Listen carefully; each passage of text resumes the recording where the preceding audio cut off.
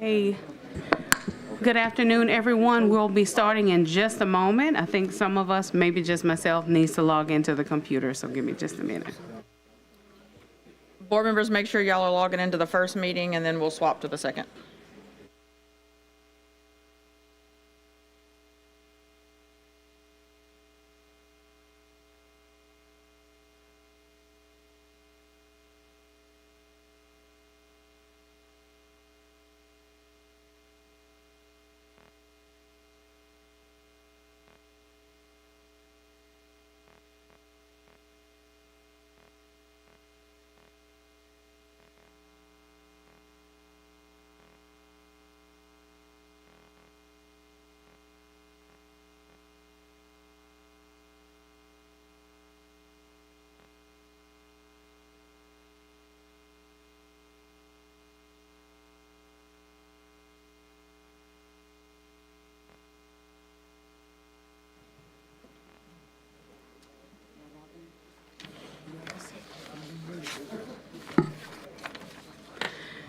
All right, good afternoon again, everyone. Welcome to the first special meeting of the East Baton Rouge Parish School System today in regards to superintendent interviews.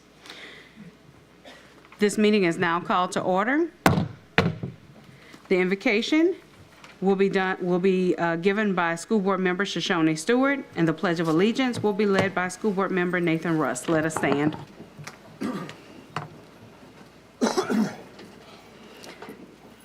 Let's bow our heads. Dear Heavenly Father, purify our hearts, our minds, so that our actions never come from pride, anger, or bitterness.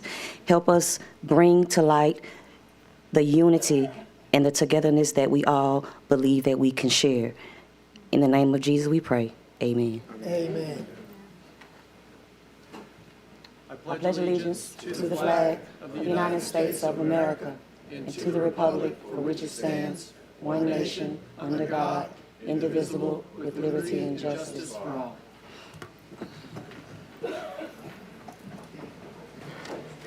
We will now have a roll call. District 3, President Powell Lewis. Present. District 9, Vice President Martin. Present. District 1, Mr. Blue. Here. District 2, Mr. Lannis. Here. District 4, Ms. Stewart. Present. District 5, Mr. Lewis. Present. District 6, Mr. Russ. Present. District 7, Mr. Gode. Here. District 8, Ms. Sule. Present. We have a quorum.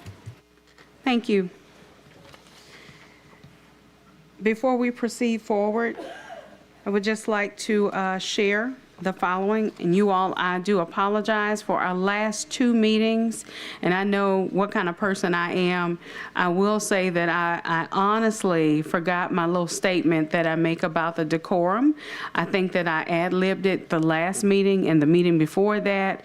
I did not have it with me. You all, I normally type it up. And just in those weeks, I just did not have any time. I would usually be rolling on two wheels. But still in all, I do have it today, and I want us to remember these things as we continue with our meeting. As we start tonight's meeting, please be reminded of the following: the rules for proper decorum, as mentioned in the Citizen's Guide to the Conduct of East Baton Rouge Parish School Board Meetings that can be found on the receptionist counter in the foyer. We ask that all speakers remain germane and relevant to the topics as they are listed on tonight's agendas. Again, please refrain from personal and verbal attacks toward board members, staff, and superintendent candidates and constituents. And please refrain from the public use of profanity, inappropriate and/or offensive language during the meeting. Board members are given 5 minutes during each comment session, and public commenters are given 3 minutes during each comment session. Please proceed accordingly. We appreciate everyone who attends and participates in our meetings. We encourage others to participate as well. We look forward to a high level of professionalism, order, efficiency, and decorum as we move forward and in the future. Thank you. Now, if you all will allow me a moment of personal privilege, look, I always make sure that I say it according to what my previous president has taught me to say. I would like to allow our mayor, Mayor Sharon Weston Broome, the opportunity to address the board. We know that she is operating on a very tight timeline today, and so this is the reason why we would love for you to greet us before we begin. Thank you. To the school board president and vice president and all the members of the school board, and to the citizens who are gathered here today, thank you for this time of personal privilege and allowing me to share some comments. I first want to start off by thanking all of you all as school board members for offering yourselves up for service and focusing on the students of this city and of this community. We value that, and we also know that oftentimes public service has a lot of consequences associated with it. But I believe that your hearts and your desires and goals are certainly shared among you. I also want to say, as this process has moved forward in the selection of a superintendent, that I would be remiss if I did not say thank you to the interim superintendent, Adam Smith.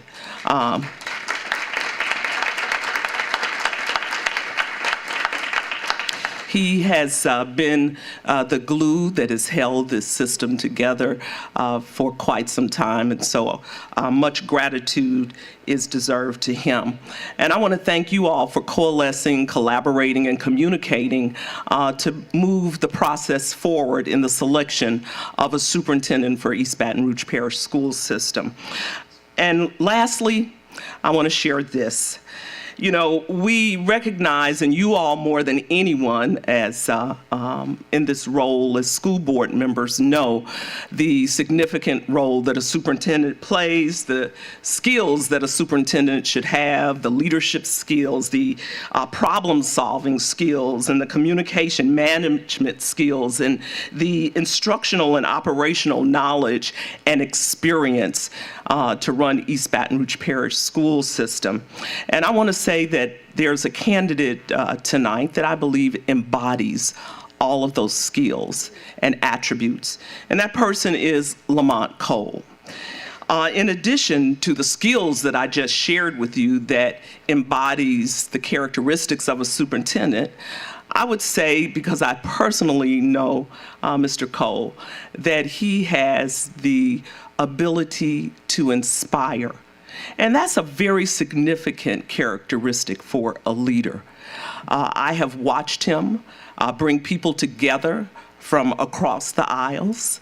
I have watched him consistently emulate his passion for education, even as a member of the City Council. And so, as I have shared earlier, I believe that his remarkable career as a dedicated educator for over 25 years in this community is not only admirable, but it speaks to his commitment to education and to this community. And so I wholeheartedly support his candidacy for the position of superintendent, and I believe that Mr. Cole will bring the stability and leadership that is needed for our school system at this time in our community. Thank you all once again for your service and for allowing me this time. Thank you. Thank you so much, Mayor Broome. We will now proceed forward with item B1, interview selection process. Discussion and/or consideration of the selection of finalists for interviews for the position of Superintendent of Schools. Is there a motion? I'd like to make a motion. Yes, sir. Having looked at the applications, having considered this matter carefully, the amount of thought and deep introspection I think the community as a whole has gone through over the past several weeks, to me, the choice is very clear. And so I'd like to make a motion that we alter the procedures that we adopted yesterday and interview only Lamont Cole. I second. Okay. It has been moved by Mr. Martin and seconded by Mr. Landis and Ms. Stewart that we move towards interviewing only one candidate tonight, and that is Mr. Lamont Cole. Comments from the board? Mr. Martin, are you in the queue for comments? No, ma'am, just to make the motion. Just to make the motion. Thank you. Mr. Landis? Thank you, Madam President. I second that motion because had he not made the motion, I would have made the same motion.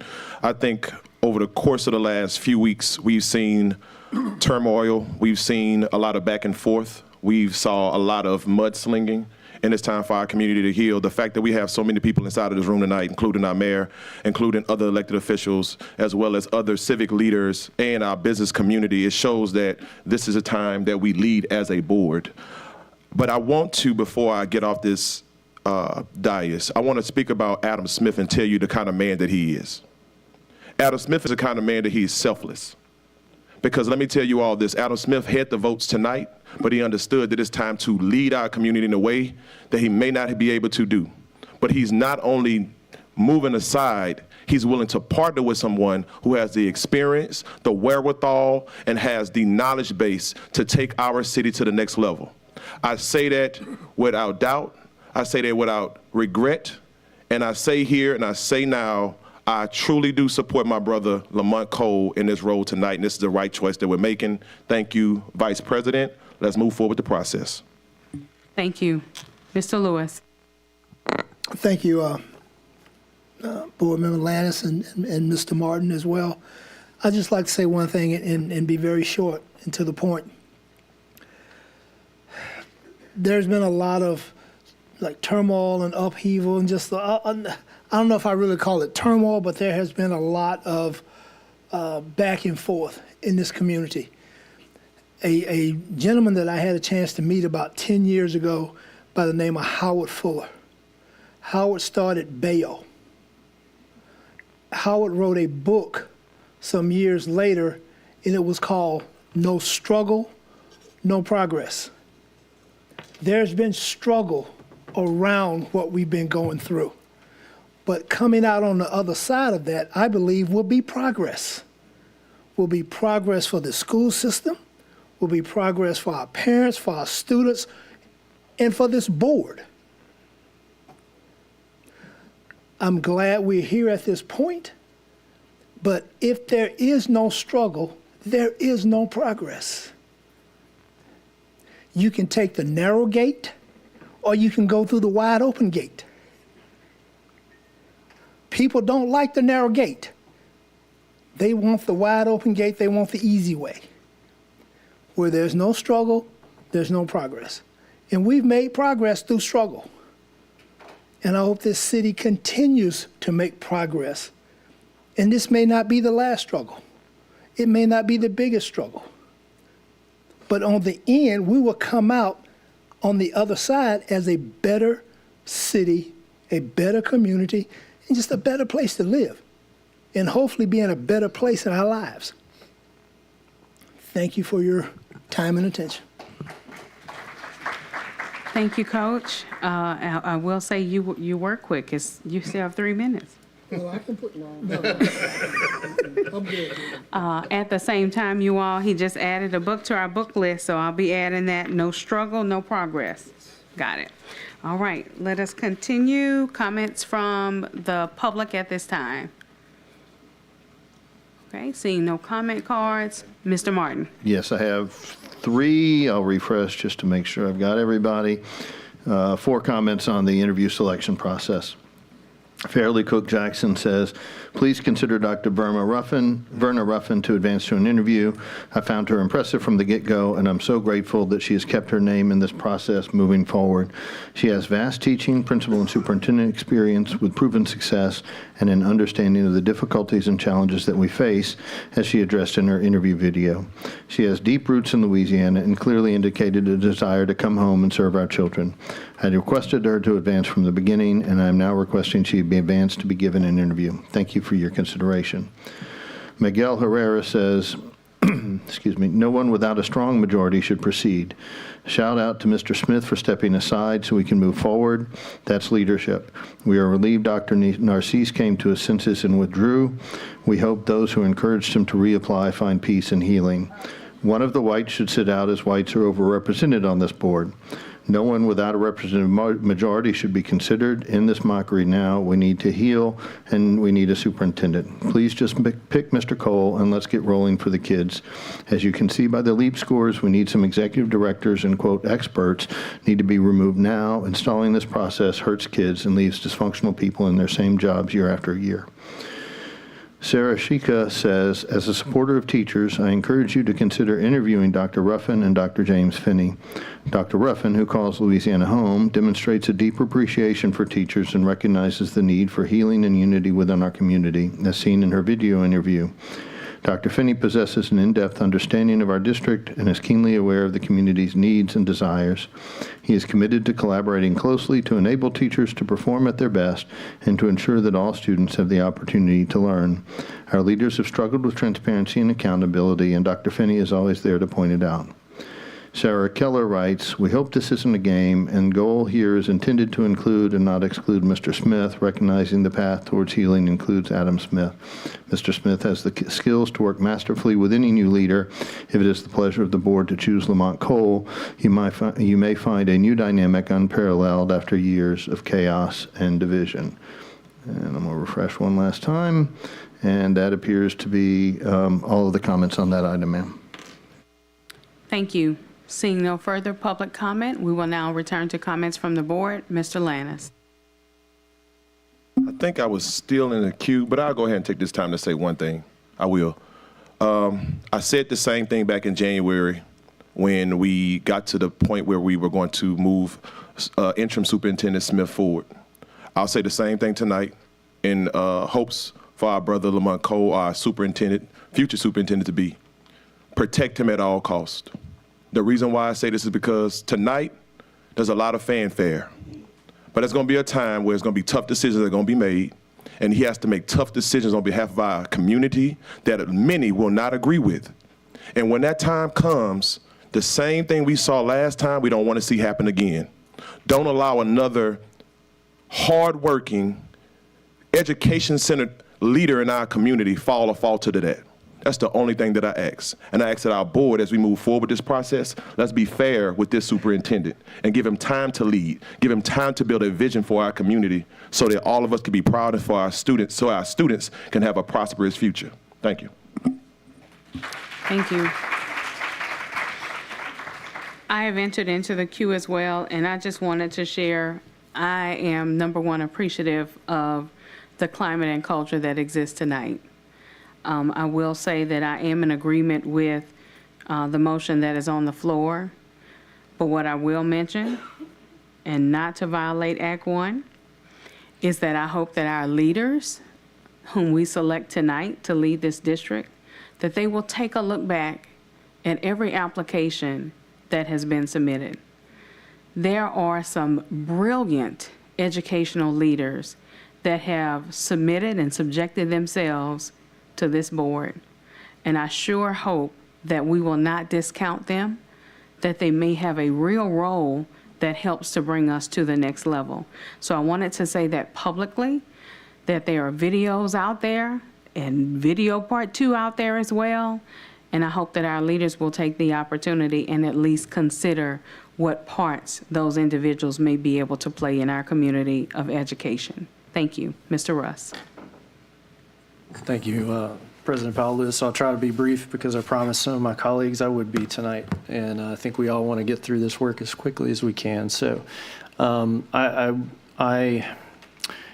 we can all read the room, right? We know it's on the wind and probably the decisions that'll be made tonight. So, I can only protest so much. But I wish that we were not in this position to make a decision about a superintendent in this way. We have not had the time as a board to do true due diligence of the candidates that we're going to make decisions on.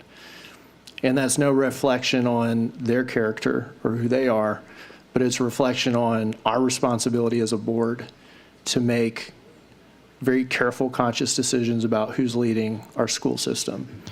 And most of my objection with how things are going to play out tonight have to do with that. I don't know Mr. Lamont from Adam, literally. I've never done more than shake his hand and say hello. And that's no discounting of him. I don't know the man. And I'm being asked to make decisions about someone who, look, we had a process for a reason that I participated very, very actively, and I put many, many hours of work into the decision that I had to make and the decisions I have made thus far. And so I hope that we will be blessed and fruitful regardless of the strife that we have had here. Even when I don't agree with the leaders that we have in our community at times, I still want them to be successful, because our leaders being successful in this community, it's good for every one of us, even when we don't agree with how they do things or what they believe. And so whatever the outcome is tonight, I will do my best as a board member to get to know our superintendent and see to their success in every way that I can.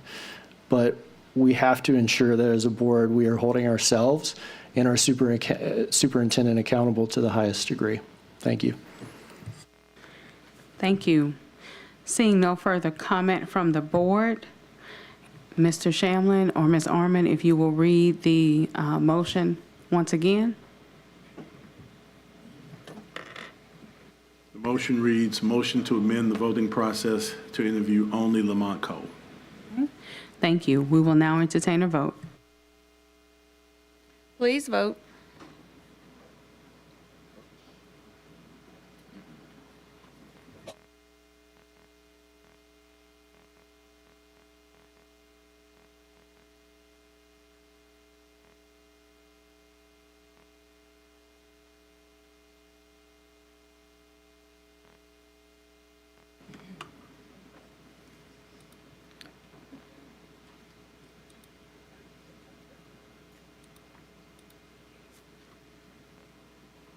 The motion carries, but it won't pop up. Hold on. I'm working on it. All right, thank you.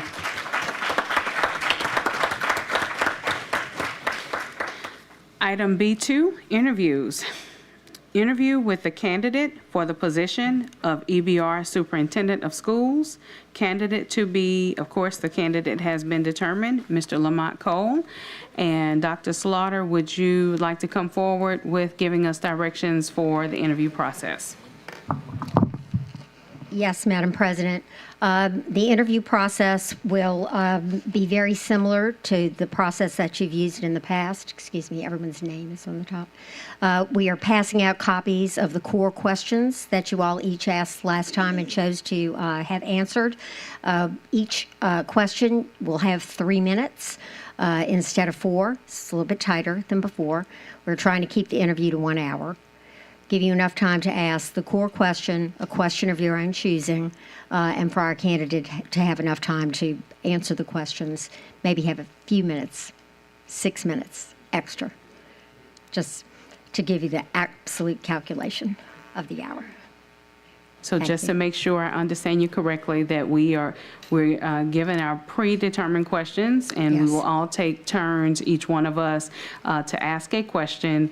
There's a 3-minute window for the question to be asked and answered, and then we will have a second round of our own independent questions that we may have that we want to ask. That's correct. Okay. And I would assume that you would want to go in the same order that you did last time. Okay, great. Thank you.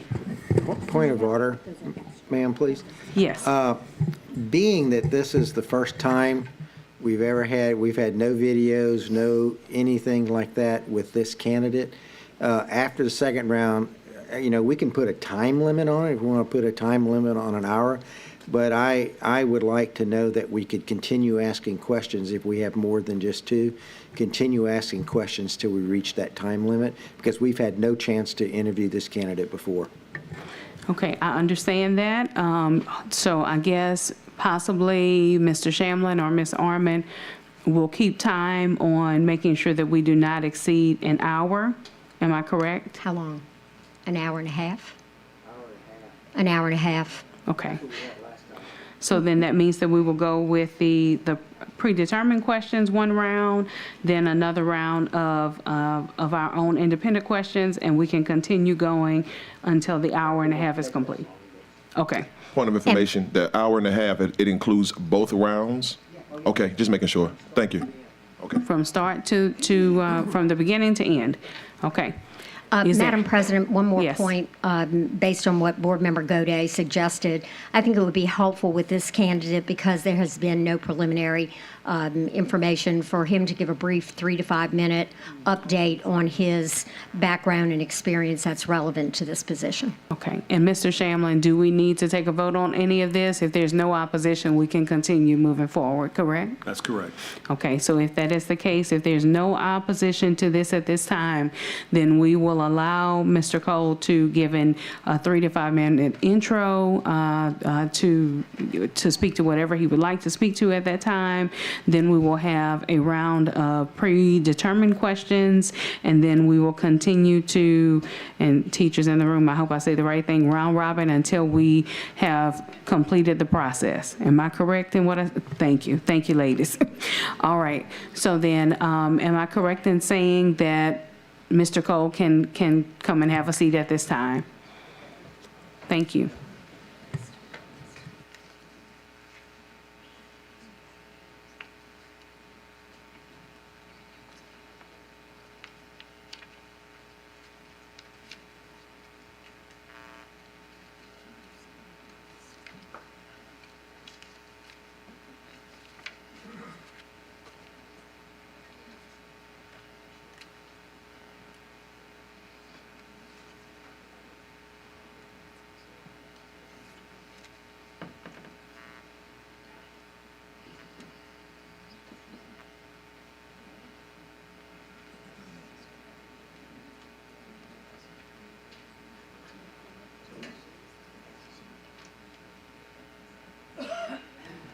Okay, is Mr. Cole available at this time?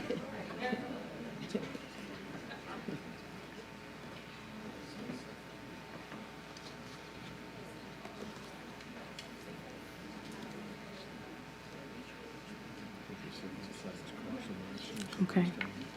I know there's somebody important in here who can text him. Okay.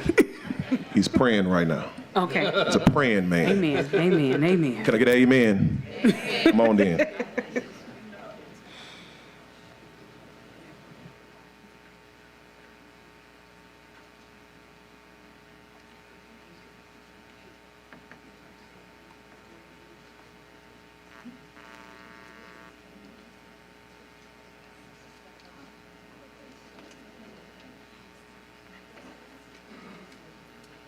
Okay, colleagues, while we wait, we know that there is a document, a 100-day document that has been presented to us. I'm not sure if there were enough copies for the audience, but if we will take this opportunity to review or do whatever it is that we need to do until Mr. Cole enters. Thank Madam you. President, if you don't mind me asking, is there a digital copy that we can display on the screen? Even if it's not, that's okay. I was wondering in case the community wants to see.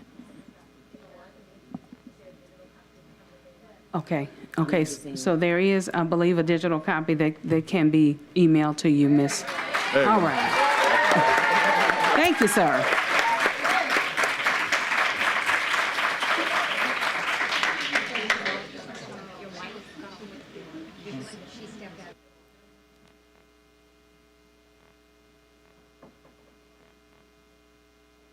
Amen. Just so you know, she passed them out for you already. Yes, she did. She did her work. And good evening to you, sir. How are you? Doing well, thank you very much. How are you? Very well. Before we start, there was a question that was asked immediately before you entered of whether or not there's a digital copy of the document that you passed out to us that Ms. Arman can get uploaded or what have you to Board Docs. I just sent it to April. We just, Okay, so it has been given to April at this time, and so, of course, public and community even watching from home, that should be placed up momentarily. We know that Ms. Harmon does an excellent job of getting all of our things on and where they need to go on time. All right. So what we have discussed before you enter the room is, first, because we have not had the process that we've given to our previous candidates that allows them to officially be introduced to the board and to the community as well, we would like for you to take about 3 to 5 minutes. Feel free to share with us your background and anything else that you would like for us to share. And then what we will do is we will have one round of questions that have been predetermined, and then we will continue to round robin until we have finished with all the questions that we have. The cap time that we have discussed without opposition is an hour and a half. But you have about, I think we said 3 to 4 minutes to be able to hear the question and answer the questions as well. But first, what we want to do is start with giving you the opportunity to speak. Ms. Arman, would you like to set a timer for Mr. Cole? 5 minutes. Okay, thank you. You have the floor. President Powell, Vice President Martin, members of the board, thank you for the opportunity to speak here this evening. I also want to thank my wife, my family and friends. I'm a little emotional.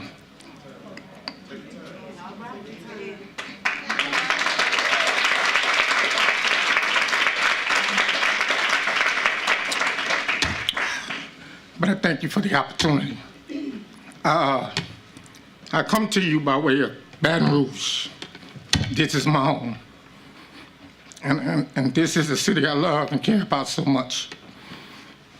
And my family's here, my children are here, my mother lives here, my brothers, my sister, my nieces and nephews, my children live here. I love this place. So it is an honor and a pleasure to be here. I have been in education for 25 years, 22 of which I've served as a school leader.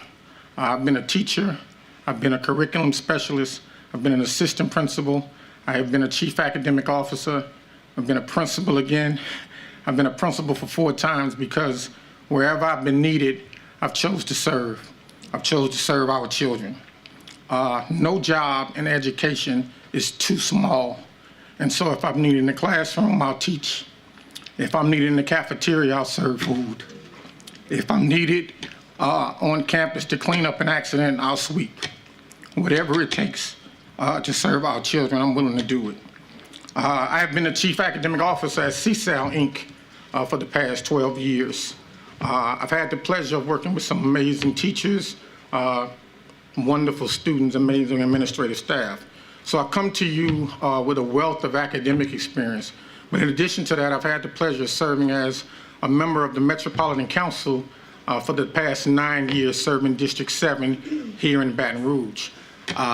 District 7 encompasses Mid-City, north of Florida Boulevard, starting at the corner of Evangeline and Airline. And if you go diagonal all the way to the corner of Perkins and Acadian, that is the district I serve. 100 Oaks, Capitol Heights, Old Goodwood, south of Florida. North of Florida, Edgewood Estates, commonly known to most people as Easytown, Fairfield, Brookstown, and other areas in between. I've had the pleasure of serving the residents of District 7 as their councilman, and for the past 3.5 years, I've had the pleasure of serving this city parish as the mayor pro tem. So I come to you with a diverse experience, having served in various different capacities doing this work, and the sum total of my experience presents me in a prime position to be able to serve this district as a superintendent. I think there are some key things we have to think about as we move forward. Number one, we have to think about how do we make sure every single student we serve is safe. That is priority number one. I've had a lot of conversations with parents, but the one I don't want to have is your child is not coming home today as a result of something we didn't do right. Number two, we have to think about how do we support our teachers in the classroom. Without them, we cannot do this work, and we can't do it at a high level. We have to think about and talk to and engage them in what they need in the classroom to be successful, how we support them to be successful, how we provide the professional development they may need in order to advance their skill sets, and how do we more than anything listen to them when they need us to listen to them to help them to be more successful. I think number three, we have to think about and critically analyze our fiscal responsibility, viability, and vitality to make sure we are spending the money doing the right things, and we are spending the money in the classroom with teachers and students. I think the other thing we have to think about is how do we partner with Southern University, Louisiana State University, and Baton Rouge Community College to make sure we provide access and opportunities to all of our students as early as they would like to have opportunities to our universities and our junior college. We have to also think about our trade schools and our technical colleges. Every student may not choose to go to college, but we have to make sure we provide access to every opportunity that is available for them in this city in hopes that when they graduate from high school, they will choose to take advantage of what's here for them in our city instead of leaving beyond our boundaries. I also think, last and certainly not least, I know I'm running out of time, we have to take advantage of our state, our federal, and our local legislative bodies to recognize and realize the opportunities that exist there. There is a ton of support that can come from those institutions and those bodies, and we have to be very diligent in how we engage. And last, and I'll close on this, without the community, without the business community, without the philanthropic community, without our parents, without our grandparents, we cannot do this work at a high level. Every voice in this community, whether their children attend an EBR school or not, all of the children in this city are our students. Whether they go to our school or not, if they are eligible to attend one of our schools, we have to be concerned about the education they are receiving wherever they are. And we have to be willing to own the responsibility to ensure we can help those students. What I have for you this evening, and I had to do this very quickly, and I want to thank a team of individuals that I have worked with for some years. And we sit at the round table in South Baton Rouge and we talk about how we are going to help our city. I'm not going to call their names, I don't want to put them on the spot, but they helped me put this document together in less than 24 hours. They helped me put it together. They helped analyze it. This is a document I've been working on all my life. Since I came to education, these are notes I've been taking. And so I want to thank the folks who sit at the Jackson Round Table with me to put this together. But this is a 100-day entry plan that I put together in 24 hours. And it simply says engage, bridge the gap, and restore, EBR. Engage, bridge the gap, and restore. Much of what I speak to this evening will come from the 100-day entry plan in hopes that this entry plan will give us an opportunity to address challenges, realize the opportunities, make decisions that are best for all of our students, and move our district to being not only a viable district for everyone in our city, but the best district in the world. And when I say that, people think I'm playing or that I'm not being serious or that I'm being cliche. If the objective is not to be the best in the world, then why are we here? If the objective is not to ensure our students attend the best schools in the world, no matter where they live, no matter what their socioeconomic income or status is, no matter what their religion is, no matter what their sexual orientation is, no matter what skills or services they may be lacking in order for us to provide support for them. And we have to think about the most vulnerable of our students to ensure that we provide for them. So with that, I could talk about education all night. I know I was only supposed to talk 5 minutes. But yes. I think there's no time, and I'll use a colloquialism from one of my friends, like to now, to begin answering some questions. Okay. So thank you very much. Well, thank you so much, sir. And yes, I think majority of us know that you can talk education all night and until 15, 20 years from now. Thank you so much, though. We appreciate you sharing. We will ask our technology team if we can at least put up the cover of the 100-day plan or possibly the information that's okay, I'm getting word that it will not load, so we're going to disregard that. Do you have have a digital copy? Yeah, I have it on my phone. I could send it. I could try to send it to you. All right, I'll forward you the email. Well, I need your email. Okay, It wouldn't download from mine. all right. So, Well, no, hers wouldn't download. He sent to her, but it wouldn't download. okay, so while we work out those technical difficulties, just to share with my colleagues, we will work our way around the horseshoe. And so we will start with Mr. Ballou, and then each one of us will have the opportunity to ask our questions. Once we complete the predetermined round, then from there, we will go back to you, Mr. Ballou. You will have the opportunity to ask your question. If there's anyone who runs out of questions that they would like to ask, you can just say that you waive when we get to you, and then we'll continue going until we have reduced to no additional questions needing to be asked. Okay? Thank you, Madam President. Okay, so Mr. Cole, are you ready? I am born ready. Amen. Okay, Mr. Ballou. Welcome, Mr. Cole. How will you create a culture in our school system that first motivates excellent educators to apply and to stay, empowers and grows great leaders, and finally embraces and thrives on accountability? I'll take the first part of your question, and I thank you for the question. I think the first thing we have to do is celebrate our teachers. I think we have to make sure that at every level of out of the classroom support systems, before we go into classrooms and try to work with teachers, we have to make sure they know they are appreciated, they are celebrated. And it doesn't have to be us spending a lot of money to do that. It could simply be notes. It could simply be recognitions on our local news stations, recognitions in the newspaper. Every year, myself and one of my friends, we host a huge celebration at the end of the year where we recognize and celebrate teachers for their hard work and dedication. I think the other thing we have to do is we have to be champions of education in our city. We oftentimes tend to focus on the negative about what goes on in our school system. Our communications department needs to celebrate all of the good that is going on in our schools every single day.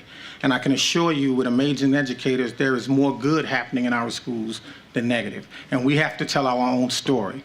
And I think if we begin to tell our own story, we begin to create a culture of excellence, because no one wants a story told about them that is not excellent. So when we make sure teachers understand we're going to come in and we want to see you at your best, and after we see you at your best, we're going to celebrate you at your best through various different media forms and outlets. I think that's how we create a culture of excellence. I think the other thing we have to do is we have to be what we expect. If we expect excellence in the classroom, we have to be excellent in how we support our teachers in the classroom. We have to be the example we want to see. I think as we transition from being the example we want to see, we have to think about, if teachers are not showing us what we want to see, how do we provide a professional development institution within our district where teachers have an opportunity every single day to learn from each other? All of us, and when I was a teacher, we like to take professional development chips. But I know there are great teachers at Park Elementary. I know there are phenomenal teachers. I know there are phenomenal teachers at Woodlawn Elementary, Woodlawn Middle, Mayfair Laboratory Academy. That principal at Mayfair is doing an amazing job, and he is driving those teachers in a way that keeps them in the top 5% of our schools in the state. So we have the excellence here in our town, and we have to make sure that our teachers who are working in our classrooms have the opportunity to see that. Now, once we set the expectations, once we provide the support, once we give the examples of what excellence looks like in the classroom, then we have to make sure we hold our teachers, our leaders accountable. And in order for us to hold them accountable, we have to be able to give them an account. We have to be able to give them the tools, the resources they need in order to be successful. And then when we go in and we show and provide them with what they need to be successful, we have to hold them accountable for doing the work. The way we do that is we create systems of accountability. Yeah, we have learning walks, we have walkthroughs, but systems of accountability mean we have to make sure they know what excellence looks like. They know what we are looking for when we come in the classroom and wanting them to achieve excellence. And where they fall short, we're going to provide support. And where they fall short again, we're going to continue to provide support. But if they choose to not be excellent, we have to be very dignified in helping to redirect their career path. And so at that point, I think what we have when we do that is a culture of excellence, a culture of celebration, and a culture that is centered around what is best for all of our students. Well, thank you. Mr. Lannis. Brother Cole. Yes, sir. I'm gonna call you Brother Cole until we get that title on you. You can call me, you always can call me Brother Cole. So No let me ego tell you, here. you're a bad man. I'm gonna tell you the reason why. You literally answered all three of the questions that they gave me before I could even ask it to you. So you're a bad man. Let me say that. Thank you. But I'm going to ask one in particular because a lot of what you talked about students and how you redirect them into high-paying jobs, or how do you direct them into pathways or career paths that make sense for them and their families. Understanding the dynamics inside of our district, we have some truly brilliant kids, but access and opportunity has to be there, one that is grouped with, collectively with our business community as well as our school district. So here's the question I have. EBR invested $19 million or more into our CTE facilities. The buildings and programs serve as the foundation for the future. What is your plan to grow this program and to help better prepare those students who are seeking high-paying career jobs without college? I appreciate the question. Thank you, Brother Lannis. Listen, Amber Boyd is a friend. Amber Boyd is an education genius, and I appreciate her being at that facility to lead that work. I think the first thing we have to do is collaborate with her on her ideas and initiatives. I think she has some amazing ideas on how we expand those opportunities for students, and I think we have to be willing to first listen to her and her team about how we do that work. I think once we listen to, and I want to be clear, once we listen to, oftentimes we listen to respond without listening to fully understand. Once we listen to her and her team, I then think we work together to expand the program, not only for those opportunities to take place at the CTE facility on Lobdell, but for those opportunities to begin to take place in innovation zones all across our district. And then children will then have an opportunity to participate not only at the CTE campus on Lobdell, but at their own school. That doesn't happen overnight, but I think if we collaborate, listen to, work with, and then engage our business and philanthropic community who have always said they want to help us, who have always said they're willing to help us, we must ask them to put their money where their mouth is. We have an exceptional new CEO at the Baton Rouge Area Foundation. I am so excited and think she's going to do a phenomenal job, and I had an opportunity to sit down with her a couple of weeks ago. And I simply asked. Look, she's smiling behind you. I didn't know she was here.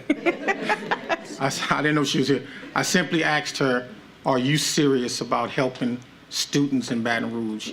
In African communities, they greet us and say, how are the children? And so I asked her, is she serious about helping the children? And she told me yes.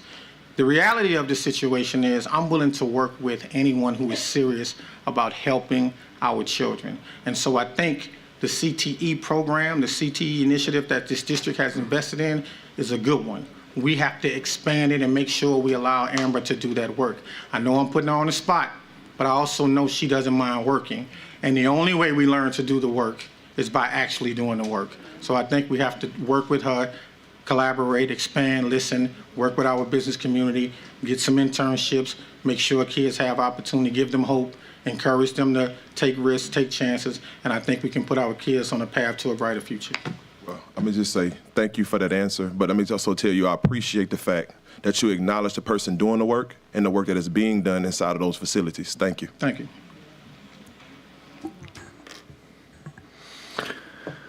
Mr. Cole, how are you? Ask me after this interview.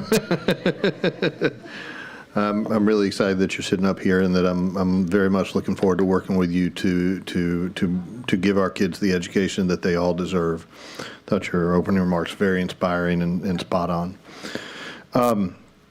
Our school system is often criticized for the way we're set up for our organizational structure. We're told we're top heavy. We're told we have too many people in central office. We've all heard all of those criticisms. Understanding that you're very new to this process, haven't had a whole lot of time to think about it, and be inappropriate to give us absolute chapter and verse just details of it. Could you share with us your general thoughts on how you would structure this organization kind of from the top down?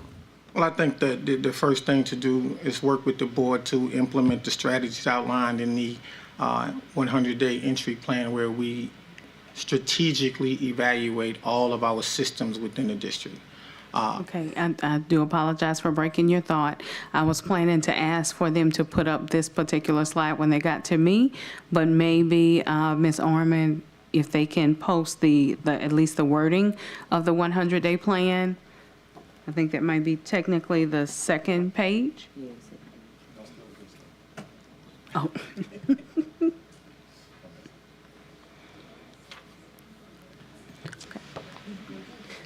All right, there it is. Okay, Mr. Cole, thank you. That's the last page, so go back to the second if you guys don't mind. And hopefully that's my last time interrupting you. No Okay, problem. go to the next. Back the other way.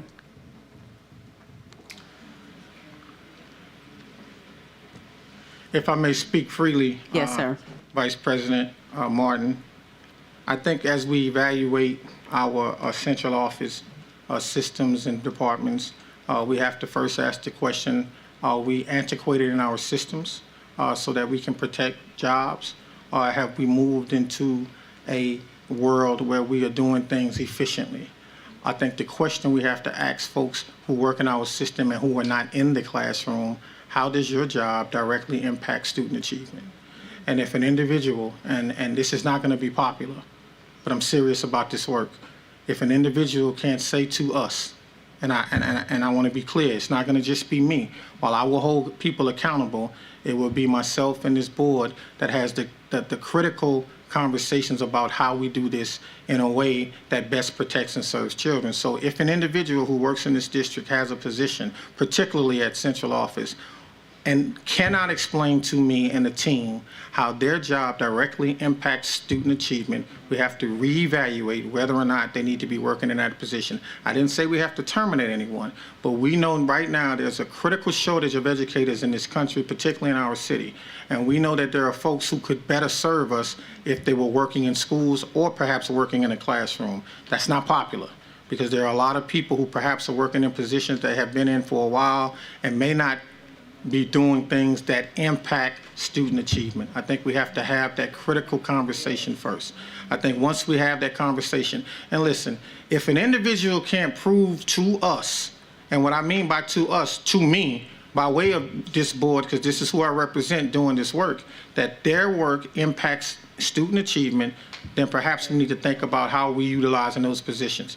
That will be the impetus of the entry plan to evaluate all of our systems and then come back to the board, hopefully at a retreat, and start talking about how do we reorganize in a way that best meets the needs of students in the classroom. And I'm gonna say this very candidly. It's not gonna be popular, it's not gonna be easy. But I have a wife who is a fitness trainer, and she likes nice things and she likes to eat. And if it's a question of whether or not my wife is going to be able to eat, or a teacher, an individual is going to be able to keep a cush position, so to speak, I'm going to choose Cassie every day and 3 times on Sunday. And we're going to make those decisions. We're going to make those tough decisions to better serve our students. Thank you. I really look forward to standing shoulder to shoulder with you in that work. Appreciate you. Thank you. Okay, so we attempted to get the plan up. I think that we've been a bit unsuccessful with that, but we will continue moving forward. Oh, there we go. Nice. All right, so here's our question. How will you align an evidence-based literacy strategy to our existing and future strategic plans and build school-level buy-in that recognizes literacy as the primary foundational skill set for learning? You know, I think, and I'm one of those individuals who acknowledges the facts. I think the school system has done a relatively good job with 3rd grade reading levels in 2023. 49% of our 3rd grade students have improved in terms of their reading levels. I think we have to be very honest about phonemic awareness and the 5 attributes of literacy. And I think we have to also think about when we transition from one form of teaching literacy at early levels to another form of teaching literacy at early levels, where did we lose ground? I think the first thing we must do is partner with all of our early childhood opportunities, institutions who provide services in early childhood to make sure there are literacy-based programs there. And then I think we have to look at where are we having the most success with our literacy-based programs, and then really talk to the experts who are doing the work and expand those programs first at the early childhood level. We recognize that third grade is critical for making decisions, not only for a school system, city, and state, but they're critical for making decisions around the world, because we know that third grade reading levels are how individuals who are in prison work determine whether or not more prisons need to be established. And so if we want to ensure that we are helping our students make good decisions, we have to make sure we help them learn how to read through a robust literacy initiative. Let's look at what we have in the district, look at what's working, and then think about how do we expand. Every council meeting for the past 4.5 years, I've said at the end of the council meeting, read to your children. And when you're done reading to them, have them read back to you. It is the most effective way to improve reading comprehension. So in addition to expanding our reading initiatives, every single week, working with our communication department, we need to be sharing with families what they can do at home. The reality of the situation is we're going to do this work every day in our schools, but there's nothing wrong with asking our parents to help us do this work at home. And if we have parents,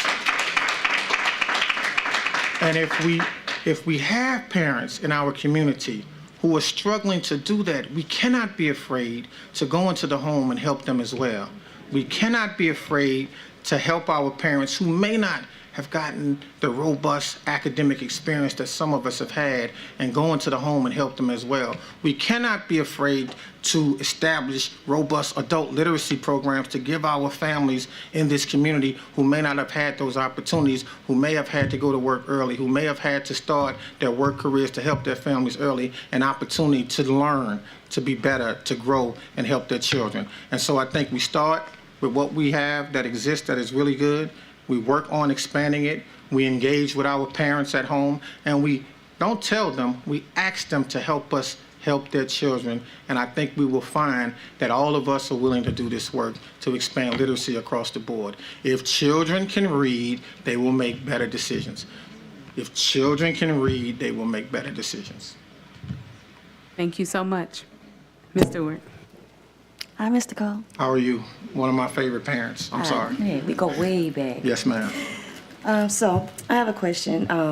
EBR recently started the initiative, strategic programs to improve academic performance for our students, including dual enrollment, ninth grade success, the science of reading, expanded early childhood education, etc.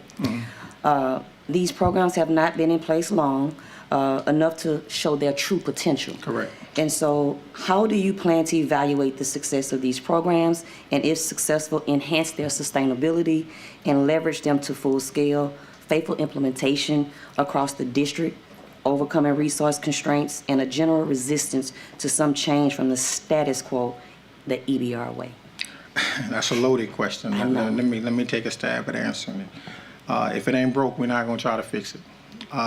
If we have programs in this district that are serving students well, we're going to evaluate those programs first, use the data to do so, expand them if they're working, address what's not working, and make sure that we're getting the biggest bang for our investment. You know, our responsibility with all of our students is to make sure we prepare them for choices they're going to make when they leave K-12 education. And we have to provide them with access to opportunities no matter what.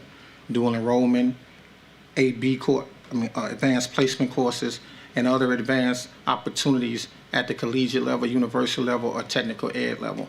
We have to give them the opportunity, we have to give them the access. We have to also make sure we do interest surveys to get to know our students. It's one thing to tell them what they need to do, but it's something different to ask them what do they like to do, and then create a personalized individual learning plan and help them work that plan so that they make choices for themselves. For those who are thriving in dual enrollment opportunities, we need to continue to encourage them down that path. For those who may not have thought about it, we need to explain to them what it looks like and the benefit and opportunities from having those opportunities. But for those families who choose to do something different, advanced placement, who choose to do something different based on what college or university their children are going to apply to, we have to make those opportunities available for them as well. No one size fit all. But what we can do is meet, work with, talk to, engage, as I wrote in the plan, our families and what is best for them. So the programs that exist in this district have been phenomenal. The number of students that have had the opportunity to take dual enrollment courses has increased tremendously. And that is not a testament to me, that is a testament to the previous administration and the initiative that and I'm going to say it, that Mr. Narcisse brought and implemented while he was here. And if someone has done something good, we can't be afraid to acknowledge it. It was a good thing for our students to advance and have more opportunity in dual enrollment. And if those programs exist, we have to continue to make sure we provide those opportunities. I'm not here to do everything the way I think it should be done, but I am here to make sure we're doing things with fidelity and making sure, most importantly, our students are benefiting from it. And so I think that's the way we do that, that's the way we expand it, and that's how we realize what is working for our young people. Thank you for your response. Thank you. Good afternoon. Good evening, Ms. Cole. Good evening, sir. I've got a two-part question here, but everybody up until here has asked a part of my question. So I'm just, but I guess the main thing I really want to know is what kind of skill set will you look for in your team leaders that will have to manage a variety of activities across this district, administrative activities, food service, transportation, physical plant, procurement. We're going to have to look at right sizing this district. Because face it, I recall when you were in school here, this district was probably 85,000 students. It's probably half that now, but we still have a lot of those same buildings, and they're costing us money. We're hemorrhaging money in some places. How do you plan to address that? Not just, you don't have to give me just how do we plan to address it? Because before we can do business, we've got to be able to get things fit. You asked two questions there. I'll take the second part of your question first. We cannot, as a school system, and I would hope that you all are not, as a board, afraid to have the honest conversations with our community about how do we right-size the district and realize the potential of buildings that aren't working for us as a school system, and how do we make tough decisions to make those buildings work for us if they're not, or make tough decisions about where do we put our resources and our money. That's a really, really tough conversation, because ultimately we're going to be having conversations about institutions that mean a lot to communities. So we have to be willing to have the hard conversation with the community, with the people who those buildings mean so much to. But in the end, we have to come back to the original question. How is it serving and helping our children? How is it serving and helping our children? And if what we're doing is not helping to serve our children at mass, and if we do a cost analysis of whether or not we're spending more money to help our children that we could weaken or lessen and still get the same results from our students, we have to be willing to make the tough decisions. It's not going to be popular. It's not going to be easy. But if I know that there is a board who is supporting the work we're doing, myself and the team who are willing to have the tough conversations with communities, then we have to make decisions that are best for students. Because what we cannot do is keep hemorrhaging, because ultimately, if we don't catch up in a regional average, we're going to start and continue to lose teachers. And so we have to use the data, make sure we have the conversation, and then be transparent in our decision making around what we're going to do and decisions we're going to make and how those decisions are going to help students be successful. I think ultimately the goal is to keep kids safe, educate them at high levels, support our teachers. Keep kids safe, educate them at high levels, and support our teachers. Those have to be the conversations we're having around decisions we're making about facility. And then after we have those conversations, ask the tough questions. We have to be willing to make the tough decisions. I can't tell you now I have all the answers. As the 100-day entry plan says, we're going to visit schools, we're going to visit classrooms, we're going to talk to families, we're going to talk to teachers, we're going to talk to kids, and we're going to find out what experiences they're having and how can we expand, how can we improve them, how can we make every school a good school. And if that means we have to close some, it's tough, but we got to do what we have to do in order to help students be successful. Yes. Good evening, Mr. Cole. Good evening, Mr. Russ. Last year, roughly 20% of teaching vacancies in the state were in this parish. Could you describe your plan for attracting some of the strongest education and operational talent to your team to improve outcomes in Baton Rouge? In your answer, please discuss some of the most significant barriers currently holding the district back and what you would do to overcome those. One of the biggest barriers holding us back is teacher pay. That's one of the biggest barriers. In order to recruit effective, high-quality, skilled individuals, we have to be willing to compensate or offer a compensation package that meets the regional average at a minimum. I think that's holding us back. But in addition to that, I think we as a district have to be serious about how do we provide opportunities for those who want to teach.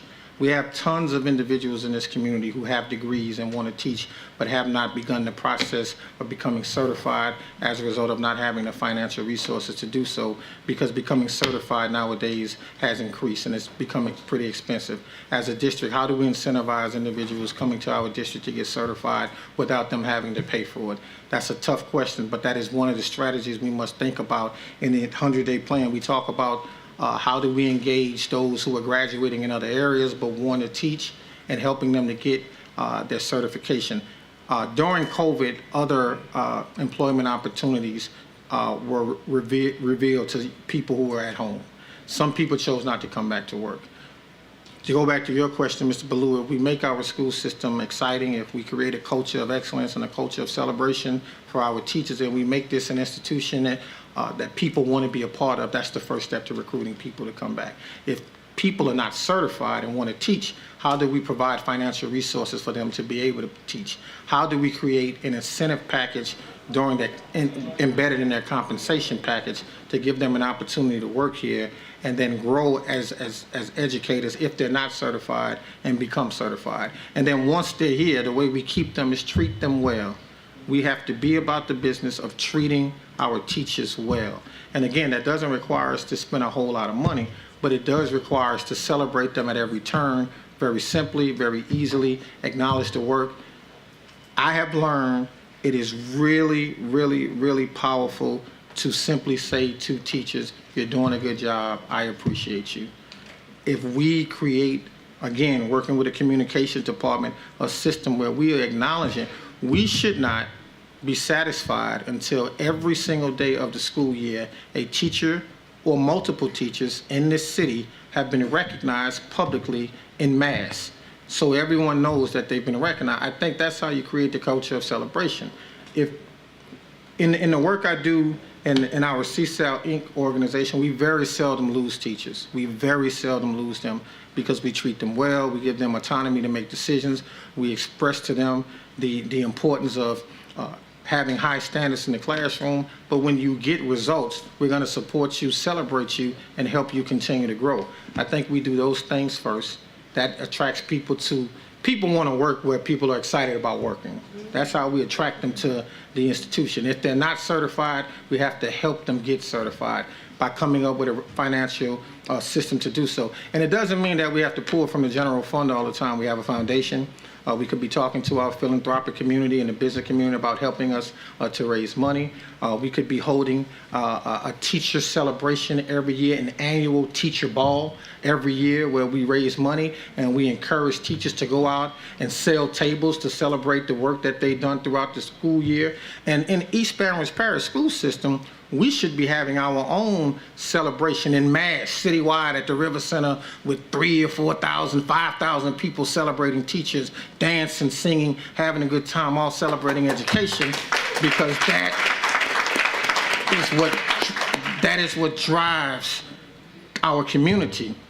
Never before in the history of this world has any generation of people been able to advance from one generation to the next without the influence and the work of the teacher. The teacher has always been the most important person in this process, and we have to celebrate them at every turn. We can't say to them, and we can't say to the world that teachers are the lowest paid and the most underappreciated. We have to say to the world, our teachers are the most important in our community. They are just as important as our medical community because they are on the front line. They're on the first lines of educating our students every day. And I think if we create a culture of celebration around our teachers, we recruit people back to this community. I think once we get them here, we have to make sure we help them get certified. I think once we get them certified, we have to continuously professionally develop them so they have leadership opportunities. I think once we do that, instead of having a teacher shortage, we're gonna see all of our teacher vacancies in the classroom field. And where we do have vacancies in our classrooms, we can't be afraid to say to some folks at central office, if you cannot show me how the job you do in the central office directly impacts student achievement, you may need to go back in the classroom. And if you are retired on active duty, then we may have to redirect your career path. And so ultimately, I think that's how we create an environment where people are attracted to, and then I think we, as a team of leaders in this school system, have to think about how we continuously support them to do the work. I think if we do that, people will run to this school system to be employed. Thank you, and if I may, Madam President, just a quick follow-up on that. Thank you for your answer, well thought out. You mentioned teacher pay, which I think is a clear gap in retaining and attracting teacher talent. Will you, if selected superintendent, help your board develop a multi-year, clear, executable strategy for raising teacher pay? We have to. We have to get it done. We have to be smart. We have to have honest, transparent conversations. We have to engage our teachers in the process. What I firmly believe, if we engage our teachers in the process of creating a compensation plan that is worthy of their excellence, they will help us to make those decisions, and they will say to their colleagues, this has to be cut and this has to be done in order for us. Listen, this year, my immediate supervisor, Mr. DeJuan Johnson, who I love so much, he came to me and he said, listen, we have been fiscally responsible enough to get you a new building at the school. And I said to him, is there a way we can take the money that you have to build a new building and give it to our teachers in their pay? And he said, you really want to do that? I say, I think the teachers would rather have the money in their pay than to have a new building. As long as it's not leaking and raining on top of their heads, I think they would rather have the pay. So I think if we have teachers at the table in that work, yes, you, myself, the rest of the board, the leadership team can sit at the table, but I don't think we have that conversation with our teachers because they will tell us quickly where we can make the cuts, where we can find and realize opportunities to help them earn more money. And also, I think having been at the table, they will appreciate being at the decision-making table to provide input to help us do that work. Thank you. Hello, Mr. Cole. How Hello, you doing? Mr. Cole. I'm well. Take a break and have a sip of water. Yes. And if you think you're on the hot seat now, just wait. It'll get better. Yes, sir. You mentioned some of the things, I guess on the board, I'm kind of known as the business and finance guy. And you mentioned some of the things, and I'll be honest, when I first came into the district, I looked around, and everyone likes to complain about the central office and the customer service that's given in the central office to the schools, because I realize the central office exists to serve the school. And I looked around and I went, my God, this looks like 1985, maybe 1990. And all of the functions are siloed where, they only consider what's important in their function and things like that. We had multiple computer systems that didn't talk to each other. So we finally, after many years of pushing, got an integrated computer system, which we now have the finance system up. We still don't have HR up. We still don't have some of the other pieces up, partly because they're cleaning up 25 years worth of neglect. How will you work to break down the silos and to break down the barriers between different functions to make them work together? Because most of the issues we have with customer service that I've seen and I've experienced in my business world comes from different departments not working together. It's not that they're not working hard, they're just not working together. So how will you work to break down those barriers? And for those who refuse to let their barrier down, I think you talked about redirecting their career paths. I like that term. But how will you try to break down those silos to be able to make all of the central office work together? Because I really think that's where the efficiency is going to come from. Thank you. Thank you for the question. I think we have to first identify a robust 21st century integrated technology system that is working anywhere in the country, anywhere in the world. We bought one. Okay. I think after we do that, we have to ask our technology department to bring us a very comprehensive plan with a timeline on how we can implement that across the board so those systems talk to each other. If we don't know what people in departments are supposed to be doing to advance the opportunities for those systems to work together, then we can't hold them accountable for doing it. But I think if we work with the technology department, develop a comprehensive plan, and if there is one that already exists, and in my 100-day plan I find that there is one that exists, then we have to have tough conversations. What is the timeline? Why is it not happening? And what is going to be the drop-dead date of when this is done? And we have to hold people accountable by saying, I need you to put that in writing. I need this done at that date. And if it's not done on that date, there cannot be any excuses, because the excuses also lead to children not being successful. And again, I go back to the initial thing I said, Mr. Godet, if it's about the children and it comes down to what's good for them, or you being difficult, then we're going to, redirect your career path. And I say that because I'm not afraid to do it. I'm really not afraid to do it. And the reason why I'm not afraid to do it, because I treat everybody with the utmost respect. Every single employee who works in this district is going to be treated with the utmost respect. We're going to demand it, that employees are treated respectfully. And if there's a member of the leadership team who is choosing to not treat people with the utmost respect, they won't be here. They'll be the first to go. The second thing is, once you've been treated with respect, once you've been given a path forward and the plan, you got to go to work. You got to go to work. You can't get up, show up at your office and not be working, because I'm the type of individual, and anyone in here who knows me will tell you, Mr. Godet, I'll pop up anywhere, anytime, any day of the week to see what's going on. I am not afraid to walk in and just stand. Principals in our district are going to find me just standing on their campuses sometime. Just standing looking around. I don't want to talk. I just want to see how the school is operating. Members who work in the central office, various different departments, will find me just sitting in the department just to see who's doing what.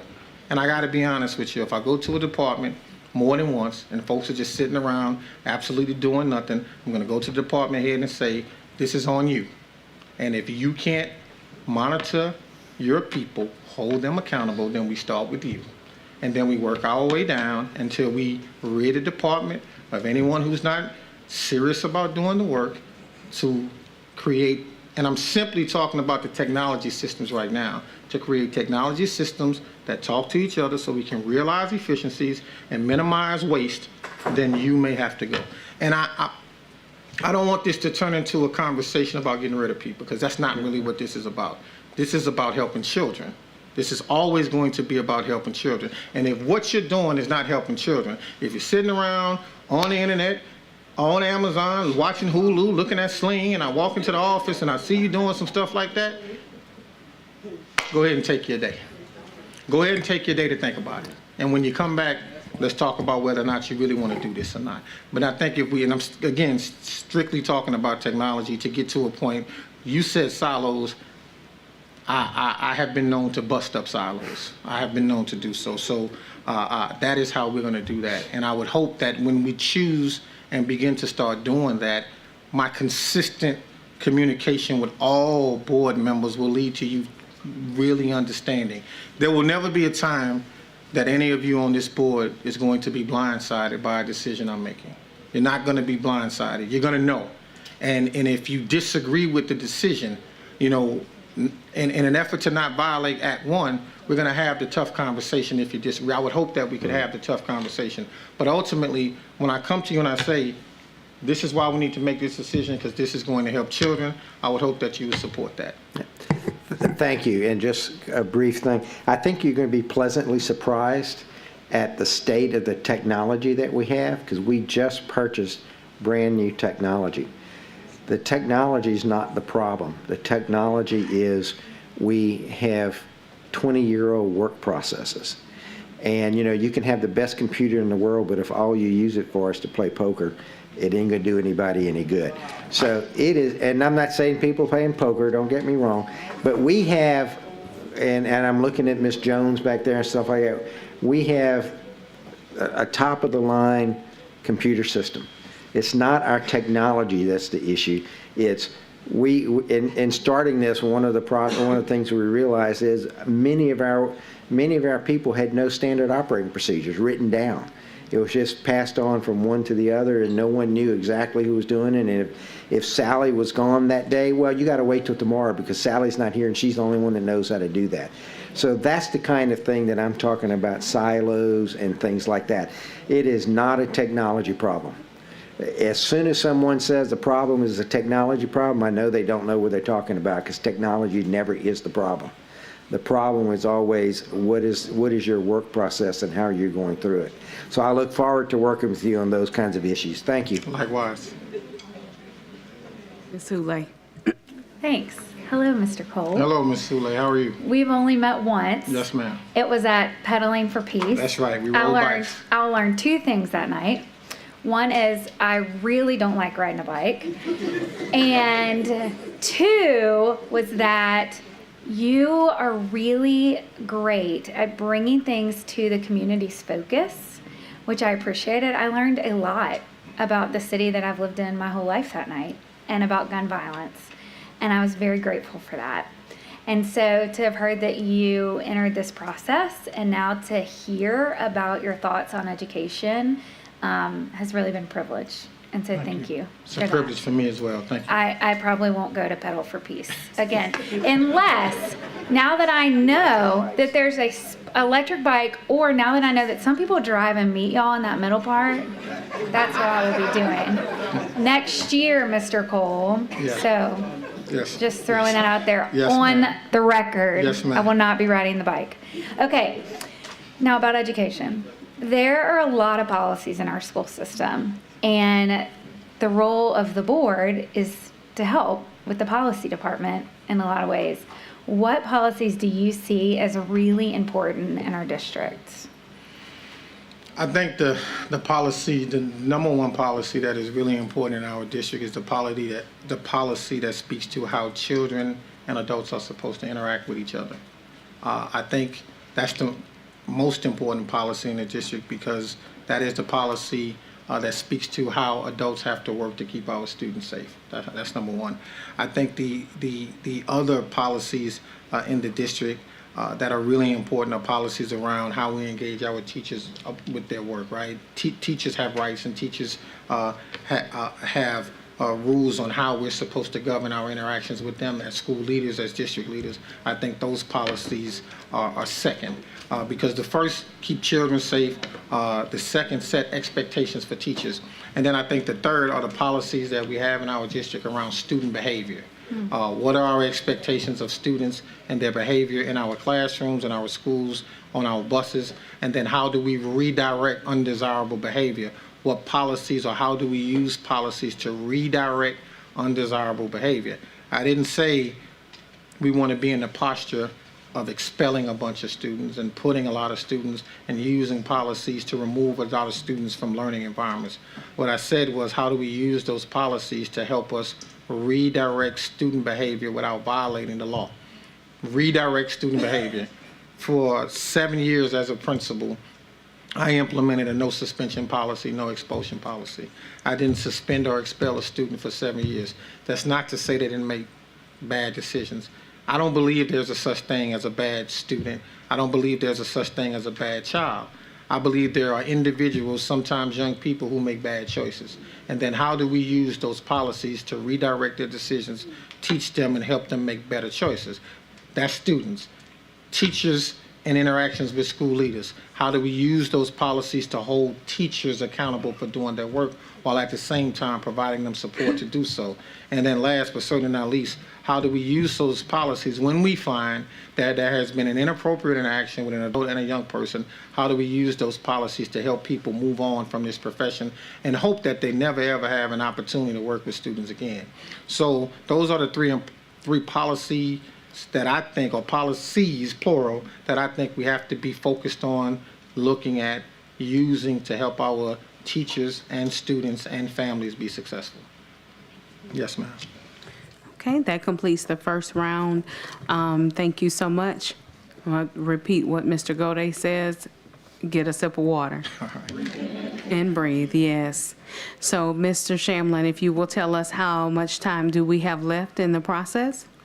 We have till 6 p.m. to complete the entire process. It's 5:24 p.m. Okay, so considering we want to make sure that in this next round that allows us to freely ask questions, that we really stick to our timeline, I would even suggest, if there is no objection, to a 3-minute timeline or deadline to make sure that everyone gets a chance to ask their question and get an answer.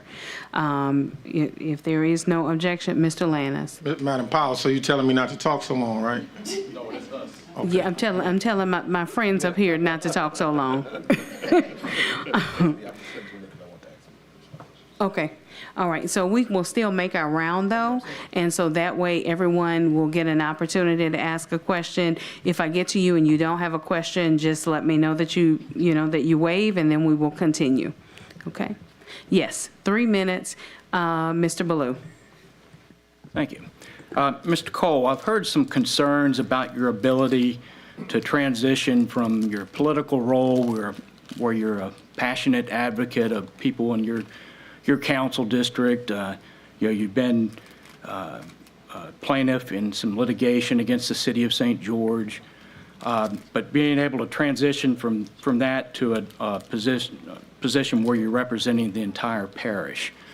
I know from experience you're not going to be able to convince someone who's labeled you a certain way to not think that. But so what I'd like to do is just give you a hypothetical example and ask, how would you handle such a situation? So in this example, the board has contracted with a company to provide janitorial and maintenance services throughout the district, all the buildings in the district. This is hypothetical. There is such a company, but let's just say it's Acme Corporation. And a pastor comes to you, he says he's got 3 subcontractors that are looking to do work for this Acme Corporation, and they're not happy with the terms of the contract and want you to intervene. How would you handle that situation? That's above my pay grade. That's not my job. That's above my clearance. That's not my job. That's not what I do as superintendent. My job is to help children be successful. We have a purchasing department with guidelines relative to how companies are, small minority-owned companies, DBEs, SDBEs are supposed to be able to engage in the parish work and follow the process to the letter. The most I could do is ask for an evaluation of those systems and then request with you, the board members, to start thinking about asking the questions of those particular departments. But as far as me trying to work with individuals to get contracts with the system, that's not my job. It's the school system's job, however, to ensure that there are policies that give minority-owned businesses, SDBEs, DBEs, opportunities. I do recognize there is a $10,000 threshold in this district, that some contracts don't have to come before the board in order to be approved, but I think it's very important to have very transparent conversations, honest conversations with the board about some of those contracts that are being distributed in an effort to make sure none of us in here are wearing orange tonight and none of us in here wear orange as a result of someone making a decision as such. So you asked about transitioning. When I was a council person, I advocated for the District 7. When I became and was selected Mayor Pro Tem of the city parish, I had to take on a different role. And I think, as evidenced today by my council members sending letters of support that made me cry, they will tell you I've been fair and been able to make that transition. As superintendent of schools, I am, 100% into being a superintendent, and so I have to transition from my position as a quote-unquote politician to the position I believe I was destined to be in, that of an educator.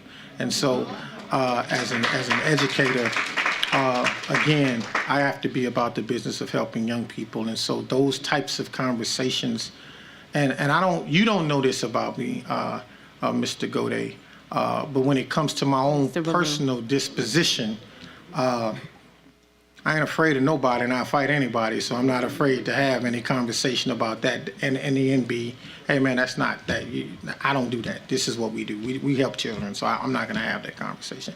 And I can assure you, some people are not going to like that, but it will be okay. I firmly believe it will be fine. Okay. Okay, so Mr. Cole, maybe it's not just for my friends up here because you did go over your time. Yes, ma'am. So yes, sir, but thank you. Okay, Mr. Lannis. Yes, ma'am. So, back again, Brother Cole. Yes, sir. All right, so I got a few things I'm going to comment on, but I have a question at the end of it. One of which I liked your comments on how do you deal with contractual situations, but what I'll also say is, and this is a point of, I guess, a teachable moment, we have a problem inside of our district where DBEs and minority-based contracts don't get the same opportunities, or companies don't get the same opportunities as larger companies. And because of that, there's a lopsided in terms of the availability and access and opportunity for those who are qualified to get contracts. And what it has done is it has lopsided our community, which is why you see the haves on one side and the have-nots on another. That's something that needs to be corrected, and I laid it at your footsteps tonight. Another one, school safety. It's one of the things you talked about when you did your intro. Inside of this district in 2002, or between 2002 and 2022 and 2023, we had 6,500 fights. That has led to an abundance of either expulsions or suspensions. I know you, I've seen your work. I heard what you just said when you said it's been 7 years that you put a kid out of school. I laid it at your footsteps to come up with a policy and process to move that forward so that we can protect, safeguard, and keep those kids in school learning at the best of their abilities. But herein lies my question, and it's around school consolidations. I don't fear school consolidations because I know that they have to happen so that we can right-size our district. The problem I have is this idea that there may be an idea of friendly competition. If we're going to consolidate schools, they need to be done in a meaningful manner that makes sense for the communities where those schools lie, and also have an idea of what we're going to do with the existing properties. I take one inside of my district, Glen Oaks Middle School. That property sat there so long that somebody who was homeless went inside, tried to keep warm during the wintertime, and they end up burning that building down, and it still sits dilapidated inside of that community. Now, understanding there are other places just like that school, when we consolidate schools, There will still be open buildings. What I want to see, or the question I have is, how do you effectively consolidate those schools without bringing any other schools inside of that area that is going to tank the whole mission of us consolidating schools, which is to end 50% utilization of schools that are not running efficiently as they should be? I place it at your feet for a question. So very, Okay. I'm going to be very brief in my answer. Hold up, Mr. Cole. So he is taking up all of your time to answer as well? No. It's to ask the question and answer.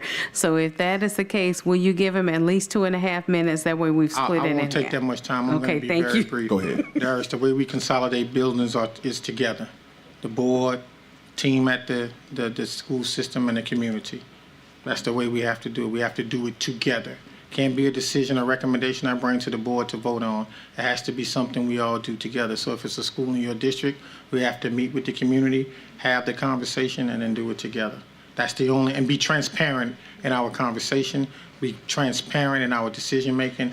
You know, perhaps when we have the decision-making conversations, they may need to be public. They may need to be videotaped so everyone can see how the discussion is being had, and then we do it together.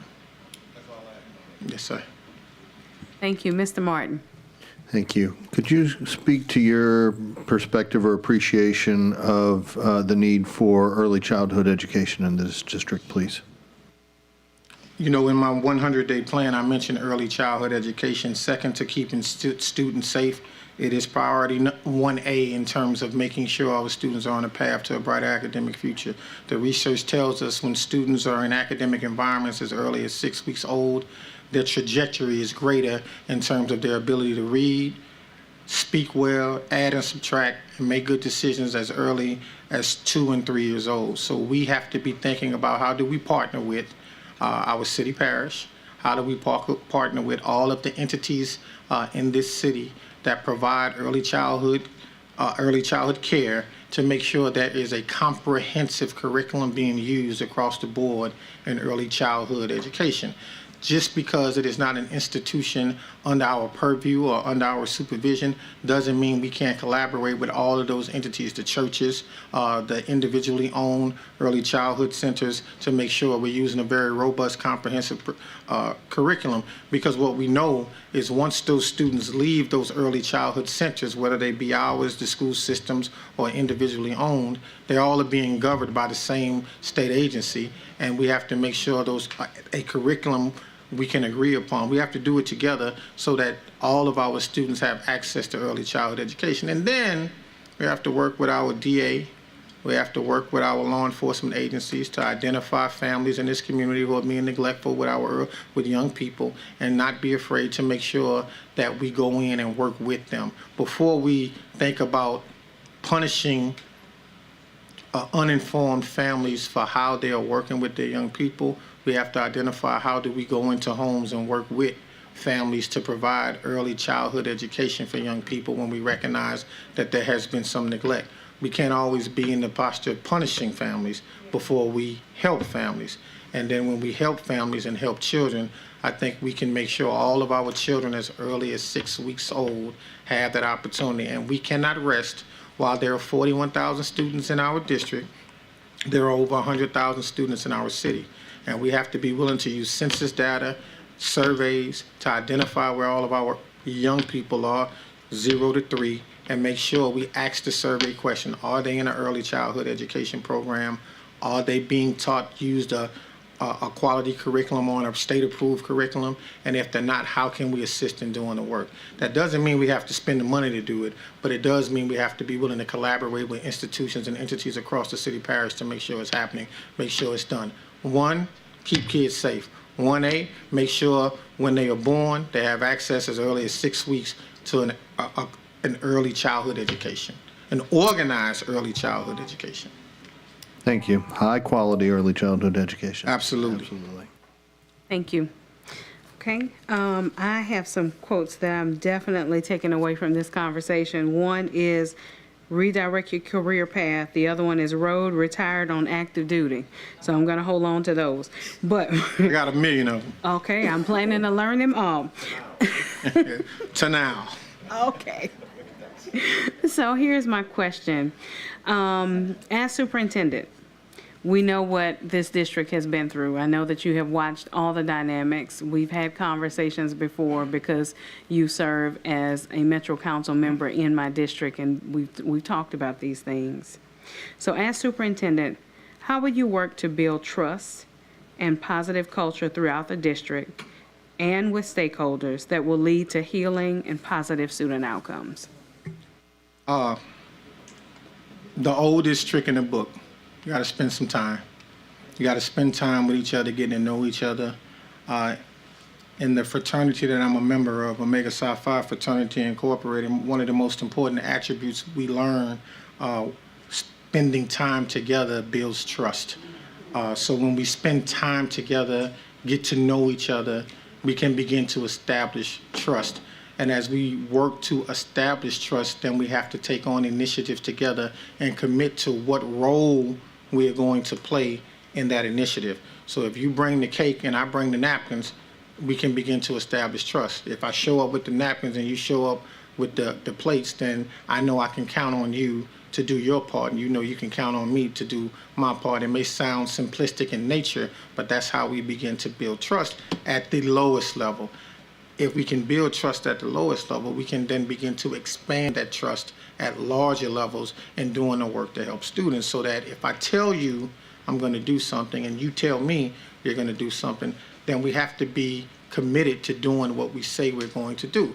We may need to start with small things first so we can evaluate if there is a trust character existing in the person you're working with. And then after we establish that, then we grow. And the other most, and I know my time is up, we got to listen in those conversations we're having with each other. We have to listen. I can't talk to you, President Powell, with an objective of getting what I want from you without being willing to make sure you're able to get what you want from me.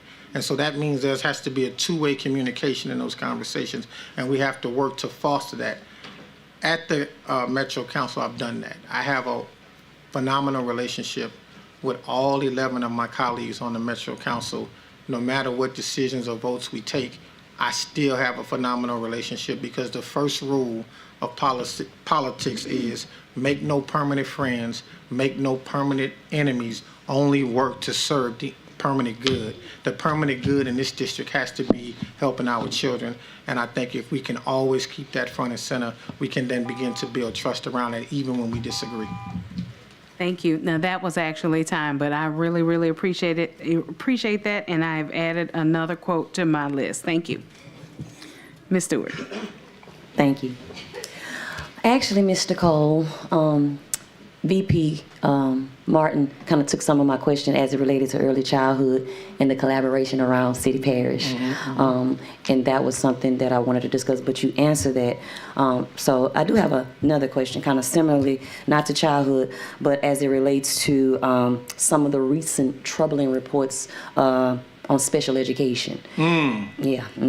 And so how would you improve, or what would be your attempts to show a way the district would serve our most vulnerable? Evaluate the systems we have and how we're using them. Make sure the people we have working with our most vulnerable students who are in need of support systems are professionally developed to do the work. And then making sure that we work with our families to understand some of what may not have been revealed and what our investigations and our evaluations may have brought forth. We got to talk to our parents about what we have to do to help their students be successful, particularly our most vulnerable students, as you just mentioned. Some of our students who don't talk in terms of their communication, some of our students who are delayed in terms of their skill sets. We have to talk to the parents to work with them and work with our healthcare professionals to evaluate how we better serve. We do have an exceptional student services department where evaluations are done to determine how best to serve students, but oftentimes families have outside doctors who can offer other insights on how we can better do this work. I think, again, the key word that you'll see throughout my 100-day entry plan is collaboration. We have to be willing to have the conversations with all of the stakeholders around the child to ensure we have systems in place to provide the services. And where we don't have those systems in place, we have to work with our adults to, again, professionally develop them to do the work. There are a whole host of individuals who are willing to work with students. I met one in the district the other day who has just been promoted to work with our homeless population, Dr. Warren, and she said to me how passionate she is about working with ESS students. I think we have to think about who those individuals are, develop them, make sure we're providing the services, and monitor. That which doesn't get monitored doesn't get done. I have to inspect what I expect so I don't end up a suspect on the unemployment line, all right? I like that. Yeah. Thank you. Please repeat that one for the record. You have to inspect what you expect before you end up a suspect on the unemployment line. Yeah. I like that. Thank you. Yes. Good answer. Ms. Cole, it's not really a hard, fast question, but tonight I've heard you mention 21st century education. You talked a lot about the brick and mortar, families, parents, community. We all know that education lags behind. When I came into this district 15 years ago, working as a parental engagement person, there were several spread throughout the district that were still in those jobs as a byproduct of the DSEG suit. Okay? Conversely, we were all a part of No Child Left Behind. Well, the technology and all these things have moved light years ahead of parental engagement. Think about things that you can do as an innovative guy who's on the ground every day with young kids. Think about some of the things that we have available for us that could expeditiously move us past where we are in terms of how we deal with our families. Because we've all talked about community, we've all talked about a lot of different stuff. But if they're not getting the information, if they don't know what's available, then we're going to be having these conversations 20 years from now. And as far as the way we engage our parents will be 20 years behind the times, just like they are now. There's so many things out there. There's AI. There's so many different ways that we can shorten the curve. How do you just think about that? Yes, sir. And at some point during this 100-day transition, let's get together and you tell me what you think about it. Absolutely. Okay. Thank you. Russ. Thank you.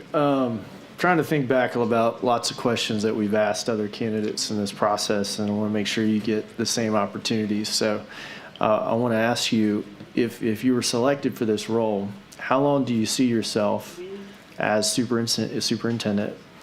And if during that period, if you were to accomplish one thing, one measurable thing during your time as superintendent of this parish, what would it be?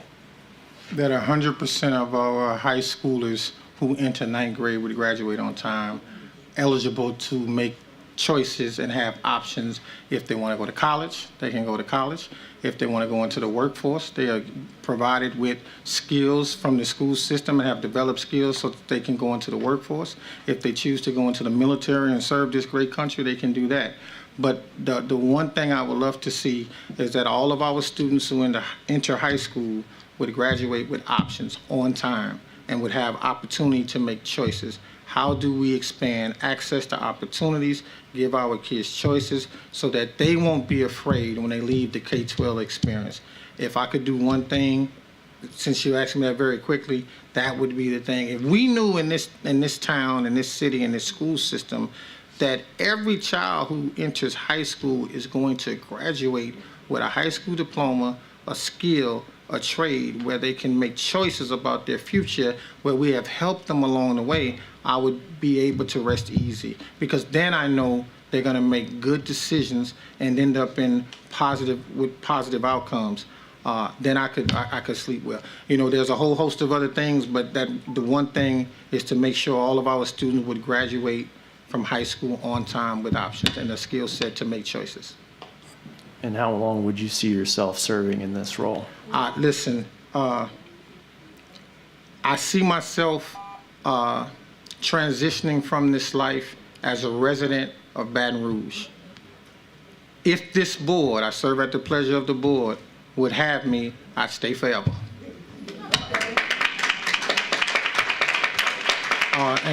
And let me tell you why, Mr. Russ. This has been my dream job since I was 8 years old. If blessed tonight to be able to serve in it, there's nothing else I want to do.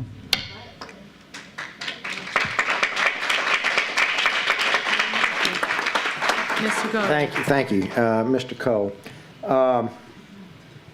There are, I think, two political questions that are elephants in the room that I think we're going to be running out of time that I think deserve to be asked and I think people want to hear.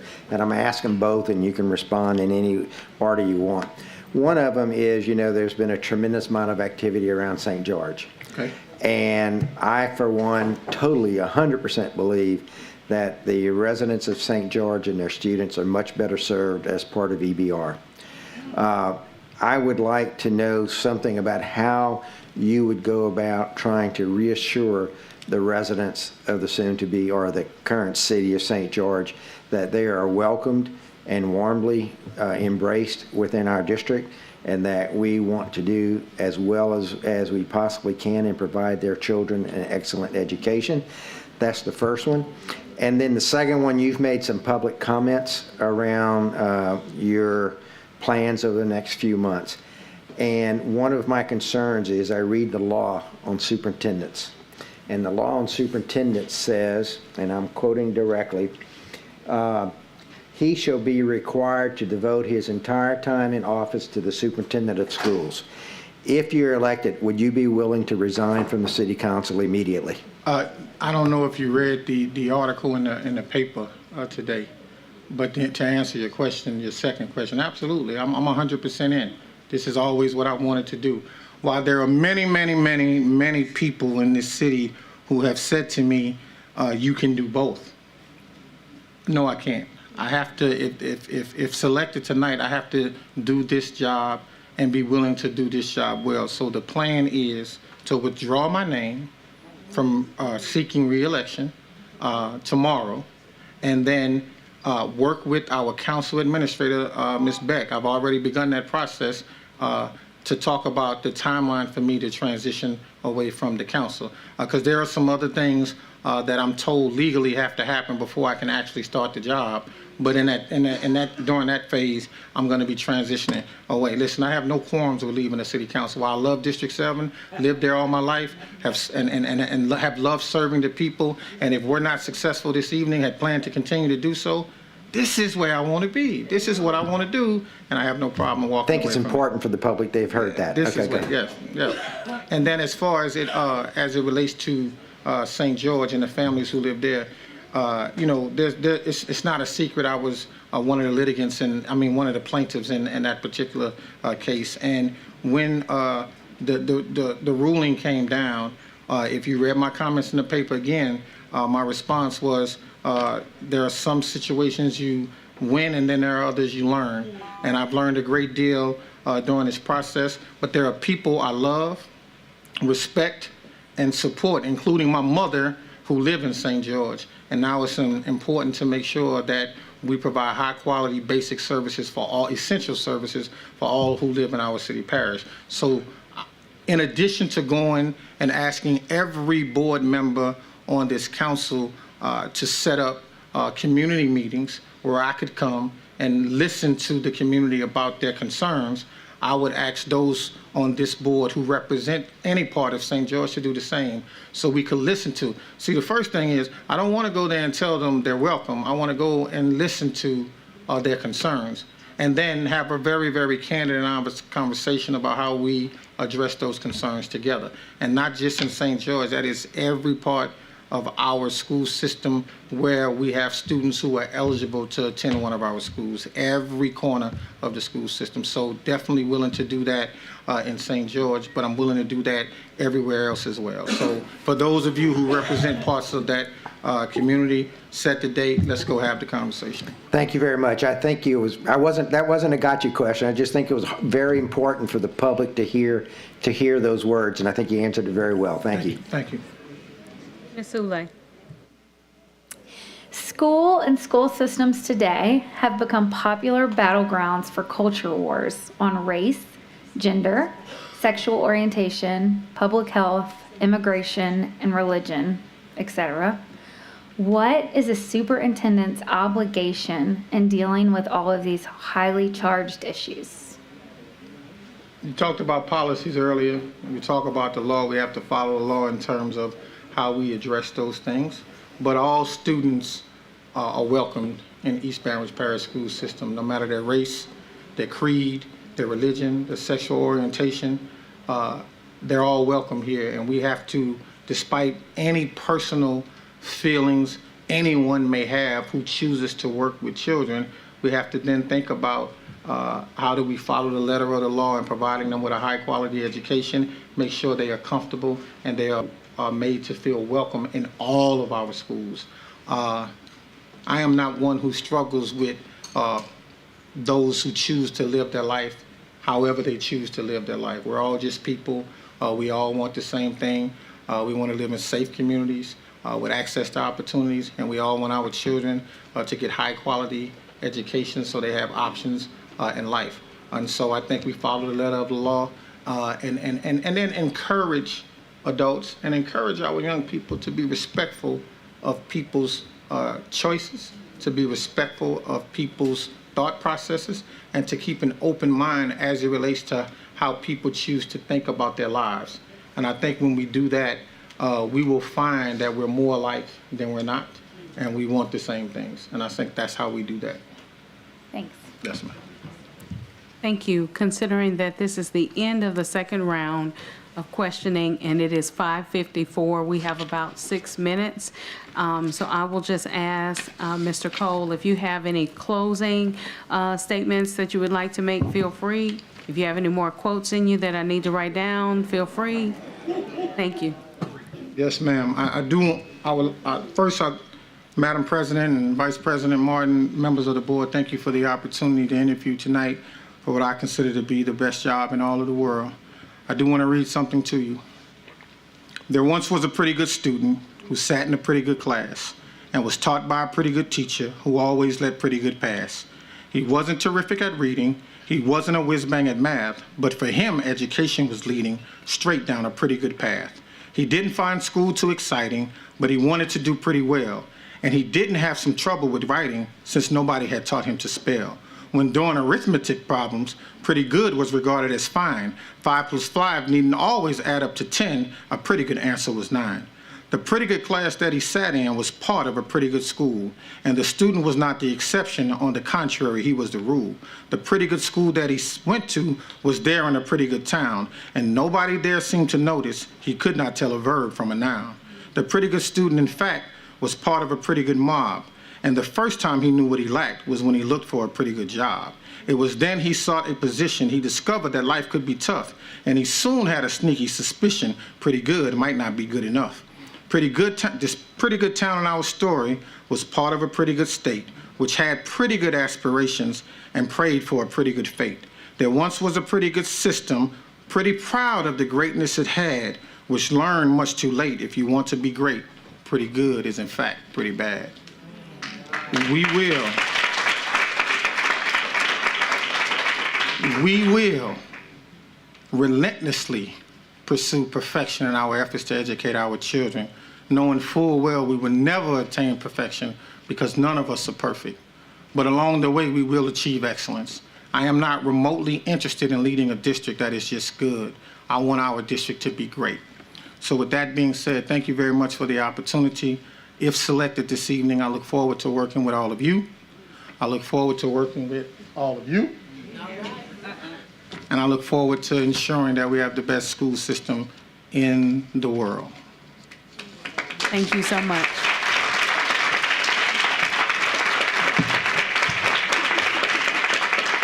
Madam President, if you don't mind, as we approach the voting process, I would just like to request that we do, and this is totally up to you, that we do a roll call. I think that it'll show a great sign of solidarity for everyone to show their support for who is soon to be, which I'm hoping soon to be, our next superintendent of EBR schools. Okay, Mr. Shamlin, I saw you adjust your mic. Yeah, just a reminder, this is the first meeting, so you will need to convene in this meeting, adjourn it, then convene the second meeting before moving to that process. Madam President, if I may, I want to thank my family for coming absolutely. during the interview. I want to thank my lovely wife. I want to thank my wife.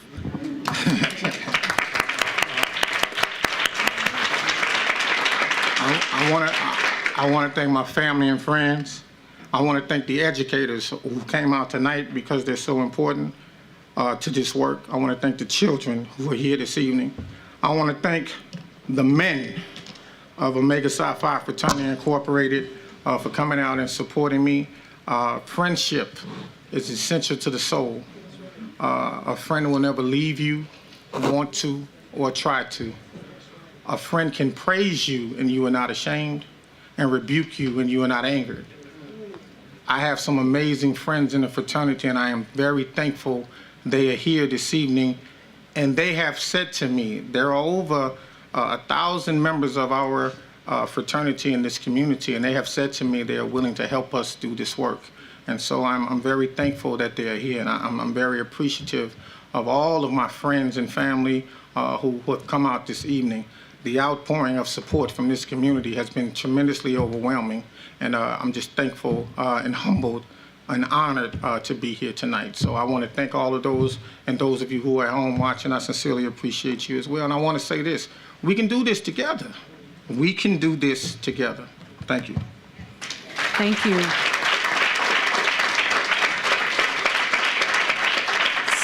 Thank you so much. So item C1, announcement of meetings. In just a moment, we will have an additional special meeting that will start in 5 minutes. Also, we want to remind you of the Committee of the Whole to be held on August 1st, 2024 at 5 p.m. in the Central Office Boardroom, and then also the regular meeting to be held on August 15th, 2024 at 5 p.m. in the Central Office Boardroom. Coach Lewis. We are adjourned. Okay, thank you. We have about 5 minutes. And you didn't thank your state rep for sitting behind you the whole time, right?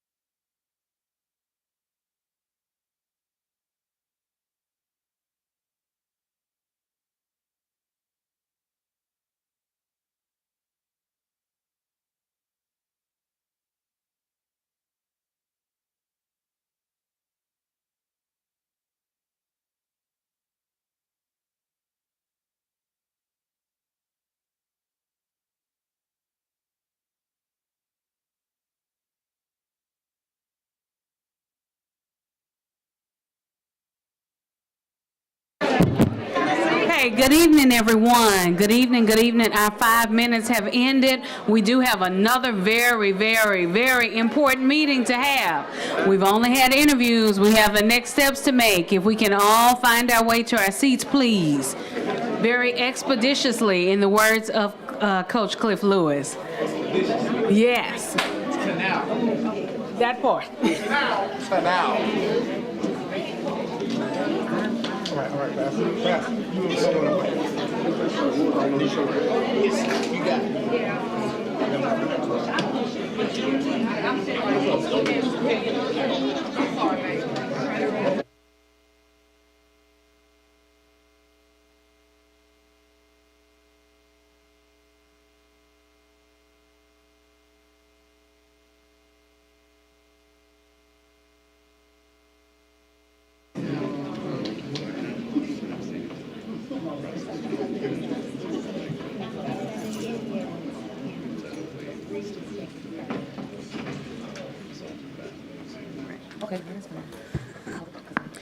Colleagues, if you will, take some time and make sure that you're in the correct meeting.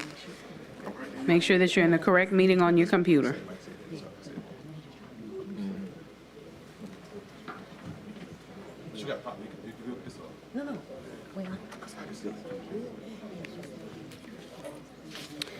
Okay, good evening once again. Today is Wednesday, July 24, 2024. Welcome to the second special meeting of the East Baton Rouge Parish School Board. This is for the superintendent selection process. This meeting is now called to order. We will now have a roll call.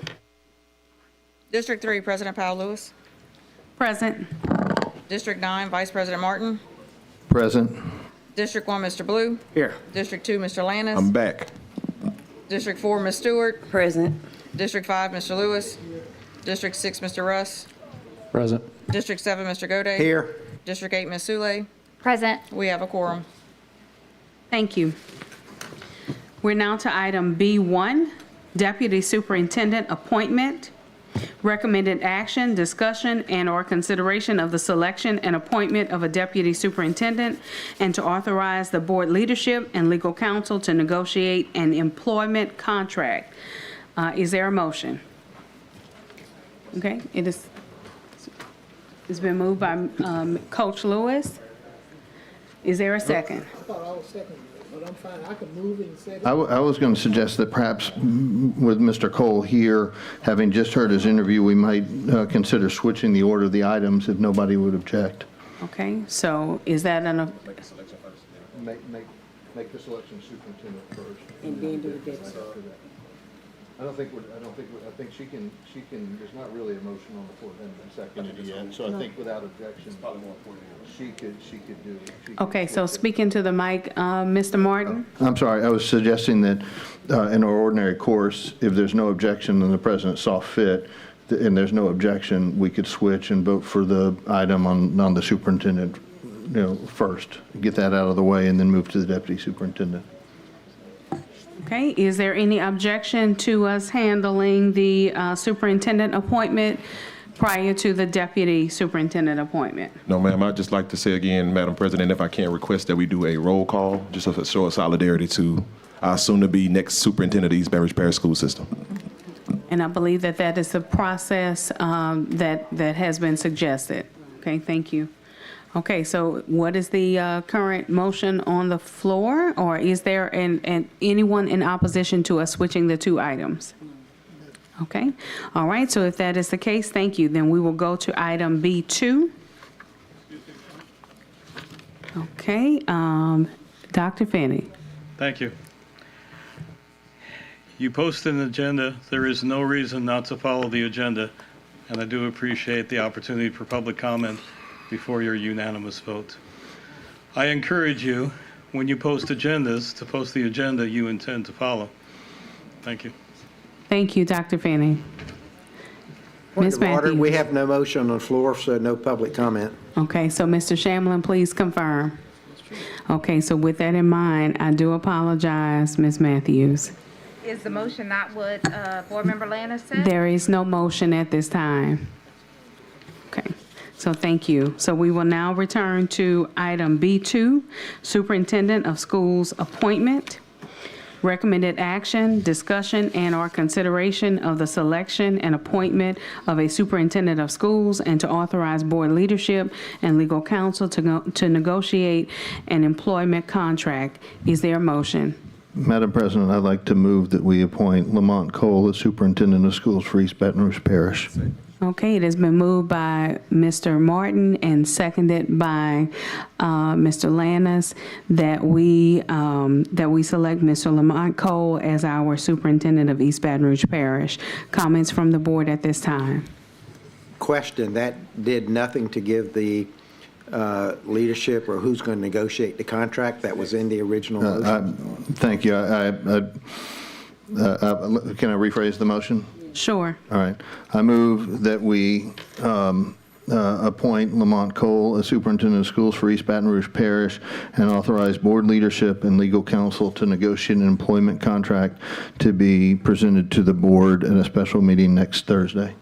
Can I offer up a friendly amendment? Sure.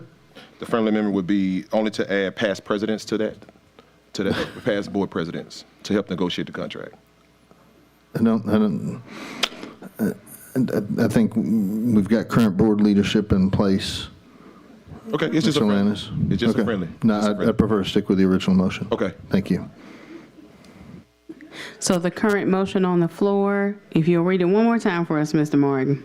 Sure. It's to appoint Lamont Cole as Superintendent of Schools for East Baton Rouge Parish and to authorize board leadership and legal counsel to negotiate an employment contract to be presented for consideration by the board at a special meeting next Thursday. Point of privilege. Okay. Yes, ma'am. I have a question, and it may be through council. I understand that board leadership negotiates the contract that happens, and I want to get that on the record. It would certainly be my intention to consult with every board member throughout the course of those negotiations. Yeah, I just want to make sure that things that happened in the past don't happen this time. Yes, ma'am. Thank you. Okay.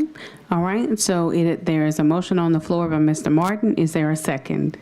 I seconded already. Okay, and it has been seconded by Mr. Lannis. Comments from the board at this time. Mr. Martin, are you in the queue to speak? Just very briefly, I just want to say that Mr. Cole, that was a very impressive interview. It was very heartfelt. I certainly was moved by the passion and the depth of your desire to help all of the children in this parish.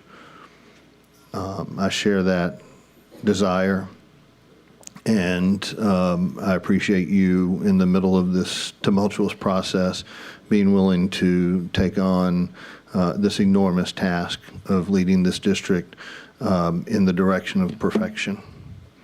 So I thank you for that, and I'm very proud to support you getting this position. Thank you. Thank you. Mr. Ballou. Thank you. I think we're very fortunate to have someone of Mr. Cole's caliber fall on our lap at the last minute. It's probably an understatement at this point, but he's been successful in his educational career. He's been successful at every level, and I'm looking forward to working with him, and I support the motion, so thank you. Thank you. Ms. Stewart. Thank you. I just wanted to say I appreciate, going along with the sentiments of board colleague Ballou, that we appreciate you applying and giving of yourself. And I've been knowing you for a while, and I know your heart, and I know that education is at the forefront in your life. And so with that being said, I take the privilege in allowing you to be able to get to your dream. And so I support this, and I welcome you. Thank you. I've entered into the queue, and I just wanted to share, there's some things that Mr. Cole has not shared in his interview that I would just like to take a moment to share. Tonight, without any reservation, I support Mr. Lamont Cole for Superintendent of East Baton Rouge.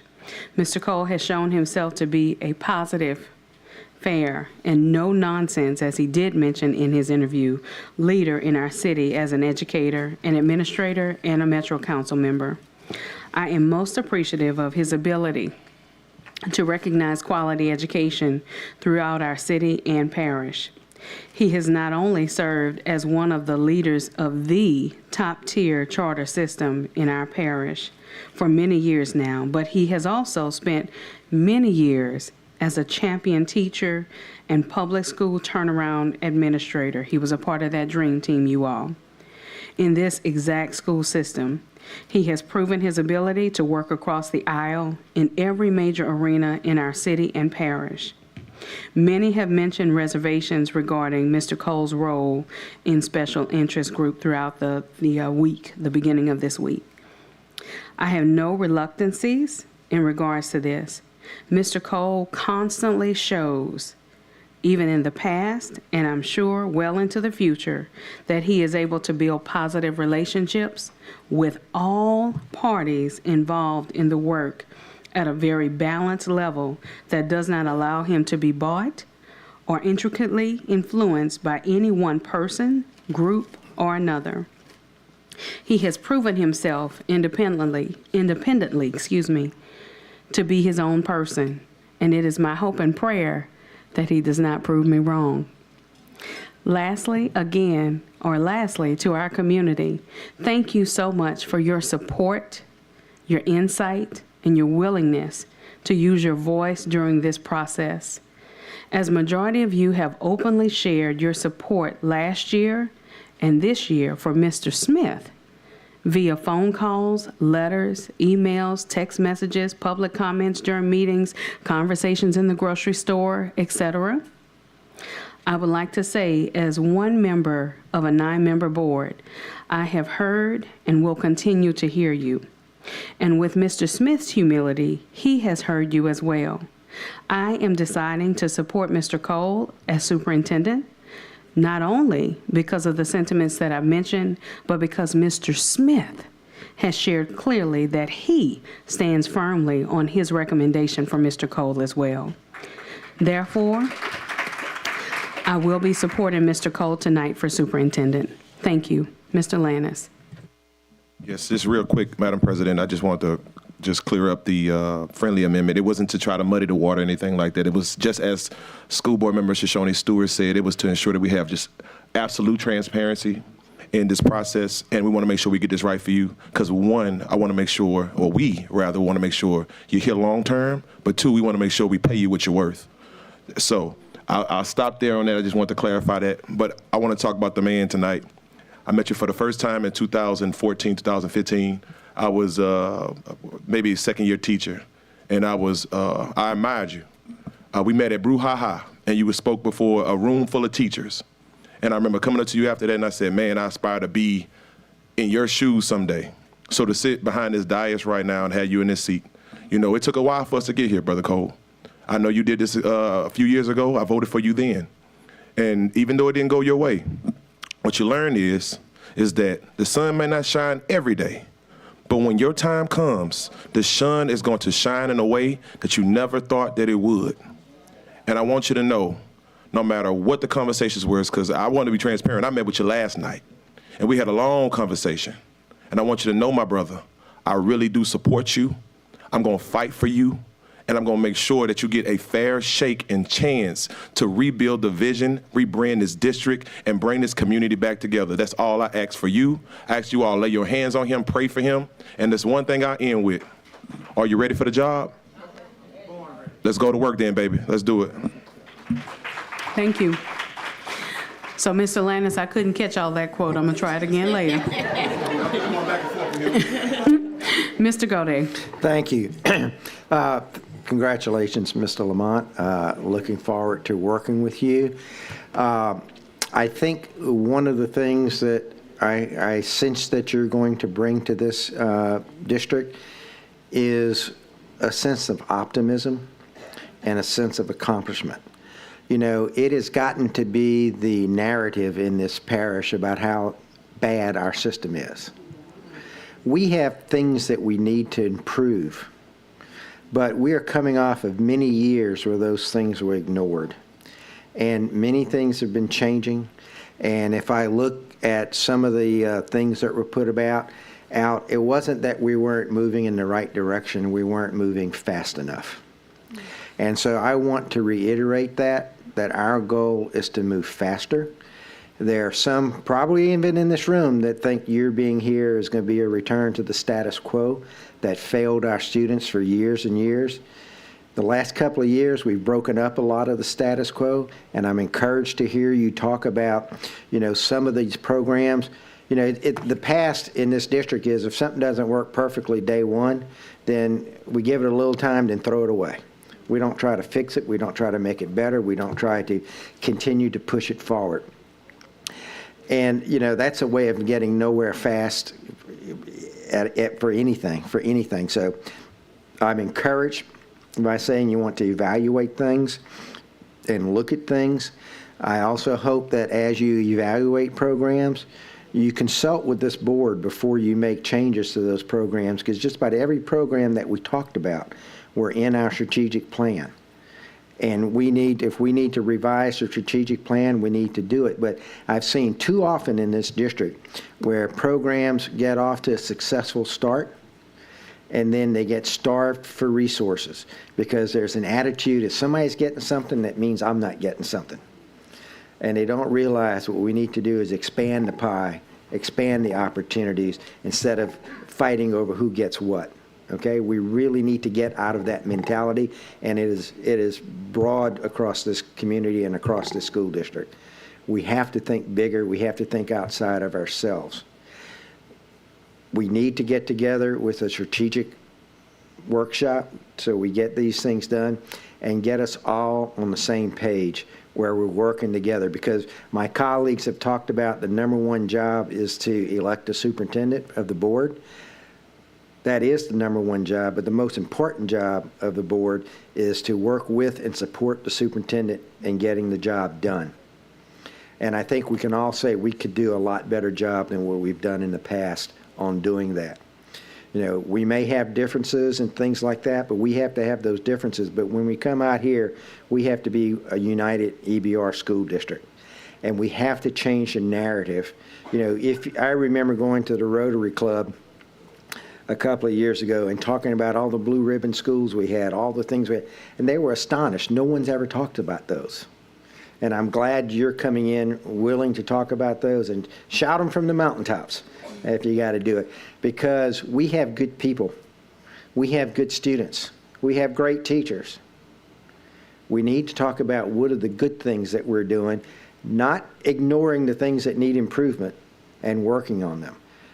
And we got to keep that as our number one mind. We have to change the narrative in this city to being our school system as a positive. And the only way to change that narrative is to prove it in the data and go about and doing it. So I pledge to you, I will do everything I can to make that happen and to work with you to make that happen. And I hope everyone else on this board and in the public puts the acrimony aside and contract with the superintendent. I've done multiples, and I just ask that you consider that as a step forward in the unity and cooperation of this board. And I just ask that you consider it. I don't want to put a substitute motion because I don't want to put people on the spot, but I would ask that you consider that, Mr. Martin. Thank you. Okay. Respectfully, I would like to decline the friendly amendment because I think it's important that every board member be consulted by the president and myself as board leadership in discussing this.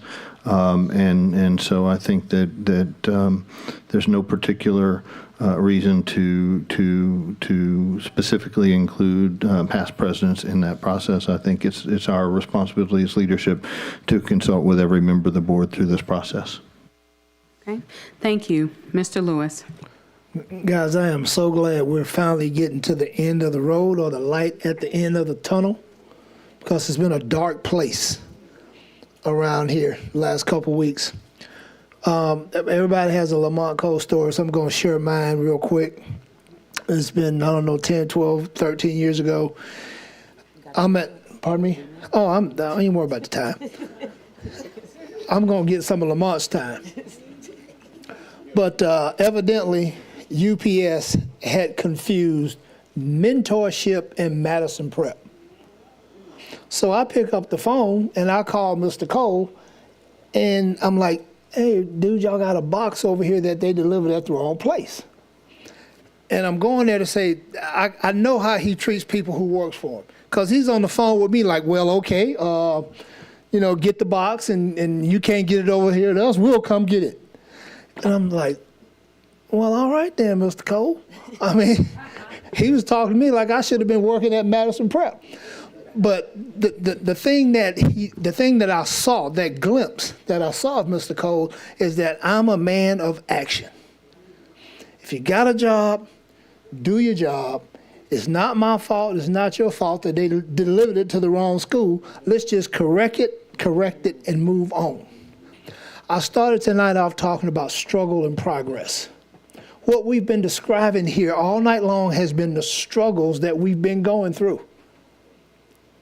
The struggles we've been going through in this district for years, not just the last 6 months, not just the last 3 weeks. But without struggle, there is no progress. If you can't struggle and fight through things, you'll never get better. Anybody that's participated in any type of competition will tell you that. A man named Chester Norris that probably had the biggest impact on my life besides my father was my high school football coach that I hadn't played a high school football game for nearly 50 years. We still talk. And he said to me as a 165-pound 10th grader that, son, there is no free lunch. And that's what he would tell us all the time. There's no free lunch. And as we grew older and as we matriculated through high school, as we matriculated through life, I came to understand what he meant when he said there's no free lunch. If there's no struggle, there's no progress. One of the proudest moments of my life was I was able to take a picture to him with me sacking Jim Plunkett, and on that picture I wrote, "There is no free lunch." Then he looked at me, he said, "You finally got it." Yeah, I finally got it. There is no free lunch. We found out in EBR the last month, there is no free lunch. We got to work for everything we want.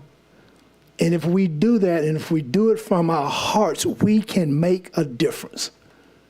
This is a great place to be. Mr. Godet, how many times have you heard me say we need to write our own narrative? What? Ooh, I almost said it. Doggone it. Let's start writing our own narrative and stop letting everybody else decide who we are and what we are. I'm so sick and tired of people telling me who we are and what we are. We're the ones who decide who we are and what we are. So let's get busy doing that. Thank you. Thank you. Ms. Ulay. I am super excited to have the chance to support you tonight.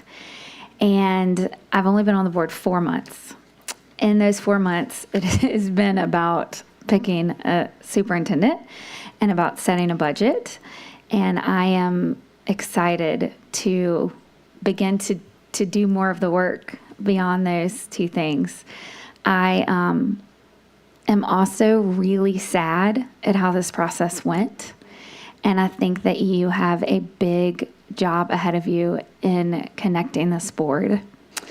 For me personally, when I got on the board, one of the things I was most excited about was working with these 8 other people that loved kids, that had worked hard to get up here. In the past few weeks, I have heard other members of the board say things that weren't true or unkind personally about myself and others on the board.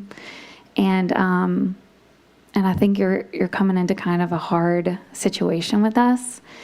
And I hope that we can come together, and that the vision that I had in my head of working with these 9 people from different backgrounds, from different places, to show the beauty and the good that is EBR and to make it better, that maybe now we can get there.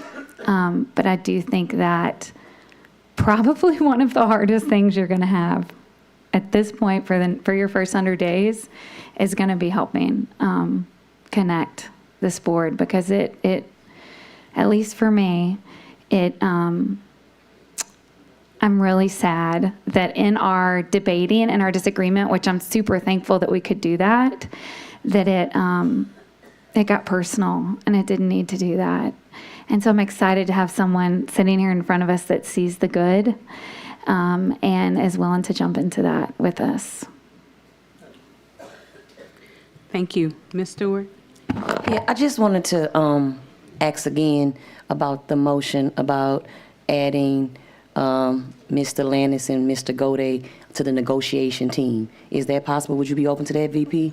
I really think that it's more important. Let me explain a bit thorough. Okay. Not to the point, because like you said, you want everybody to be included.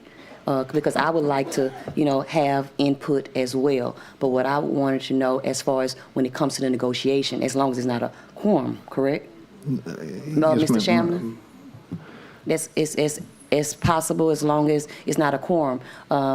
Mr. Landis and Mr. Gode can participate in the negotiations with the board leadership, It is correct? possible, yes.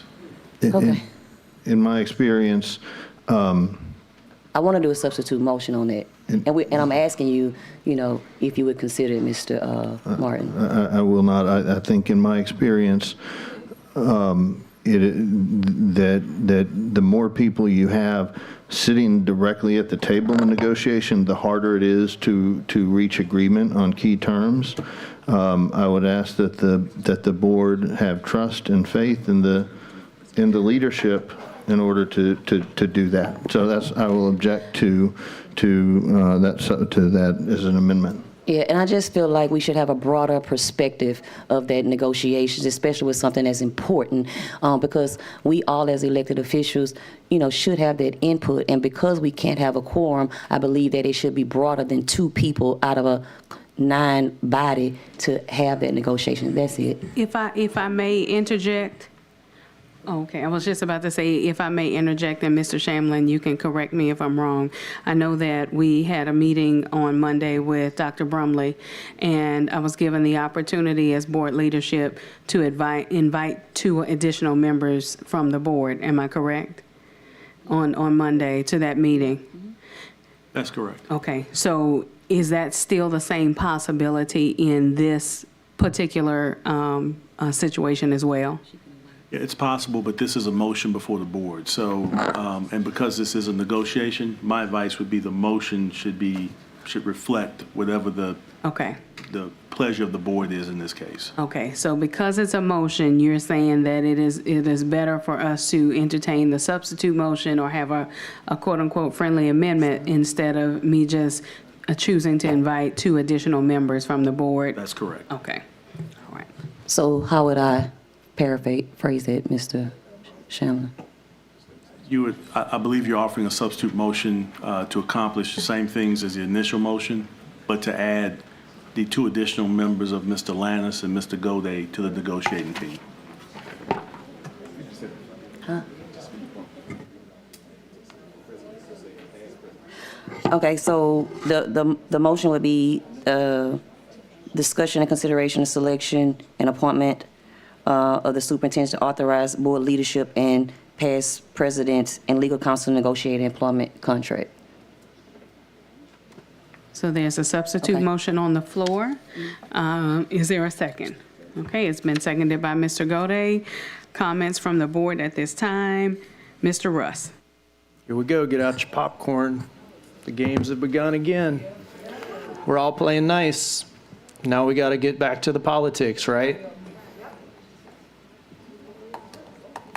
Everybody's here watching.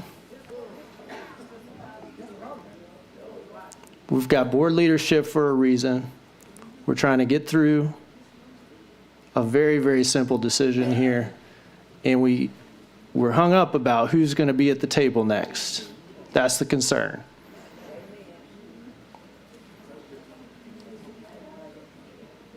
I brought up earlier tonight my reservations about this entire process. It is just as important how we get to where we are as the outcome. And I object to this whole thing.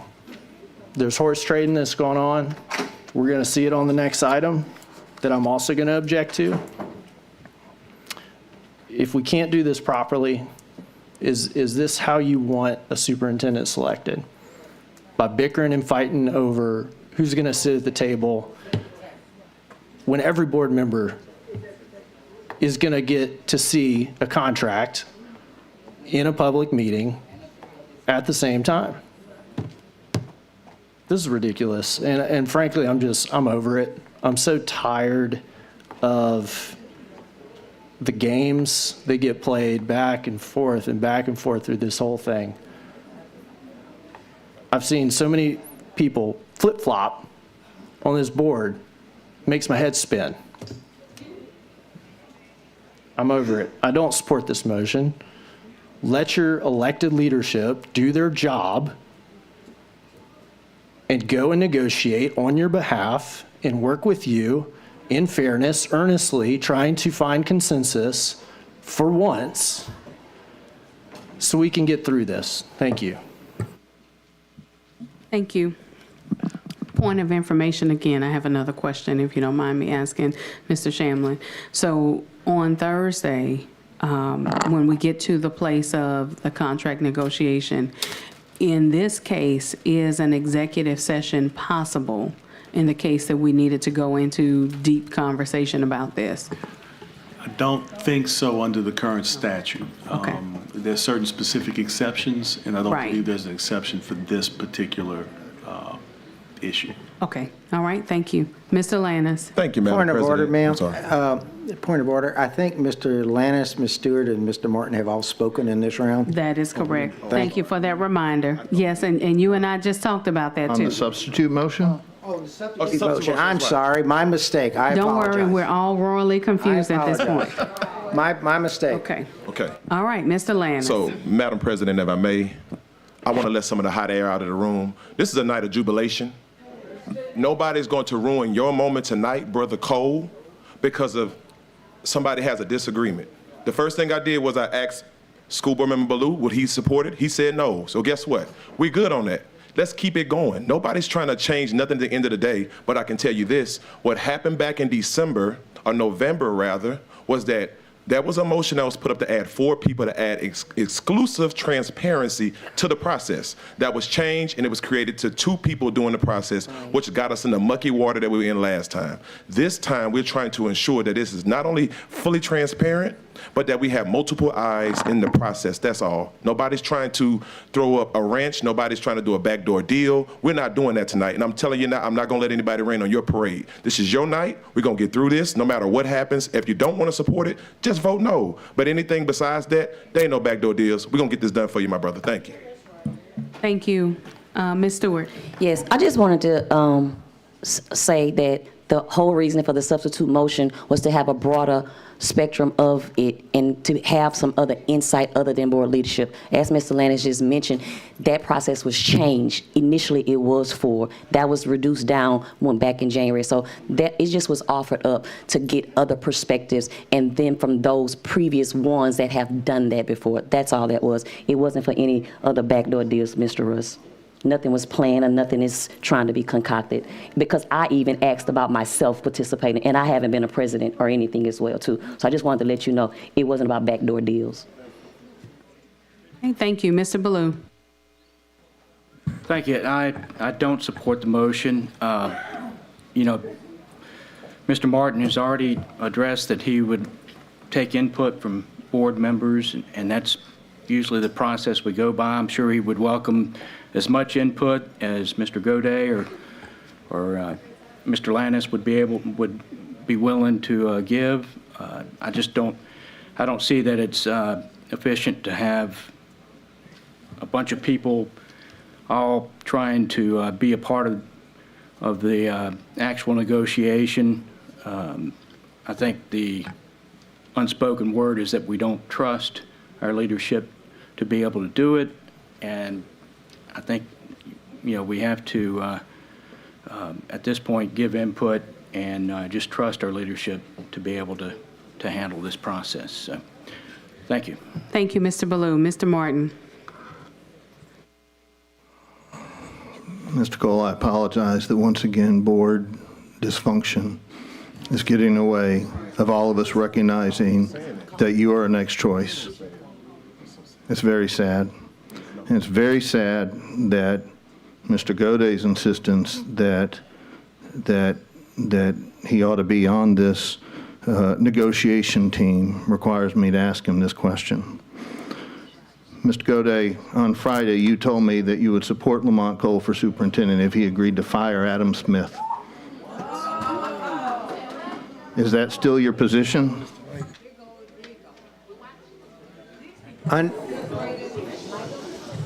So let me say this. I do apologize, you all, but let me say this. Number one, I wanted to apologize to you guys from before for the 11th meeting and the 18th meeting. It was not intentional for me to leave the decorum out. I know that I am the one who said some things, and I do apologize, Ms. Sule. If you may have taken offense, I do apologize. But at the same time, I know that if I were any other person, I would say that president intentionally forgot the decorum page that she normally reads. I did not intentionally forget it. I do agree with my many colleagues that tonight we're having a peaceful, celebratory process. The other side to that is that we generally, in the past, have not been able to just kind of ask each other questions and then the other person answer. I know we've gotten away from those parliamentary procedures recently. We need to return to that. You know, I can't say anything else other than the fact that I know that there's a separation between church and state, but I will say that God has ordained for such a time as this. And let us move forward. Let us move forward.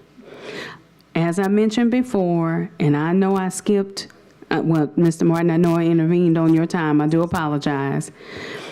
But in the process of us moving forward, we got to learn how to talk to each other again. And yes, we know that there are many things that have been said behind closed doors, in front of people, in all the different spaces as we got to this place. It's just time for us to do right by people and get back to recognizing, I'm going back to my quotes, Mr. Cole, spending time together and building trust. It's time for us to get back to that. So we're just gonna move on, right positions tonight. Mr. Martin, I can restart your time. I know I took part of your time. I don't need any more time. I've said what I need to say. I oppose the substitute motion. We will fully consult as leadership with other members of the board to negotiate an appropriate contract with our new superintendent, Mr. Cole. Thank you. And I've entered into the queue. All I wanted to add to this as well is, Mr. Ballou, thank you for sharing. I know that you didn't intentionally say this, but Mr. Martin will not be the only one who is negotiating the contract. I will be there as well. And then also, at the same time, I will make sure that we are as transparent as possible, and as many of our board as possible that can legally participate in the process will participate in the process. Thank you. Ms. Stewart. Okay, Mr. Goday. Mr. Cole, I want to apologize to you. It's a shame that on a day like today, like people said, it should be celebratory. And we as a board can't have differing opinions and be able to debate and everything without falling into baseless accusations and personal attacks. And I apologize to you for that. And I hope that as you come on to this board, that you can help us bring about more unity and more cooperation between the board. Because I think some of the issues that you see in the district start right up here on this dais. And that we can't disagree without being disagreeable. And that's a big problem. And so for you, I apologize for the behavior of our board. Thank you. Thank you. Seeing no further board comment, I want to take another moment of personal privilege. I know that we have several elected officials in the audience, and before we go into public comment, if you all would like to stand or if you would like to give a comment, feel free to do so. I know that that Madam State Representative C. Denise Marcel is asking to go first, and she has been here probably the longest. So come on, ma'am, come on to the front. And if there's anybody else who would like to give public comment, if you are an elected official, we give you the right to skip the line. Okay, so I'm hearing that you also need to get a green card as well, though, just to make sure that we have you in line. Madam Secretary, where can they find the green cards? Because they're asking where they, okay, thank you. Representative, yes, ma'am. Thank you, Madam Chairwoman and Board. I've been sitting here listening, and I walked in and I was really amazed that from a few weeks ago, we had come to some unity. I came to this mic a few weeks ago, and I was disheartened by the bickering that I saw. And I said that. And I said that we could do better. And when I walked into this room, I thought we were in the process of doing better. And I hope that we can get back to that. I came here this evening to support the person who I appointed for District 7, Lamont Cole, the pro tem, and I am his state representative. I know him to be a great leader, and I support him wholeheartedly as the superintendent for EBR. And so as I go to my seat, I don't want to belabor the time, but I want to say, let's get back to the decorum that you started this meeting off on. And let's stay focused on what it's about. It's all about the children. And let's stop jabbing at each other from across this board, because it does not look nice at all. And people were laughing at EBR saying that, what are they doing? They can't pick a superintendent. And so I was happy tonight when I saw that you guys were considering both Lamont Cole and Adam Smith as the leaders for this system, because it's all about the children, and we got to keep that in mind. And thank you all for considering Lamont Cole, and I know that he will be a great superintendent, and I certainly hope that nobody's intending on firing Adam Smith. Can I do a point of order? Point of information. Information. Yes, There you ma'am. go. I just wanted to kind of eliminate some of this and withdraw the substitute motion, because it was still on the floor, right? So I just Yes, wanted ma'am. I wanted to withdraw. And I agree. Okay, all right, thank you. So the substitute motion has been withdrawn. Okay, any other elected officials who would like to take a moment to speak? Thank you, Councilman Hurst. I just thought I came here to close this thing out and ask for, no, I'm just joking with y'all, but what I wanted to do today really was just talk about, first of all, my name is Darrell Hurst, Metropolitan Council Member, District 5. Do y'all say address too? Know all that? All right, so, but there really is no other choice. I mean, we made our conversation earlier known about how we support and respect Mayor Pro Tem, how he conducts the meetings. But more so, what I talked about in my comment was his leadership in education. My mother was a teacher and a principal, a dean of students, TIS, in East Baton Rouge Parish for almost 40 years. And I lean on her for all my education decisions because she was voted Teacher of the Year, Principal of the Year, a whole lot of stuff during her tenure here in East Baton Rouge Parish. And what she talks about with Lamont Cole, not as a council member, not as a husband, not as a father, not as a man, but as an educator, that he is a creme de la creme, and bar none, there are none better than him. And what I see when I walk on CSAL and Madison Prep's campus, is how the teachers respond to him, how the parents come to him not just for educational resources, but for the needs of the household, how the kids look up to him not just as a leader, but as a role model for what they can be in the future, and how he's turned a community of what people would consider to be a lost environment, which is North Baton Rouge, into a safe haven for community members. When Redemptor's closed, you saw Madison Prep boom.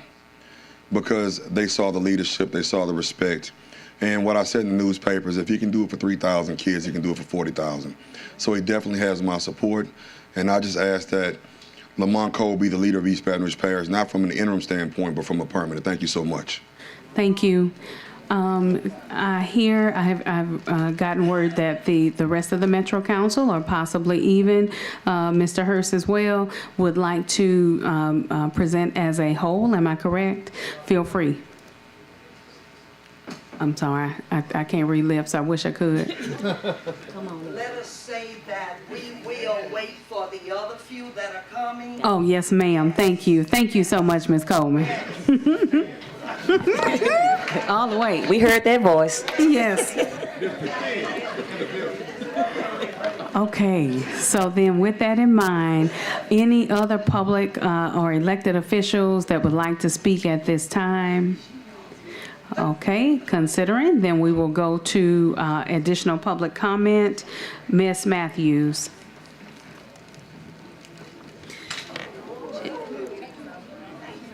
And so, Ms. Matthews, Ms. Orman mentioned that you were speaking to the substitute motion, but it has been... That's gone, so back to the regular. Okay, all right.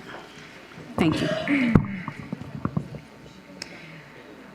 One thing I'd like to say is that in December, before Christmas, while I was in the hospital from one of the strokes, I think maybe number 5, I called Mr. Cole. I asked him if he was interested in applying, because we knew what was happening at that time. And he, like Mr. Smith, fussed at me for not taking care of myself and worrying about the superintendent situation while I was dealing with the stroke in the hospital. At the time, he told me to back our friend Adam. Mr. Cole runs the only charter school that I respect. The only one. It's homegrown. It is not a for-profit charter school. He takes care of our kids. And I respect that. For those that do not know, Mr. Smith is the one who brought up Mr. Cole's name. Thank you, Mr. Cole, for sacrificing your power, sir, to do the work of public education. He loves EBR. He is EBR grown. And just to the board, just because you vote unanimously does not mean you don't take public comment. Mayor Pro Tem has already stated that he has legal matters to attend to because he does do things by the law. And he has to take care of those things, and we should have placed the deputy superintendent in place first. Thank you. Thank you. Ms. Parkerson.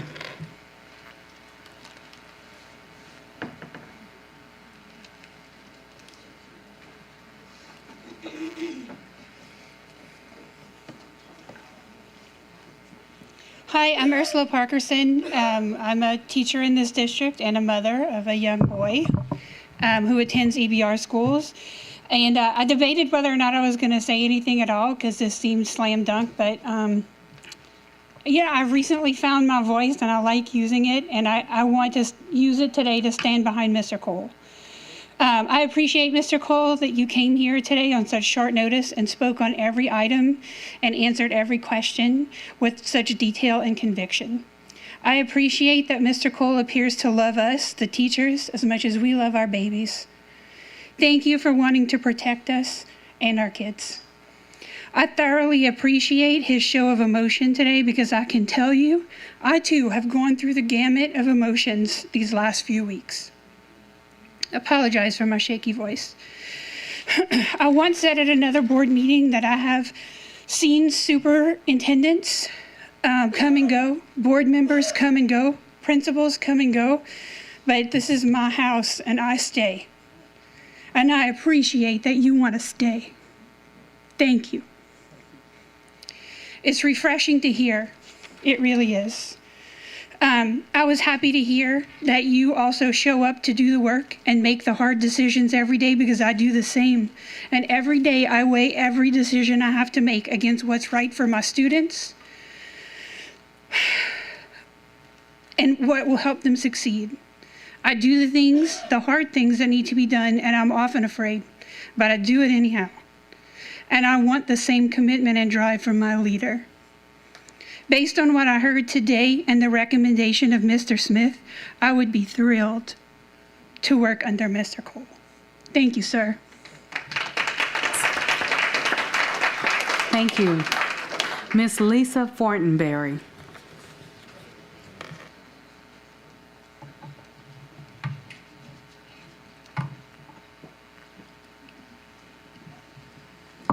Good evening. I am a teacher here in EBR, and my son goes to Baton Rouge High. I feel hopeful from what I've heard today about the incoming superintendent. However, the way it was done, once again, it was not done with transparency towards our community. The people have stated over and over again, we would like for Adam Smith to be superintendent. Teachers, administrators, students, the community.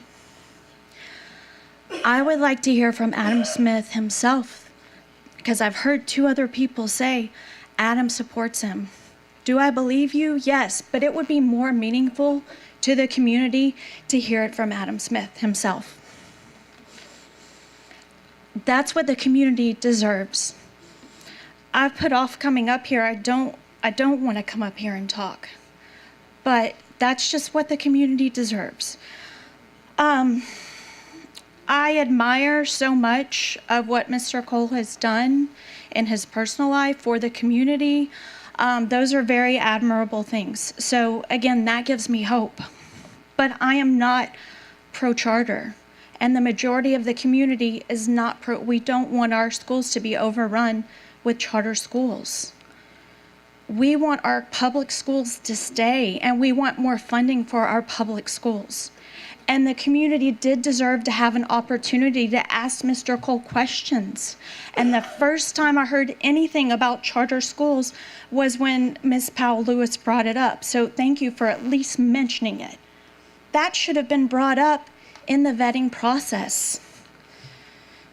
14 schools are type 1 charter schools in EBR. For the 2024-2025 school year, the school board has proposed a budget of $100,186,012 for our charter schools. That's 17.3% of the budget for EBR. Okay, and that's for 14 schools. Now, I could be wrong, but all this is found online. And it is up to the community to look up those things on the EBR school site and educate themselves, because people haven't been doing that, and it's a disservice. The proposed budget for this school year, the general fund is $578,850,693. We have 83 schools, 54 elementary, 16 middle, 18 high schools. They will receive the remainder of that budget, but they represent. My apologies, Ms. Fortenberry. Okay. You can finish your statement, though. Okay, I just would like to say that our charter schools represent 6% of the population, but they are getting 17.3% of our public funds, and they're also getting private funding. So I would like to know, how are we going to make sure there's equity for our public schools that are here in EBR? Thank you. Okay, I believe that the Metro Council members are here at this time. Feel free to make your way to the mic. Thank you so much.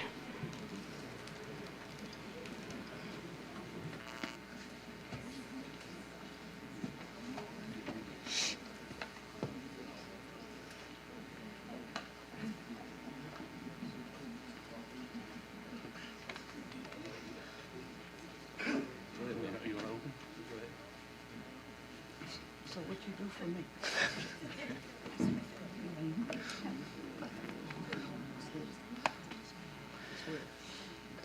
Ladies and gentlemen of the school board, ladies and gentlemen of the public, thank you all for coming. Thank you all for allowing us to gather here tonight for our colleague, our friend, our champion as far as Mayor Pro Tem of the council, who has, under his great leadership, has united us over these last 3.5 years and brought a new sense of pride to the East Baton Rouge Parish Council. I know that he will continue that tradition as the superintendent of East Baton Rouge Parish. He will continue, and he will not only raise the bar for East Baton Rouge Parish schools, but bring a new sense of community, of pride, of awareness, of happiness for every one of y'all, for everyone in the public out here, and every one of his students that he's administrator of. Councilman, Superintendent Cole, we congratulate you and are so proud of you. Yes. I stand here this evening. I know Lamont Odell Cole. She put your whole name in the newspaper too, sir. When you want to know about children, you think of Lamont Odell Cole. When you want to talk about children, that's Lamont Odell Cole. When you want to do for children, that's Lamont Odell Cole. I was sitting there, I said, one man loss is another man's gain. Yeah, y'all get that Sunday. This man here, you know, they talk about gifted and talented and brilliance and all of that. When you hear those words, that's Lamont Odell Cole. So if you all have any wonders as to whether or not he can do this job, you better be here before 5 or 6 in the morning, and you better be here after 6, 7, 8, sometime 9 o'clock at night, because he's true to this. And I just know that he's going to be one of the best that EBR has had the opportunity to have. And so I thank you all. I thank you all for what you've done to allow him to walk in his calling. I thank you all for this evening. Hello, everyone. My name's Jen Rock. I'm a council person. I was appointed as a council person before most of these other folks, with the exception of Councilwoman Shauna Banks. And I was on a council where he was not mayor pro tem for a year. Shortly thereafter, I took a chance on him, and I voted outside of my party lines and elected him as our mayor pro tem. And while I know that I have no authority over this body, I thank you so much for listening to my story with him. I took that chance on him, and I would never turn back. Sorry, Lamont. I love him. He has, when I have escalated things and I have lost my temper, like sometimes students do, he has sat next to me and said, calm down. Yep. Take a breath. Yes. You're a lawyer. Act better. Do better. Yes. I've gotten some text messages that have said, Jen Rocca. What were you thinking? But he has always treated me as a colleague, as someone that is his equal, as someone with great respect, even though he and I our vision doesn't always align the same, our politics don't always align the same. But even with that said, and even with some of the heat that I've gotten from the southern part of the parish, I will say that I would vote for him today, tomorrow, and the very next day to lead our council and to keep us collaborating together and us moving forward in a non-toxic environment, even when I'm some of the calls to make him bang his gavel and tell me to quiet down. So sorry I got emotional, but I have a special place in my heart for him, because over the past 4 years, we have bonded not only as colleagues, but also as friends. And in talking to him, I have a lot of interest in criminal law. I've done it throughout my entire career. And oftentimes in criminal law, you see juveniles that have entered into the system that have had no hope, that have been lost in the school system, lost in the legal system, that haven't had parents or grandparents there to lead them in the direction that they needed to go into. And as a public school student, I witnessed it at a very young age. And I wouldn't be standing here before all of you today if I hadn't had teachers, Beta Club, ag, all these other cheerleading, that I had teachers that reached out to me and said, come do these extracurriculars while your dad's dying. Come do these things while your mom's working 3 jobs. This man right here has talked about multiple stories where he's been there for students. He's talked about vision and passion to make sure that those students that are in similar situations or even worse situations, they have a path forward.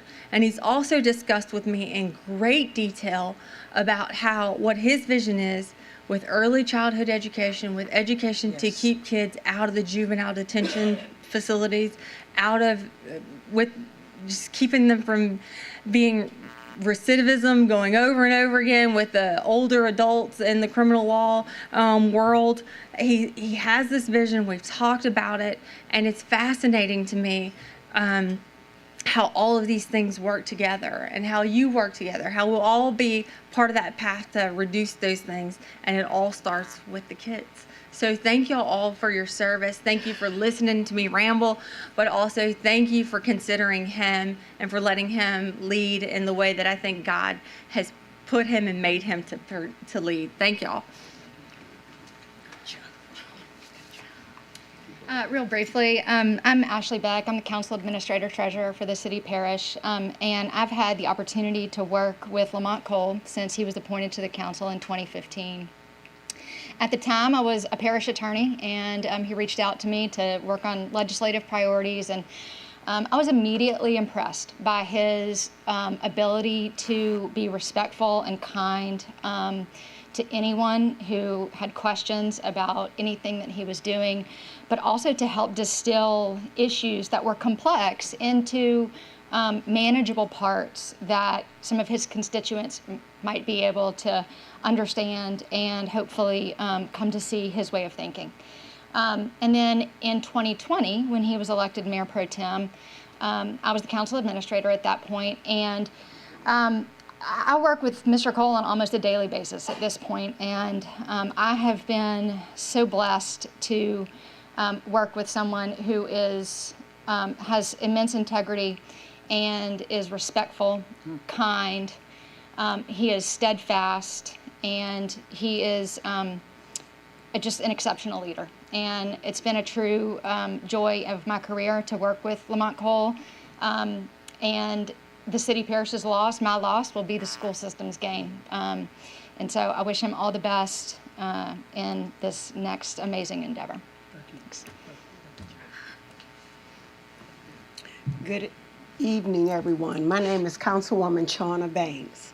As a career employee at East Baton Rouge Parish, most of my latter part of my career has dealt with students with difficult situations. I think the reason that I'm appointed to those positions because I'm probably a difficult situation.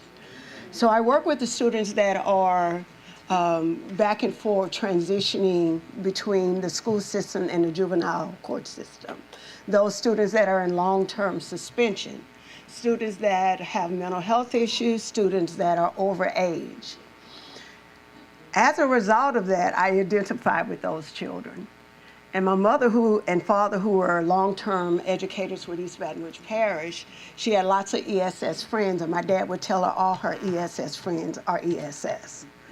And so I proudly say that a lot of the behaviors that and the way I have empathy and sympathize with the students, Lamont Cole has had to use what he deals with in those difficult school populations in reining me in on the Metro Council.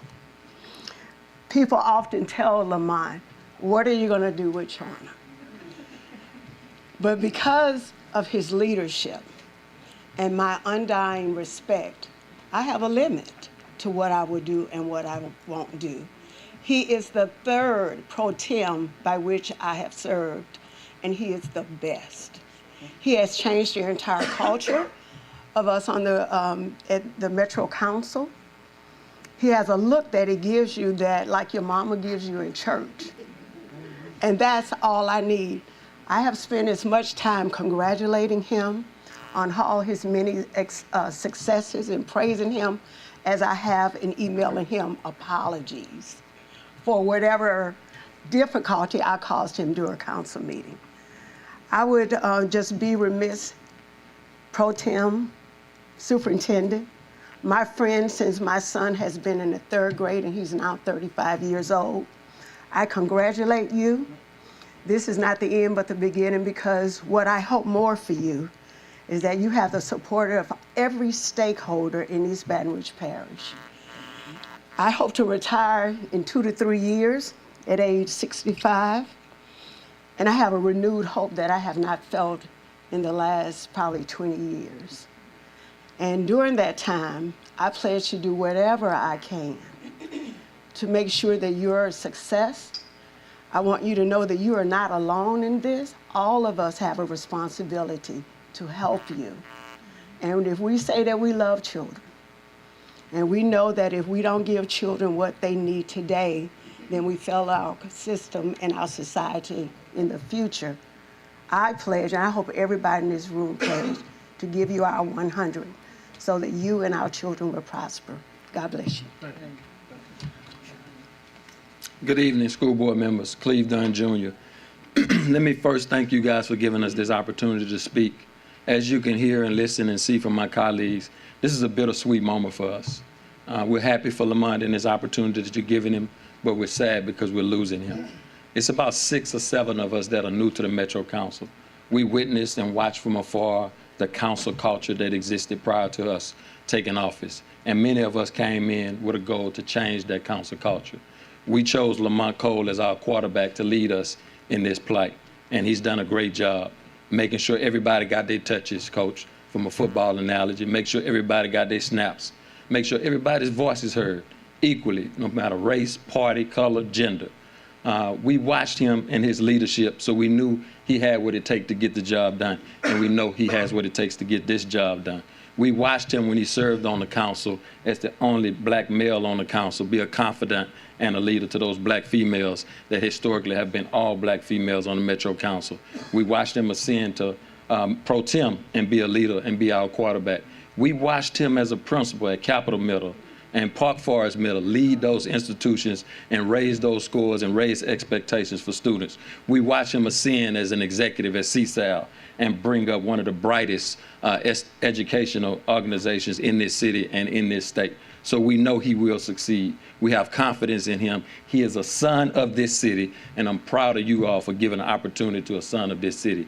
Oftentimes we look outside, we look elsewhere for our leaders, but we have a lot of talent right here, and Lamont Cole is one of those talented individuals. We look forward to supporting you. We look forward to supporting him in this endeavor, and again, thank you for your time.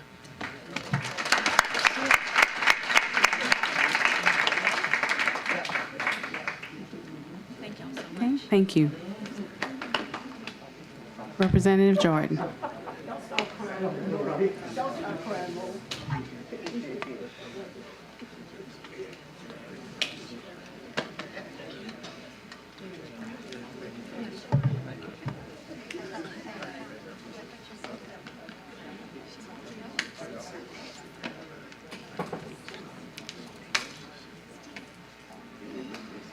Good evening, Representative.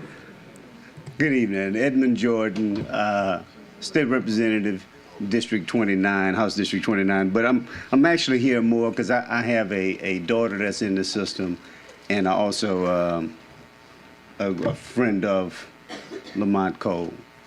Let me just say a few things to you. You know, I do a little bit of board governance, so I'm not here to advise or lecture, so please don't take it that way.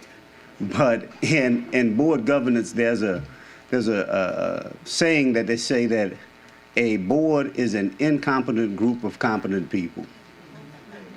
Just remember that, an incompetent group of competent people. So Writing that one down too. So what I would tell you is, while you're going through this, and maybe this seems, some of the challenges seems unique to this board, it is not.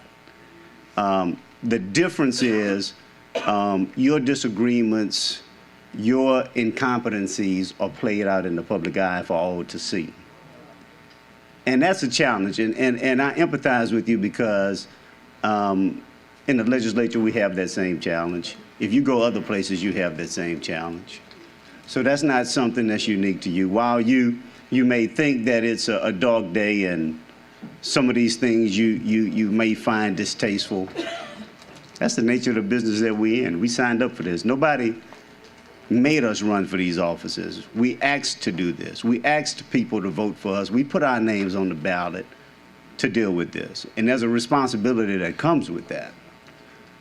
That being said, one of the things that helps you get through that is leadership. And a superintendent of a system is like a CEO of a corporation. And you could find no better CEO than the man that's sitting right here in this seat, Lamont Cole. I didn't know his full government name until Calvin Coleman said it, but I'm gonna just stick with Lamont Cole.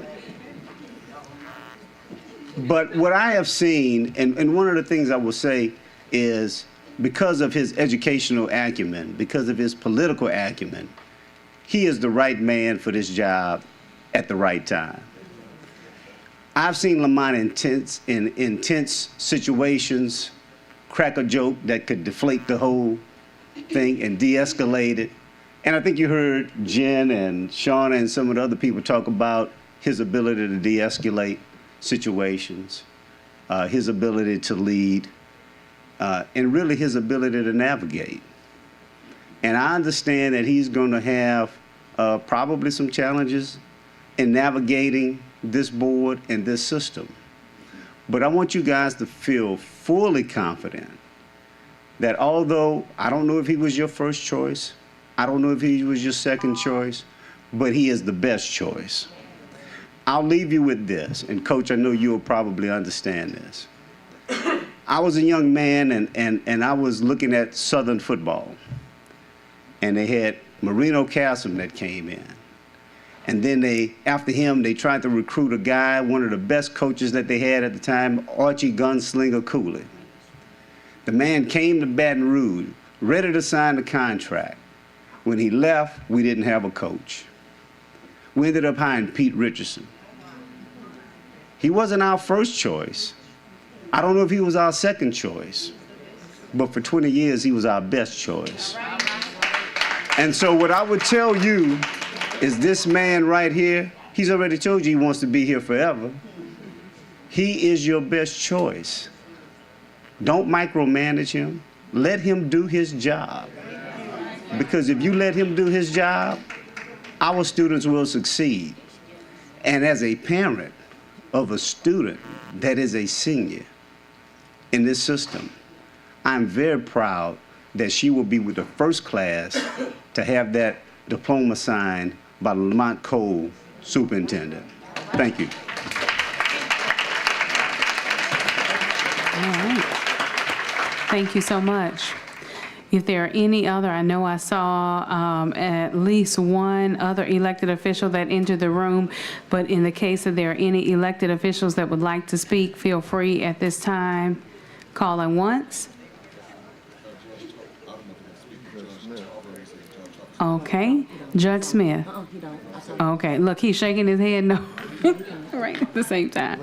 Okay, all right, so not seeing any additional Owens, I'm sure as you can tell, I go to Baton Rouge High. I'm a second year there. I'm returning as a sophomore. And I love the optimism that I think we've shown today.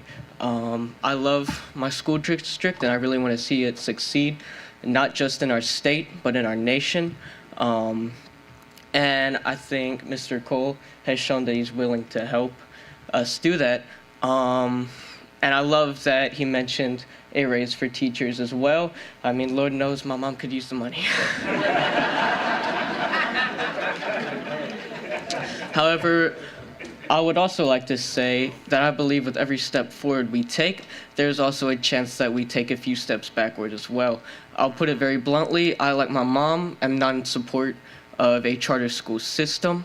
I believe that we should be supporting our public schools instead, and I would say that as a student that's gone exclusively to public schools, sometimes we really don't get the funding that we need.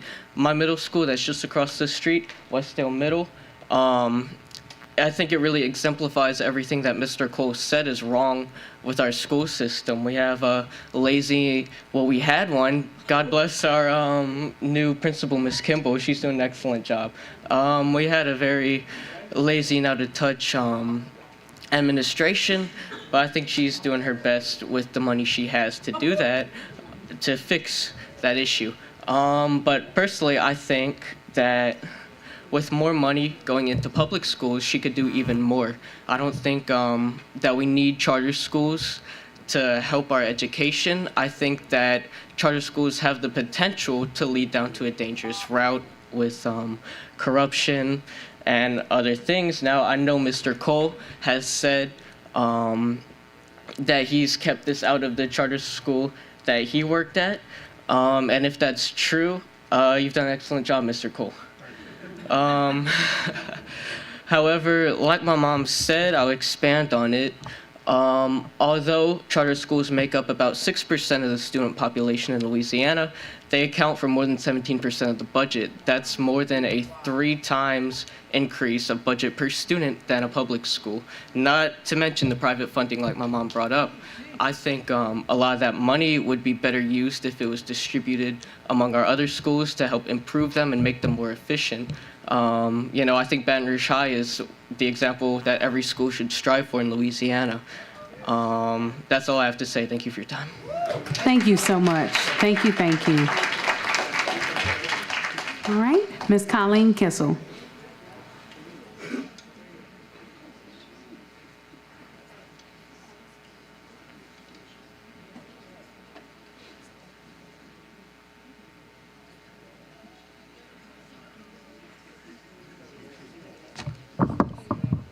Hey, y'all. I got like 6 Post-it notes. I'm using all my time. All right.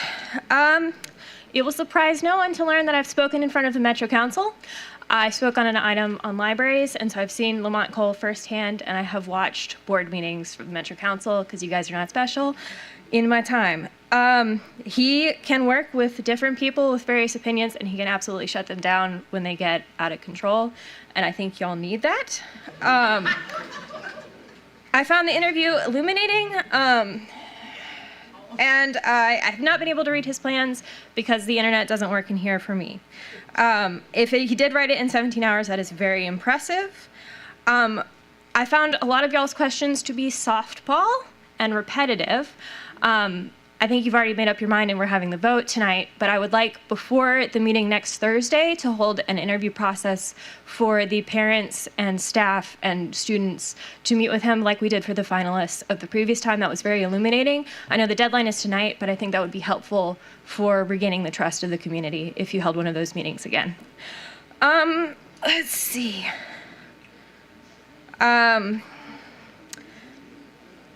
All right, some people have said no backdoor deals today, and I don't believe you even a little bit. You have wasted my time. Between noon today and the meeting that started at 4, I read all of the resumes for the candidates that applied for this position. You know, I love Post-it notes. Here are my notes. They're pretty short because I didn't have a lot of time. I am willing to bet money that a lot of you did not read all of them. One of them was 26 pages long. Thank you.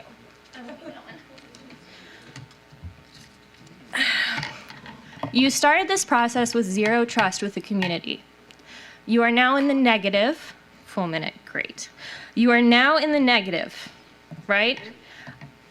you're going to vote for Lamont Cole. We knew that Monday. Don't lie to us. We knew that Monday. He's probably a great person, right? All of the qualities that his fellow candidates, his fellow Metro Council people, is probably true, right? But we've had, the public has had one day to think on it. Y'all have probably been thinking on this potentially since Friday. Thank you, Patrick Martin. So that's what you're walking into. Good luck. I would love to ask him more questions before this process, but I can't ask him questions because that's not how this works today.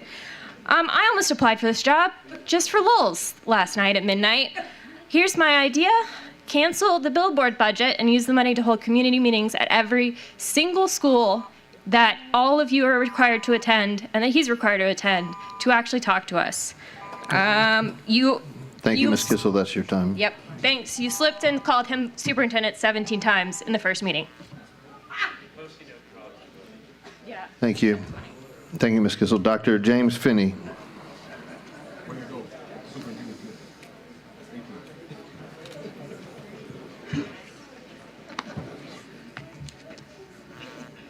Thank you.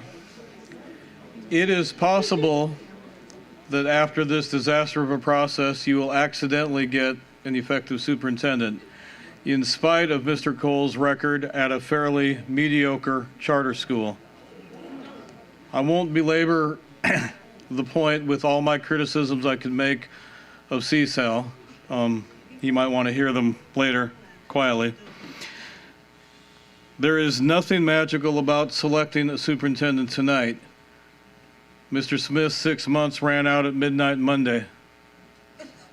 But you're going to pick a superintendent tonight, and I hope he's able to live up to all the accolades.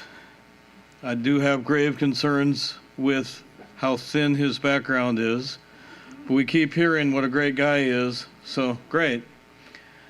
4 of you signed a letter demanding a vision that would increase school performance points by 10 or 20 points.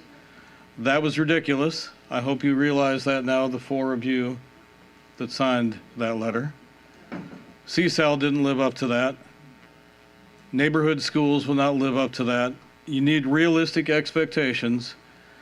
You need to put those in his contract. And so, to the point of the substitute motion that's no longer here, I'm perfectly fine with Vice President Martin and President Powell Lewis negotiating the contract.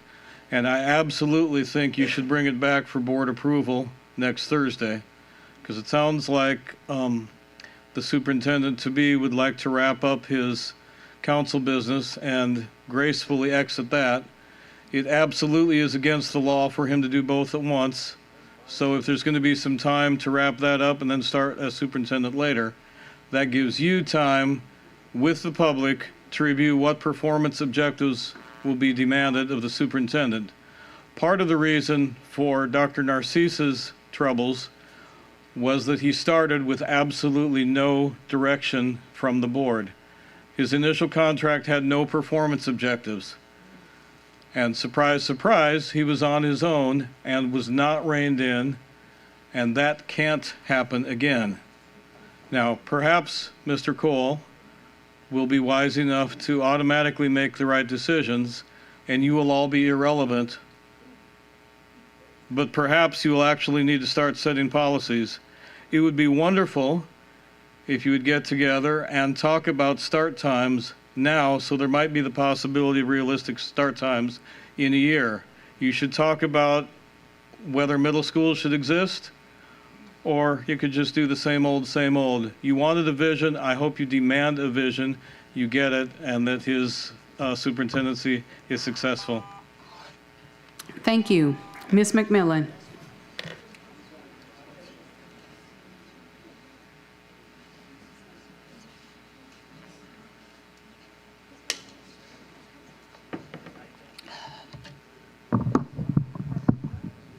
Tanya McMillan, parent of a child in East Baton Rouge Parish School System. And I come to this mic tonight relieved that this process may finally be over, because in order for us to get to this success, there has been a lot of struggle. It was a struggle to read through 17 resumes and to watch 17 interviews after I got off work. It was a struggle to leave work and get to those board meetings and community meetings and actually give my opinion. That was a struggle. It was a struggle to compose those emails that I sent to board members. One of them took me about a week to compose. I made sure I chose my words very carefully as I tried to get my point across. That was a struggle. So let's talk about success. Success is finally getting to this point tonight, but no one on this board can take any credit for that success. The only success that you guys can take credit for is for mucking up the whole process and getting us here. And thank you, Lamont Cole, for stepping in and trying to save us. As I sat out in that lobby and he talked and he got emotional, I got emotional too, because I feel like maybe finally we're gonna have somebody that cares. Because during this whole process, nobody has really been talking about children. Adults got up here and talked about who they wanted, what they wanted, and nobody talked about the kids. Nobody's success would be getting those kids off of those 2-hour rides to and from school that we just dropped last year in August when we reinstated the transfers and never talked about it again. That's success, Mr. Lamont Cole.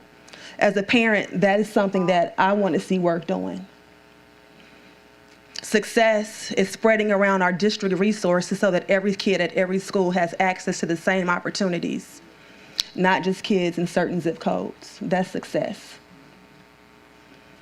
Success is having somebody who actually listens to us, that we can, so that our input can actually mean something. That would be success.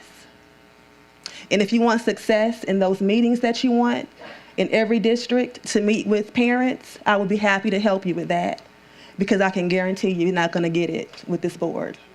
Thank you. Thank you. Ms. Jackson. Ms. Tebby Jackson. Okay.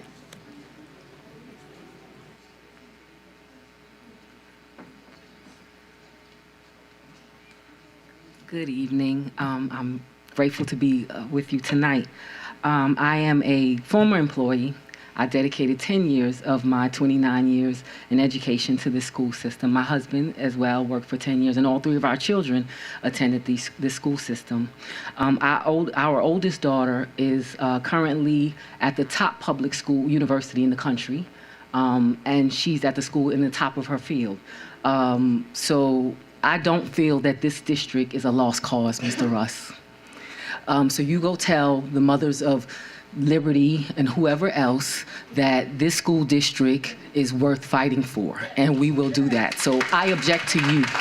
And if you don't want to be here, step off this board, because I stand with the NAACP, and we do not support far right-wing organizations in this district. So if you are tired, we are tired as well.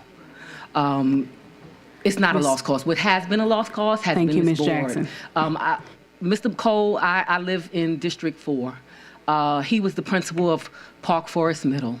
At the time, I had that daughter that's at the #1 public school in this country, university. She was at the age to attend Park Forest Middle. At the time, it was an F school. It's still a D and an F school in the past decade that I thought about putting her there. And he got on the radio and he appealed to us in the neighborhood to bring our children back to the neighborhood school. And I knew then that he was innovative and he cared about the district. As a councilman, even though I live in District 5, Mr. Hurst wasn't my councilman at the time, but in 2016 when we had the flood, and our children were standing at transfer where they were dumping toxic waste from the flood at that, I called my representative. I couldn't get to him. I called Mr. Cole, and I talked to Mr. Cole, and he said, sure, we're gonna get something done. And he had an environmental study done to make sure that our kids were safe. So I knew then that this was a good man and he cared about our system. So y'all have 99 problems, but this superintendent ain't one, okay? So thank you, Mr. Cole. Brooklyn is in the house. And I know he will do a great job, and he will take care of the system. Support him. Thank you. Thank you so much, Ms. Jackson. Miss Evelyn Ware Jackson. Oh, Lord.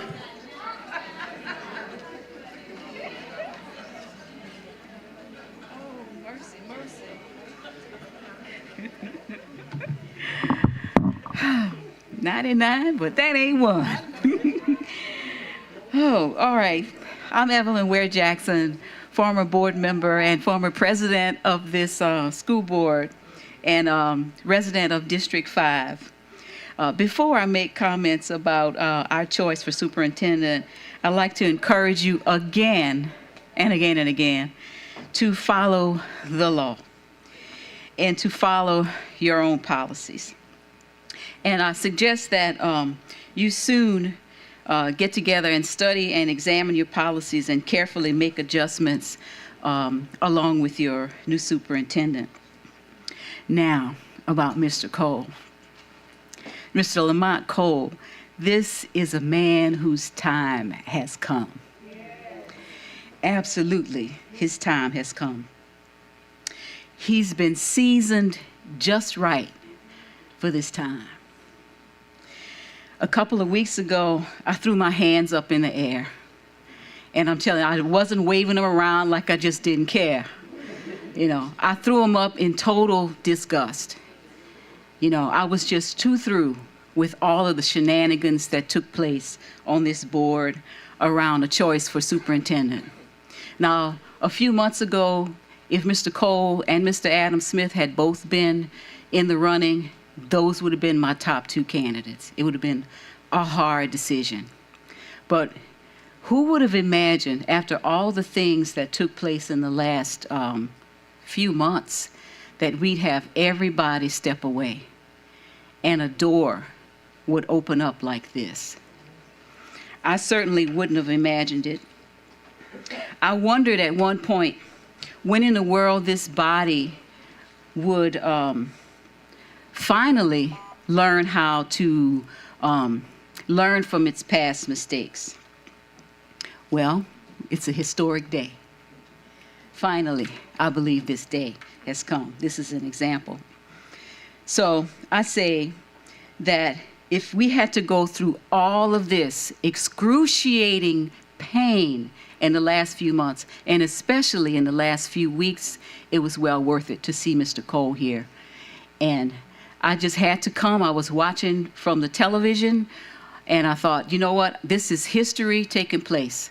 We're going to see a unanimous vote for someone who's homegrown and whose time has come and that we need here in the district. Somebody who knows it. We don't have to start trying to figure things out, where to go, who knows what. He's been in the district.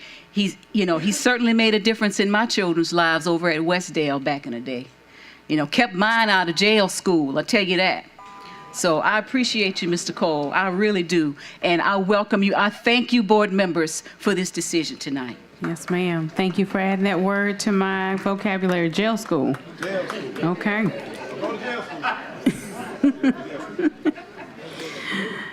Thank you. Ms. Harmon.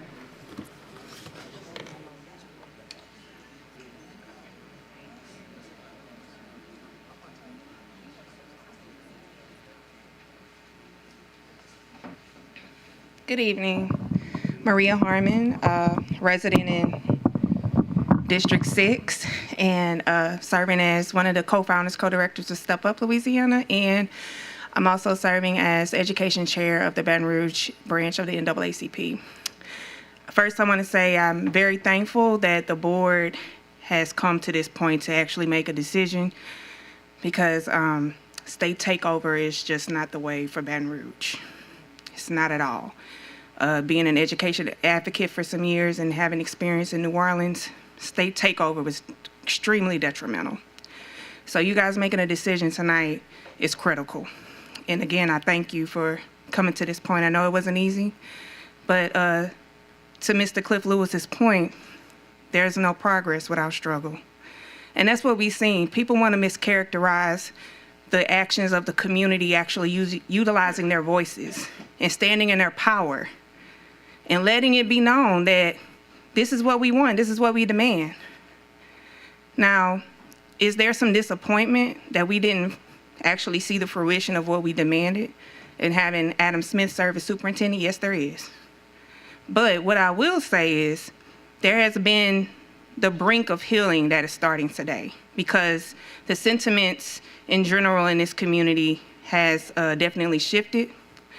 And as someone who says 337 raised me, but 225 made me, it is so Baton Rouge in here tonight. It is so Baton Rouge in here tonight. And we had seen some heavy hitters in this city, many people that have mentored me in my development, state representatives, Metro Council people, all in here because of Mr. Cole. And I really hope that y'all see the value that brings to this school district, because what this can foster is more collaboration and more partnerships, because it's this type of environment that we need to actually manifest community schools in this school district. And I'll speak to Capitol Elementary, because Capitol Elementary actually sits in Mr. Cole's district when he was serving as in District 7. And Capitol Elementary had that model operating from the 2018-2019 school year. And they increased their school performance score by 5 points in 1 year. That is significant. And I'm hopeful that we can bring this model back with the proper leadership.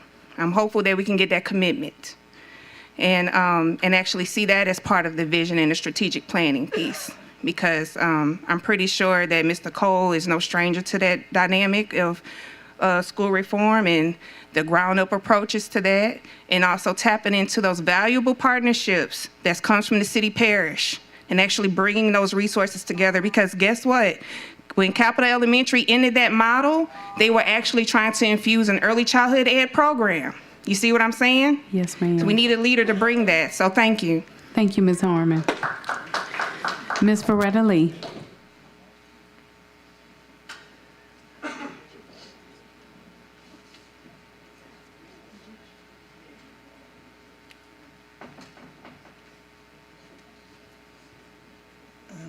This one, okay. Good evening, everyone. I was not gonna speak because I'm ready for the vote. Everybody's here is ready for that. But I just want to say, this man was mentored by the best, and he know who that is, HB. Adam Smith was mentored by the best. Everybody in here know that, absolutely. This is gonna be a good leader, and he knows I support them. When he took over Madison Prep, he told me the other day, he said, Miss Lee, I got one of your grandchildren over here. I said, you got 4 of them over there. I cannot tell my daughter where to send her children, but she loves a Mr. Cole. So that's where she wants them to go, and I support him. He knew when I was on the board, I supported everything they did. He knows that. But I'm glad that you made this choice. And Mr. Smith, like I said again, they were mentored by the best. And they're going to be good leaders. You're going to be proud of the decision that you're making tonight. And I'm going to close my mouth so you all can vote. I hope I'm the last one speaking. If not, everybody pull your green card so we can get this over with.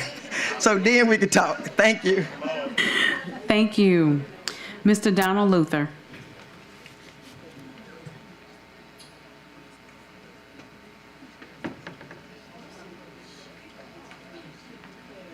Hi, my name's Donald Luther. I live in Baton Rouge. I've had a business in Baton Rouge since I graduated from the school system.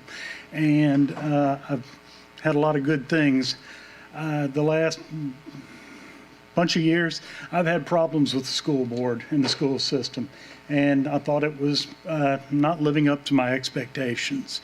But I have hope tonight. I'm glad to see that y'all are hopefully going to elect a true leader in this community, someone who reaches out to people no matter who they are. He's got all the people's best interest at heart, and that includes our children, especially our children. And please do the right thing. Let's vote this man to be the next superintendent and let's see if we can't make some changes for the better for East Baton Rouge and the school system. Thank you all. Thank you. Mr. Larry Selders. Look, and Representative Selders, you could have skipped the line, sir. It's okay. I don't need to skip. I don't really talk that much. Just don't bark. Don't do it. Hey. And I just want to say really thank you. Thank you to the board. Thank you for even applying for this position. The school board, needs you. Coach Cliff is my school board member. But I don't want to leave here with saying something that you probably have said, something that you probably poured into me. Somebody said it couldn't be done, but he with a chuckle replied that maybe it couldn't, but he wouldn't be one who shouldn't say so till he tried. So he buckled right in with a trace of a grin on his face, and if he worried, he hit it. So he started to sing as he tackled this thing that couldn't be done. And he did it. Thank you, Brother Cole.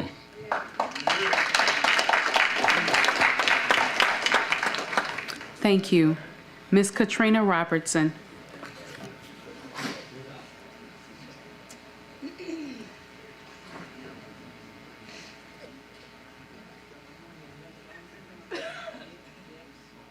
Okay, so after Ms. Katrina Robertson, we have Ms. Pearl Porter, Ms. Patty Merrick, and Ms. Sims. Right, if any of you are in the room at this time, feel free to make your way to the mic and just state your name for the record so that way we'll know whose card we can replace.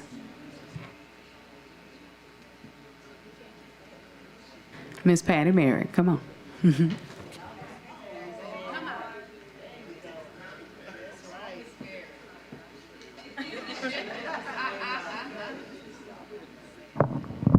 Patty Merrick. I had to do what I used to do when he was about 16 years old. Anyway, all we can say tonight, Mr. Martin had asked me about it, God is good all the time. We've been through a long process, and regardless, and because of the state came in and we got to today, but it still came out good. And we have a person that I know can do the job. I feel like I've known him all his life, and I'm going to talk from a different way from what you all may know him from. He was always a unique person. He was always a person that strived. He was always a competitor. And he didn't want anyone to make a better grade on any exam if he wasn't the top. His sports was always the same way. He wanted to be the main player. He wanted to make the most points. And then, even if he wasn't the tallest, which he wasn't, Dorsey Franklin was taller than him. They were all in my class. And he was still going to be competitive with him. But what I do want to say is that he was never a mean-hearted person. He was always considerate of others. And no matter what he had, they all shared. He's that kind of person. He's a sharing person. He's a loving person. He's a kind person. He showed everyone in this room and outside what kind of person he is. He prayed before he came in and took a seat. That means a lot. That's not a fake. That means a lot. And that's the kind of person that we're going to be dealing with as a superintendent. And one thing about it, when you pray before you do anything, you're led by the right one. And we know that all decisions are going to be good. And yes, we have talked about students every time someone has come to this mic. It is about the kids. He can do the job. All we have to do is give him a chance, and all we have to do is support him. And I think everyone will. Lamont, we love you. I've always loved you. I will continue loving you. Whatever I can do to help you, I'm there. I will do it. Thank you. Next, we have Ms. Pearl Porter, and I know that we have quite a few who would like to make comments. Let us remember we do have an additional agenda item tonight as well. Ms. Porter. Praise God. I'm here again.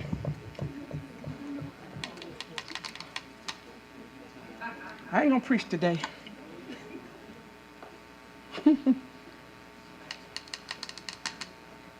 looking at the time. Just give me a minute. This has been a long journey, you all. I've never been through this my 7 years of my life, almost, but I know I look 35. Ms. Porter, adjust the mic, the long one there, so that way we can hear you. Okay. Let me go and say what I have to say, because this has been a long journey. I never dreamed I'd go through something like this, but I thank God I did. When I came to that first meeting y'all had over there on the Silverwood, I stayed there from 10:30 that morning to 8 o'clock that night. Never been in a meeting that long. But I learned something, you all. And Mr. Cole, you know about me and you already, right? You know he been my councilman how many years? I don't remember. 9 years he been my councilman. In 70805, the best community in the world, okay? Okay? They say it's the worst, but we are the best. But I just want to tell y'all tonight, I'm thank God we're here we are. You know, we was running, we were running, I was praying, and I was fasting, and I was praying. But God knows what's best. He knows what's best for the children, you all. And I'm standing here in proxy for the parents. For the parents. Because ain't nothing a superintendent and nobody can do. The responsibility lies on our parents. And going through this process, it's taught me something. Because I graduated 5 children out of EBR. And I've been here a long time. But I'm thanking God tonight that it's coming down. So we will have a superintendent. And like I said, Mr. Cole knows, and Mr. Smith standing behind me over here. Praise God. I will be there. And I told the Lord today, I said, God, you already know who need. It don't matter to me who's superintendent now. Because the superintendent is not what's going to make our schools better. It's going to take all of us coming together. It's going to take all of us coming together. Because one man cannot do it. And I'm standing with you, Mr. Cole and Mr. Smith, 100%. 100%. I'm going to rally up these parents. Because parents, if y'all don't take care of y'all children, God is not going to let nobody else do it. That is our responsibility. And these children should come, these teachers are not responsible to chastise these children. It's theirs. And one thing I'm going to leave with you, Mr. Cole, Mr. Smith. You're not getting on a love boat ride. You just enlisted in active duty on a battleship. All right? So don't think that. I tell the married couples, you're not finna go for a love boat ride, brother. You enlisted tonight on a active duty on a battleship. And may the God be with you. Amen.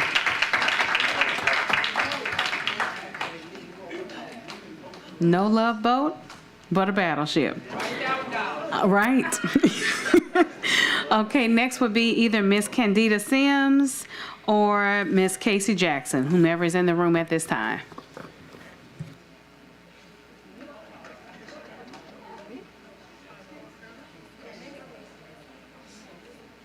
And please state your name for the record. My name is Casey Jackson. So I come here just to say how grateful I am. I am a product of 70805. I am a former EBR employee of 9 years, and I have a son who's currently in EBR. And it's because of people like Mr. Cole that I really feel like I was able to make it out. And I was able to beat the odds and beat the statistics of where I grew up. So I really just want to say I'm proud of you. You're such a great person. You're such a great leader. You're such a transformative leader. It's an honor just to be in your presence. When I was in grad school, so like 2014, my advisor said, everyone has to go into the community and get a school leader that's just gonna kind of be a segue into the world. And that was my first time meeting Mr. Cole, because actually he was appointed as my mentor. He was my mentor. And since that time, he's just been a phenomenal person. I'm grateful for the investments you make into your teachers, into your staff, and just the commitment, just your heart. I thank you. I just thank you guys for just leaning into purpose tonight, just being logical about what makes sense, and doing what's best for the kids. Thank you. Thank you. Okay, calling for Miss Candida Sims. One last time. Okay.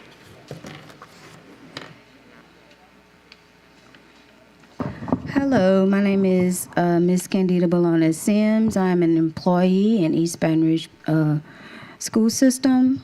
I'm also the vice president of the East Baton Rouge Parish Association of Educators. So I just, wanted to say a few words. We want to, thank Mr. Lamont Cole, for stepping up and being backed by Adam Smith. And I just wanted to bring out the fact that some community healing needs to be addressed, okay? Because a lot of the community spoke out and they did want Adam Smith as, superintendent. So some healing needs to come, behind that.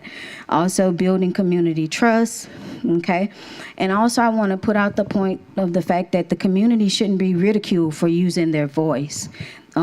We have the right to speak out and demand excellence from our school system. And you've seen that, and you've also seen the fact that people who never would have spoken up, they have started to speak up. So I just want to put that out there. And it's not enough for us to just hear a lot of lovely words and quotes and things like that, but we need action. So, we'll be looking, we'll be watching, and we want to see you in the schools. And we want to have community meetings where we're listened to, and we want it to be fair of how these meetings are put on, how the people who are elected to these different councils, like the teacher council, give different people that never had a chance to do things like that to do it. So I just wanted to put that out there. Thank you. Thank you. Mr. Stewart.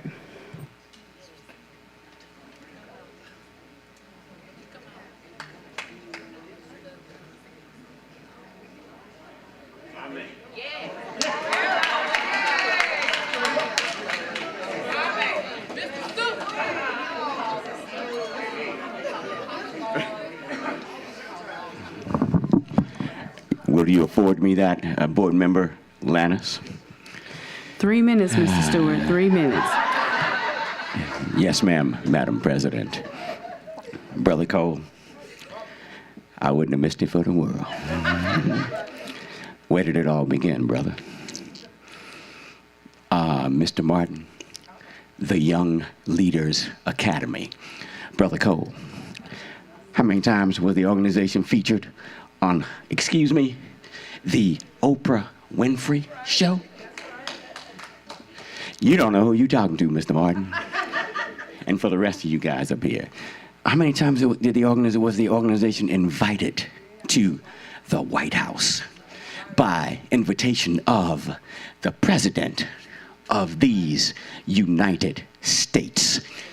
And for someone to insult me and tell me that these type of expressions need to be executed and employed through the modality of strictly a charter school is ridiculous, preposterous, and as many other superlatives that I can supply to that expression. Brother Cole, please, I implore in this role, let's do it again, brother, with the entire system. We're going to take all the brothers and sisters, irrespective of creed, race, color, what have you, ethnicity, the whole 9 yards, to the academic mountain top. That's what I was just trying to discuss with you, Mr. Martin, in your initial presentation as a board member on Talk Louisiana. I had to come down here and, my man. All right, brother, you gonna let me dap you up or what? I mean, because I know once you get to the big house, I'm gonna have to have a special invitation and an excavator or something to knock through the wall.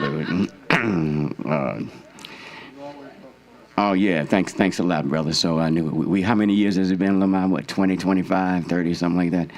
26 years. That's correct. When we took the young brothers to the mountaintop, we want to take them all to the mountaintop now, and I think you have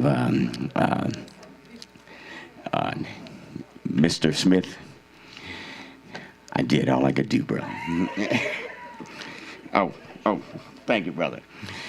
I don't know what else to say. I mean, this is a melancholy, wonderful, splendid, beautiful, superb, magnanimous, benevolent.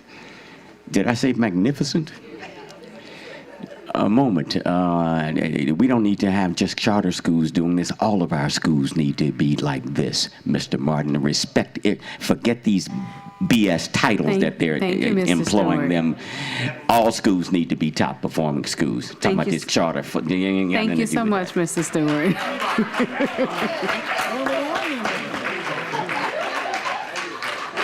Oh.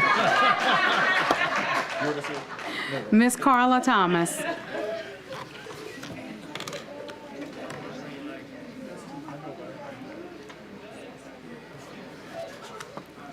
Okay, so again, we have Carla Thomas, then Ella Rito, and then Eugene Brown. Yeah, good afternoon, everyone. I'm here to say that I would appreciate, I'm thankful that Cole has been chosen. One of our leaders. Have known Cole since the Young Leadership Academy, how he showed leadership with the kids. My son was a part of the Young Leadership Academy. His name is Lance Thomas. I'm gonna shout his name out because he's no longer here with us, but as his mother, I'm standing here and he would want me to say something about Mr. Cole because my young man through the Young Leadership Academy was an awesome young man. And Mr. Cole, they took them kids to Oprah Winfrey. That's the type of leadership they had. Bringing this community together. That's his power. He's been doing this a long time. He did it with Mayor Pro Temp. He here now. Look, East Baton Rouge Parish is gonna be an excellent school system. Under the leadership of Mr. Cole, he's gonna pull us all together, this community and everything. And I thank y'all. Thank you. Miss Ella Rito, and then Mr. Eugene Brown.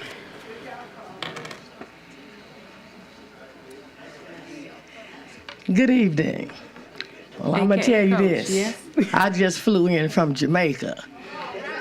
Now, I watched this meeting last week, and I'm going to tell you, I couldn't wait to get here. The flights was canceled and canceled and canceled. I told them, hell, I got to get to Baton Rouge. I have to get to this meeting. But I want to say to you, Mr. Smith, my brother, my people, a job well done. Every time they called, you stepped up, and you stepped up with grace. And I commend you. And I'm going to always have your back. And I've always told you that. I've been serving this system for 34 years. Matter of fact, Shoshone Stewart was one of my players since 9th grade, and you know how I operate. That's why I was kind of commending Coach of asking, what did you coach? Oh yeah, she was the one. Yeah, in all 3 sports. All 3. So yes, I have seen this board come and seen superintendents come and go. And I definitely have seen some of this board. I just don't know what to say. Y'all just bold and just came on out. I thought I had to get my purse for a minute. But again, I see you got it right this time. And I thank you. But to Mr. Cole, just like the parent that just stepped forward, I had to come and speak on my daughter's behalf. If it wasn't for you taking my baby that had no clue, because I was trying to save her from all the things that my mama did, but I commend you because you stepped up, you helped me raise mine. And I want to tell you, this day, she's a high school teacher in Dallas. She graduated from Grambling State University with a master's. She's working on a PhD. And the first thing she said, Mama, you go there and you let them know Mr. Cole is the man. He's the next superintendent. So I had to come here to let you all know You got it right this time. Ain't no need of doing anything else. And Miss Powell, you know me. You know how I operate. I'ma bring it. And brother, Mr. Cole, you my friend. You have always been my friend through thick and thin. And I want to let you know, I got your back, baby. I got your back. Thank you, Coach. Mr. Eugene Brown.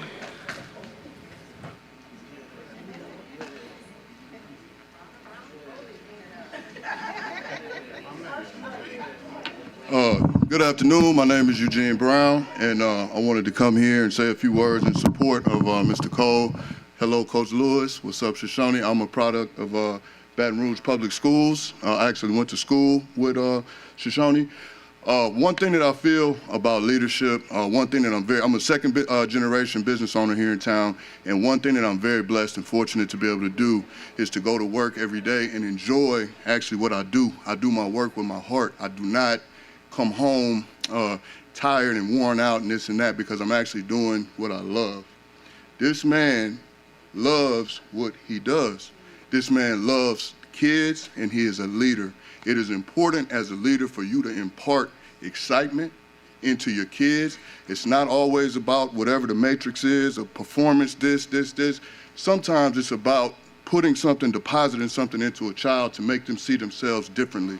And that's this man right here. That's what he's going to do. And I feel 110% confident that he's going to be the exact person that we need in our city to help us keep some of our students here at home and stop everybody from leaving Houston, Dallas, all of these different places that we lose our students to. I think Lamont is ultimately going to raise the bar for the entire city. And brother, there's one person that I'm here to tell you congratulations on behalf of, and that's my father. All right? Thank you. Seeing no further in-person public comment, we do have public comments online. Mr. Martin. Yes, ma'am. I'm going to speed read these as much as I can while giving full justice to the people who have taken the time to express their opinion. Cherie Rogers says, LEAP scores came out and several schools saw significant declines, but will have the same literacy coaches, same magnet coordinators, same assistant principals that have been there for years. Some sites need staff changes now before the first day, and school with more than a 2 to 3 point drop needs to have shakeups before the first day of school. Waiting for a superintendent appointment hurts kids. We need a superintendent who is a team player, not a narcissist. We cannot keep people in positions because certain people in central office protect them when it costs the outcomes of real children for years. Mr. Lamont Cole can and has worked with Mr. Smith for years and also had a child in the system recently. Just as simply changing out one principal does nothing, setting up this leadership team would set an example. Having an outsider with strong community support very well may be the compromise we need to address these schools that need more than a new principal before the day. Amanda Brown says, as an educator within the district for the past 10 years, I stand in support of Adam Smith. However, I understand that he has withdrawn his name from consideration.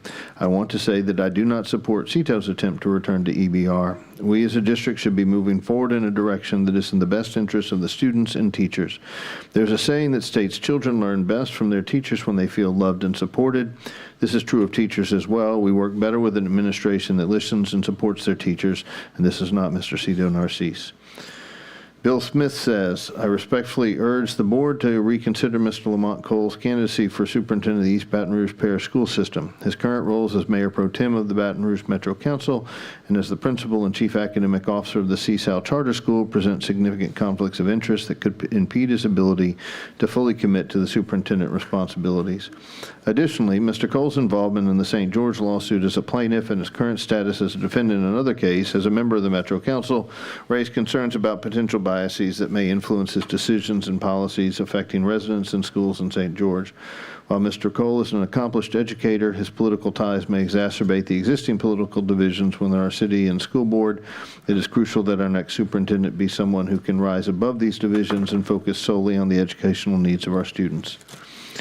Danielle Brown writes, I first met Mr. Cole in 2005 as a 7th grader at Westdale Middle, where he was my assistant principal, challenging all of his students to strive for excellence and reach our full potential. Growing up in Eden Park, a community Mr. Cole has diligently represented on the city council, I lacked role models who looked like me, but Mr. Cole filled that gap, willingly writing every letter of recommendation for scholarships and college applications that I asked him for. 20 years later, I still greet him as Mr. Cole, even though he insists I call him Lamont now, but he will forever be my assistant principal. As his former student, a product of District 5 and now a resident of District 6, I urge the board to select Lamont Cole as our next superintendent. Every child, regardless of their zip code, deserves access to a world-class education, a nurturing learning environment, and inspiring leadership. It is their birthright, and Lamont Cole is the leader who can make that a reality. Crystal Ellis says, to our board, I have been asking for some time now, how are the children? This evening is the first time in some time that I am hopeful that the children will be well. I look forward to supporting Brother Cole as he moves this district forward. Your consideration for what is best for the children is evident this evening. Mary Dunham writes, we are ready. Thank you all for these improved climate. Please do appoint Lamont Cole. Some of those, quote, directors have been switching job descriptions every 6 months and nobody knows what they do. We cannot afford to send folks to, quote, conferences at resorts who can't help the schools they claim to serve. This is the leadership we need. Too many executive directors, literacy coaches, magnet directors are taking paychecks with no accountability when we have empty classrooms needing their skills. Yes, this is the leadership we need. Demetrius Y. Blakes says, as a retired EBR PSS employee, I had the privilege of collaborating with Mr. Cole in various roles within the district, as well as through his council office's partnership on the annual Back to School Expo. Mr. Cole possesses an extraordinary ability to connect with individuals from all backgrounds. His genuine and approachable nature makes him immensely popular among students, staff, and community members. Mr. Cole's dedication to his role at CSAL is truly exceptional. His commitment to student success is evident in countless ways, such as personally writing over 200 encouraging messages to students ahead of the LEAP test.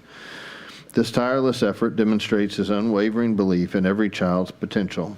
Given his proven track record and deep understanding of the district, it is clear that Mr. Cole is uniquely qualified to lead EBR PSS into a brighter future. Serafin Nunez writes, despite weeks of promises about transparency and cries from union leaders for a more democratic process, the board has chosen to appoint its own candidate through non-transparent means and backroom deals. Regardless of the candidate's qualifications, this approach undermines the integrity of the process. Shame on you. Jonah Brown writes, the community is on board. We all hope EBR schools open a forum to nominate staff who might need some help redirecting their career paths. Here to help. Let's get this done and get moving. Dr. Devin Wright says, I want to take the opportunity to publicly support Mr. Lamont Cole. After all, that's what he and other mentors taught me as a young man in the Young Leaders Academy in the 90s and early 2000s. If you don't speak up for what you stand for in society, then society will never give you the chance to stand up and speak. I am confident that he will lead the district with distinction. As a resident of and pastor in District 5 and as a 12-year educator, I am intimately aware of some of the struggles our system faces and how those struggles simultaneously impact and are impacted by the issues within the surrounding community. I sincerely hope the board members, present and future, will commit to centering students in every agenda item and will work to collaboratively build an equitable environment where students can safely matriculate through our system and graduate with choices and opportunities. This process was unnecessarily ugly, but tomorrow can be beautiful.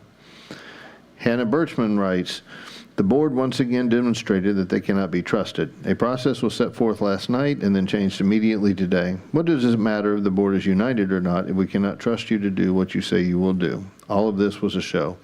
Mr. Cole, congratulations. I wish the best for you, our teachers, and students. Brandy writes, I am highly supportive of Lamont Cole becoming the eternal superintendent of EBR. If anyone can fix the dysfunction at this point, it's your current mayor pro tem. Sitting outside the school board meeting, he, not knowing me, offered me his seat. When I went to the Metro Council meeting to support Councilman Hurst on not putting a forensic psych in spitting distance of a school, he let me know he'd make sure I got home if necessary. That speaks volumes to me, just like Ms. Porter's sacrifice on a dial-a teacher kept me with straight A's in math, and that has stuck with me forever. I started out in special ed, now advocating in the legislature for vulnerable populations.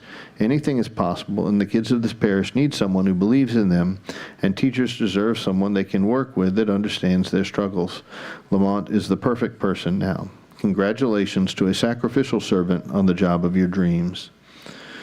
Fairleigh Cook Jackson asked me to read an Abbott and Costello routine. Mr. Lannis has refused my request to perform it with me, which is wise, but Fairleigh Cook Jackson says, this is my comment, please read it. Costello, that's what I want to find out. I want you to tell me the names of the fellows on the St. Louis team. Abbott, I'm telling you, who's on first, what's on second, I don't know who's on third. Costello, you know the fellows' names? Abbott, yes. Costello, well then who's playing first? Yes. I mean, the fellow's name on first base. Who? The fellow playing first base. Who? The guy on first base. Who is on first? Well, what are you asking me for? Abbott, I'm not asking you, I'm telling you, who is on first? Costello, I'm asking you, who's on first? Get it together, board.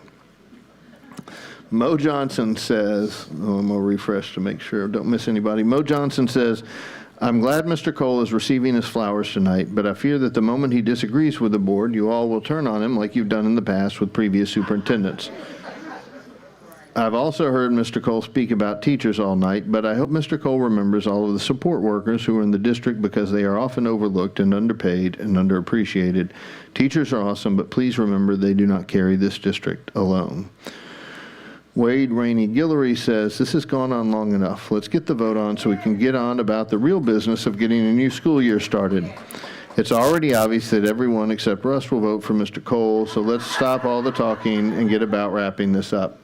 I met Mr. Cole in 2003 during grad school at the Southern University. He was a GOAT then and will continue to be a GOAT for all of EBR. Welcome to EBR, Mr. Cole. Come on up and take the big chair.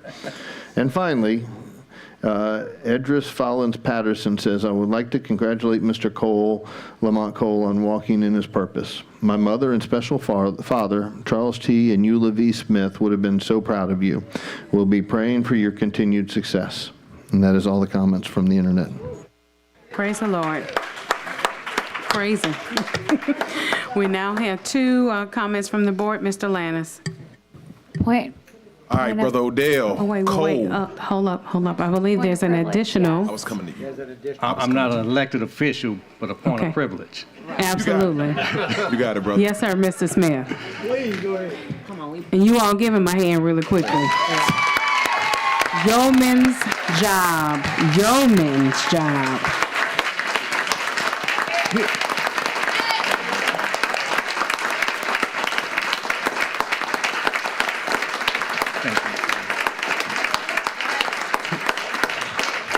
Here's what I like to say.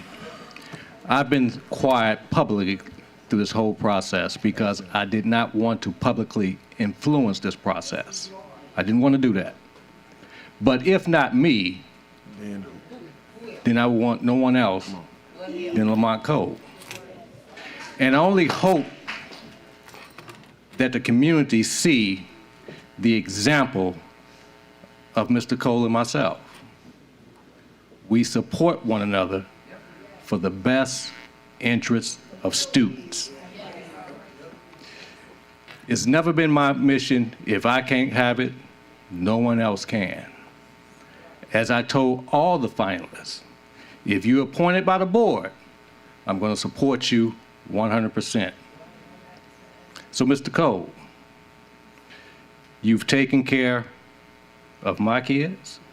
You were their principals at Park. I would have never left the principalship if it was not for Mr. Cole, who came behind me, because my daughters was at Park Forest Middle. I entrusted him with my most precious asset, so I asked the community to also entrust him with your most valuable asset. Now I have to give credit to this board. 6 months ago, I was appointed as interim superintendent, one of the biggest challenges that we were facing is that we had to approve a general fund budget, Ms. Soule. And I will say this, and I want you to hear this, Mr. Cole. That was probably one of the most easiest processes since my time as serving as a district administrator. Because even though there may be differences, when I met with each and every board member, all nine of you, and Mike, you were instrumental in getting the budget passed, you gave valuable input, you all gathered around one common interest, a student-centered budget. Now, it's not the perfect budget, but let me tell you what you were able to do. You were able to get a teacher pay raise or employee pay raise that hadn't been done in over 16 years, and you need to commend this board for that. You got that done. We were able to put resources in some of our most neediest schools, and it was because of the back and forth dialogue with the board, staff, and myself. So I want to commend you over this past 6 months for getting that done for our community. And like I've said before, I'm not going to pack up and go anywhere. I'm committed. And Mr. Lamont, Mr. Cole, this board will support you. There's going to be tough conversations, but when it's in the best interest of students, you all going to be aligned on a common goal. So it's time to go to work. That's it. It's time to bring your lunch pail, and it's time to go to work. That's it. Thank you. That's it. Thank you.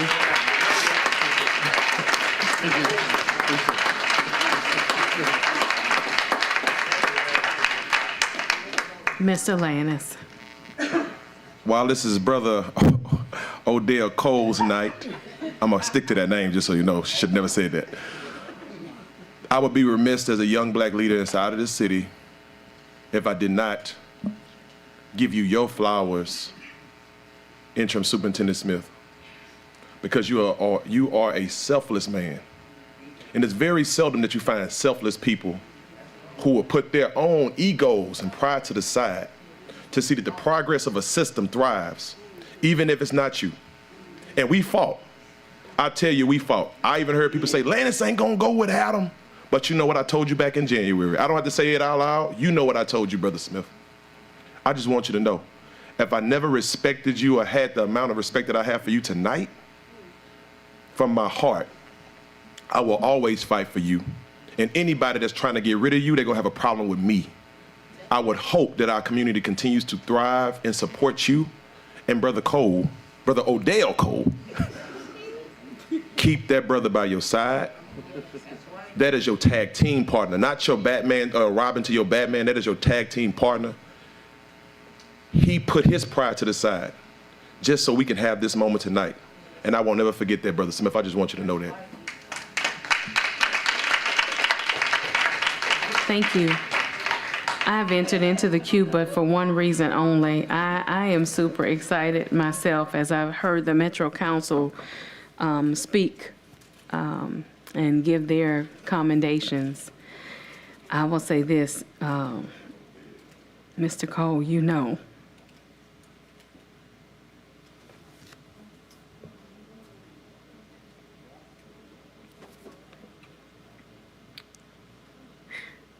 this man has given me so many pointers. He calls me when he knows that I need help. And to be able to work with you, sir, is going to be transformational for our community. And I am super excited. Thank you. Mr. Russ. Thank you. I admit through this process, I've been at a loss many times about what the path forward looked like for our school system. It's been difficult for everybody, regardless of which side or which candidate you supported or where your friends were in this community. We've all had a lot at stake. And I had a very candid, sincere conversation with Ms. Powell Lewis recently. And, you know, we talked about how we all come to the table thinking we're righteous. And if everybody's righteous, nobody is righteous. And if everybody's righteous, everybody else is wrong. And that's something that I've thought a lot about the past couple of weeks as we work through this work every day in a very difficult way for a lot of us, all of us really. And coming out of meetings and driving home and just praying to God, saying, Lord, I don't know what you're doing with us, but your will is going to be seen. And I don't know what the answer is here, but I need you to show us. And Ms. Powell Lewis and I had a prayer where we said that.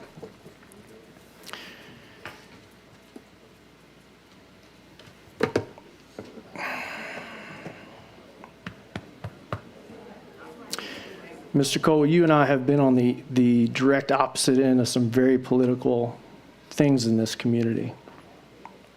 And everybody knows that. Town knows where I stand on certain things like St. George and knows where you've stood. And you can attest, we've never sat down and broke bread or had coffee. We've shaken hands maybe twice, and that's all that we know of each other. But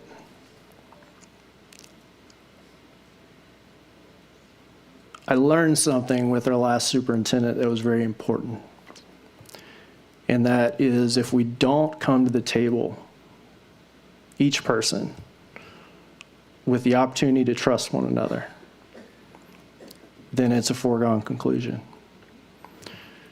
And I entered into this role, regardless of what people might say, with the full intent to serve every child in this community. There's a lot of people that try to ascribe what my motives might be, and that it's to destroy our school system or to make it charter, or I don't know, pull something out of the hat. You can try to label me that, but the reality is that my kids are a part of this community just like everybody else's kids, and I want them to live here and to thrive and to have public education. I don't care what it looks like. I want every kid to have a great, well-funded, high-quality public education. I am agnostic to what that looks like, whether that's a charter, ESA, neighborhood school, you name it. There's all kinds of different systems of education. I just want every kid to have one, because you and I know that that's what makes a difference. If you don't learn to read, you don't succeed. I will not be a hindrance to your success. I have had a lot of candid conversations with board members, with members of the community, when it was brought up that you may be considered for this role. And I have very vocally voiced that I am pretty frustrated and have washed my hands of this process. And I came with the intention of abstaining from this vote. But God has been putting it on my heart that I have to listen and be receptive to his will. And I feel that what he is telling me is that I have to start building trust.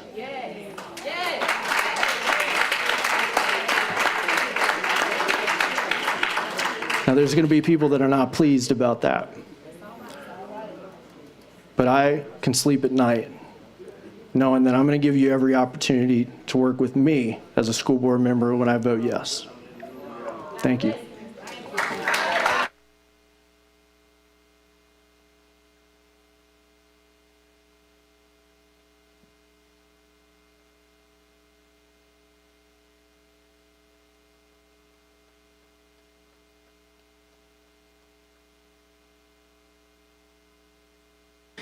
Y'all expect me to talk after all of this? I have to keep directing the meeting. Okay, Ms. Stewart. I just had a few words. I know we're trying to rush this process along. Mr. Ted James had to leave, so on behalf of your friend, he wanted me to congratulate you. So I wanted to congratulate you on behalf of Mr. James. Thank you. Seeing no further comment, cards, or cues.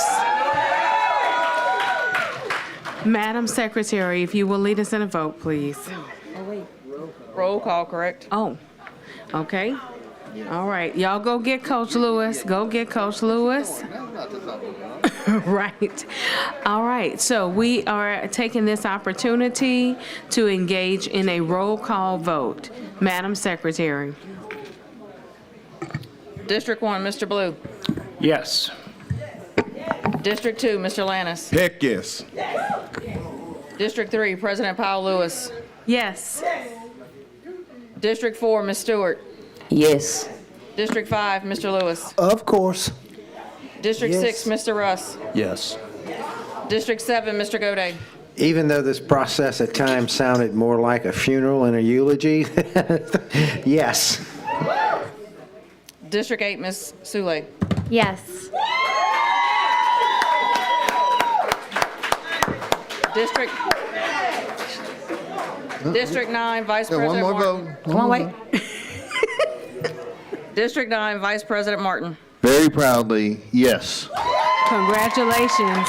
Hold up, Brother Cole. That's your seat right there, my brother. That's your seat right there now. Come on up. Come on. Come on up, man.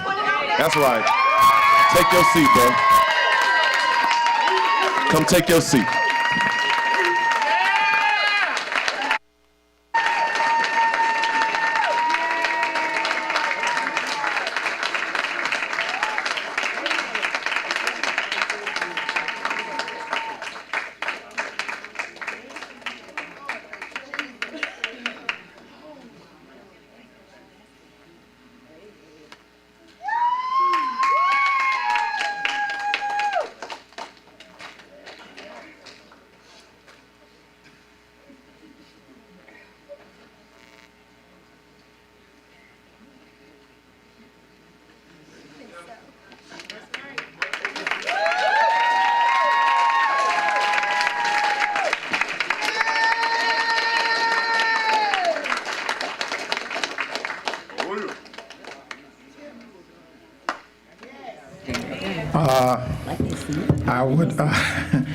I would first like to thank God for allowing me to be here today. I want to thank my wife, Cassie, for putting up with me. There is a song by Whitney Houston, and it says, "If tomorrow is Judgment Day, and the Lord asked me what I did with my life, I'd say I spent it with you. Thank you for being the most important person in my life." There are some people here who work at the institution I worked with for the past 12 years from CSAL. I want to thank all of you for being here to support me. I want to thank my confidant, Pastor Eric Williams, for always telling me, just keep doing the right thing and the right things will come. I want to thank, again, the members of Omega Psi Phi Fraternity Incorporated for being here. I want to thank my family. I see my cousins, my aunts, my big cuz Paula. I want to thank all of you for being here. I'd be remiss if I didn't acknowledge some people who have been instrumental in helping me. I don't want to leave anyone out, but these individuals have helped me along this journey. Herman Brister Sr., Katie Blunchy, Sherry Brock, Armin Brown, Howard Davis, Tack Jackson, Phyllis Crawford, Hollis Milton, Carlos Sam, and an individual I talk to almost every day, Mr. Des Moines Rutledge. Thank you all for always being willing to tell me the truth. I want to thank Darcy Franklin, who I used to share a bed with when we were growing up. I want to thank the fellas, Maurice Barber, Curtis Walker, Herman Brister Jr. for taking my phone calls late at night. I want to thank Brandon Dewins and Tiffany Sanders for coming to spend time with me when I was in the hospital. I want to thank my sister-in-law, Phoebe, for putting up with me and me being difficult. I want to thank my mother-in-law and my father-in-law for being exceptional mother-in-law and father-in-law to have in my life. And this is going to be the most difficult part of the people, I think. I want to thank my mother who raised me as a single parent and taught me to treat people well, no matter what. Treat people well. I want to thank both of my grandmothers who were educators. And I want to thank my father who is now deceased, and both my grandmothers are deceased, and my grandfather is deceased. And every single night, I talk to my grandfather, my father, both my grandmothers in my dreams. And I can't wait to get home and go to sleep tonight, because we got a lot to talk about.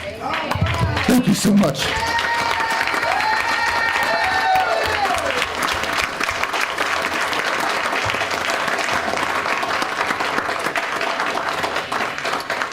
Thank you all so much.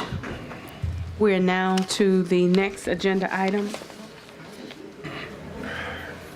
I had the right page. Over the pages. Okay. Okay. All right, so we are now back to agenda item B1, Deputy Superintendent Appointment.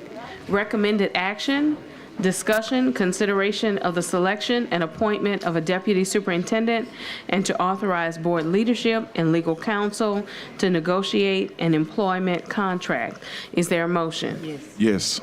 Okay, Mr. Lannis? I move that we select interim superintendent Adam Smith to be our next deputy superintendent, alongside our new superintendent, good brother Lamont Cole. It has been moved by Mr. Lannis and seconded by Ms. Stewart that we select Mr. Adam Smith to serve as our deputy superintendent. Comments from the board? Mr. Ballou. Mr. Ballou. Just real quick, I know I've asked the question. I just want to make sure I understand it right. This role or this appointment is for council. As far as any duties, any goals, performance reviews, we'll be able to make it under the control of the superintendent. Is that correct? That's correct. So per law, the law authorizes the board to employ a deputy superintendent. The board will have to approve a contract, which in that contract will have terms, which in those terms you can stipulate that that person work with the superintendent or that the superintendent designate those duties. So yes, per contract, you can do that. Okay, thank you. Thank you. Mr. Gode. Yes, I have a similar question. The position that you have, you are sort of a dual employee where you work for the board, but you also work for the superintendent. And we have a contract with you and the board evaluates your performance and things like that. How does a position of deputy superintendent fit into that model? It would work identical to my contract and actually to the superintendent's contract. His contract would have built into it performance targets, performance objectives and targets that this board would set. He would have a contract similar to mine and similar to the superintendent's that would set a salary, a term, and some other specifics. But it's a very similar situation. He is employed by the board directly, but you can designate that he worked with and for the superintendent. Okay. And before Mr. Finney gets up here and asks, is this a job that we need to have a job description approved for?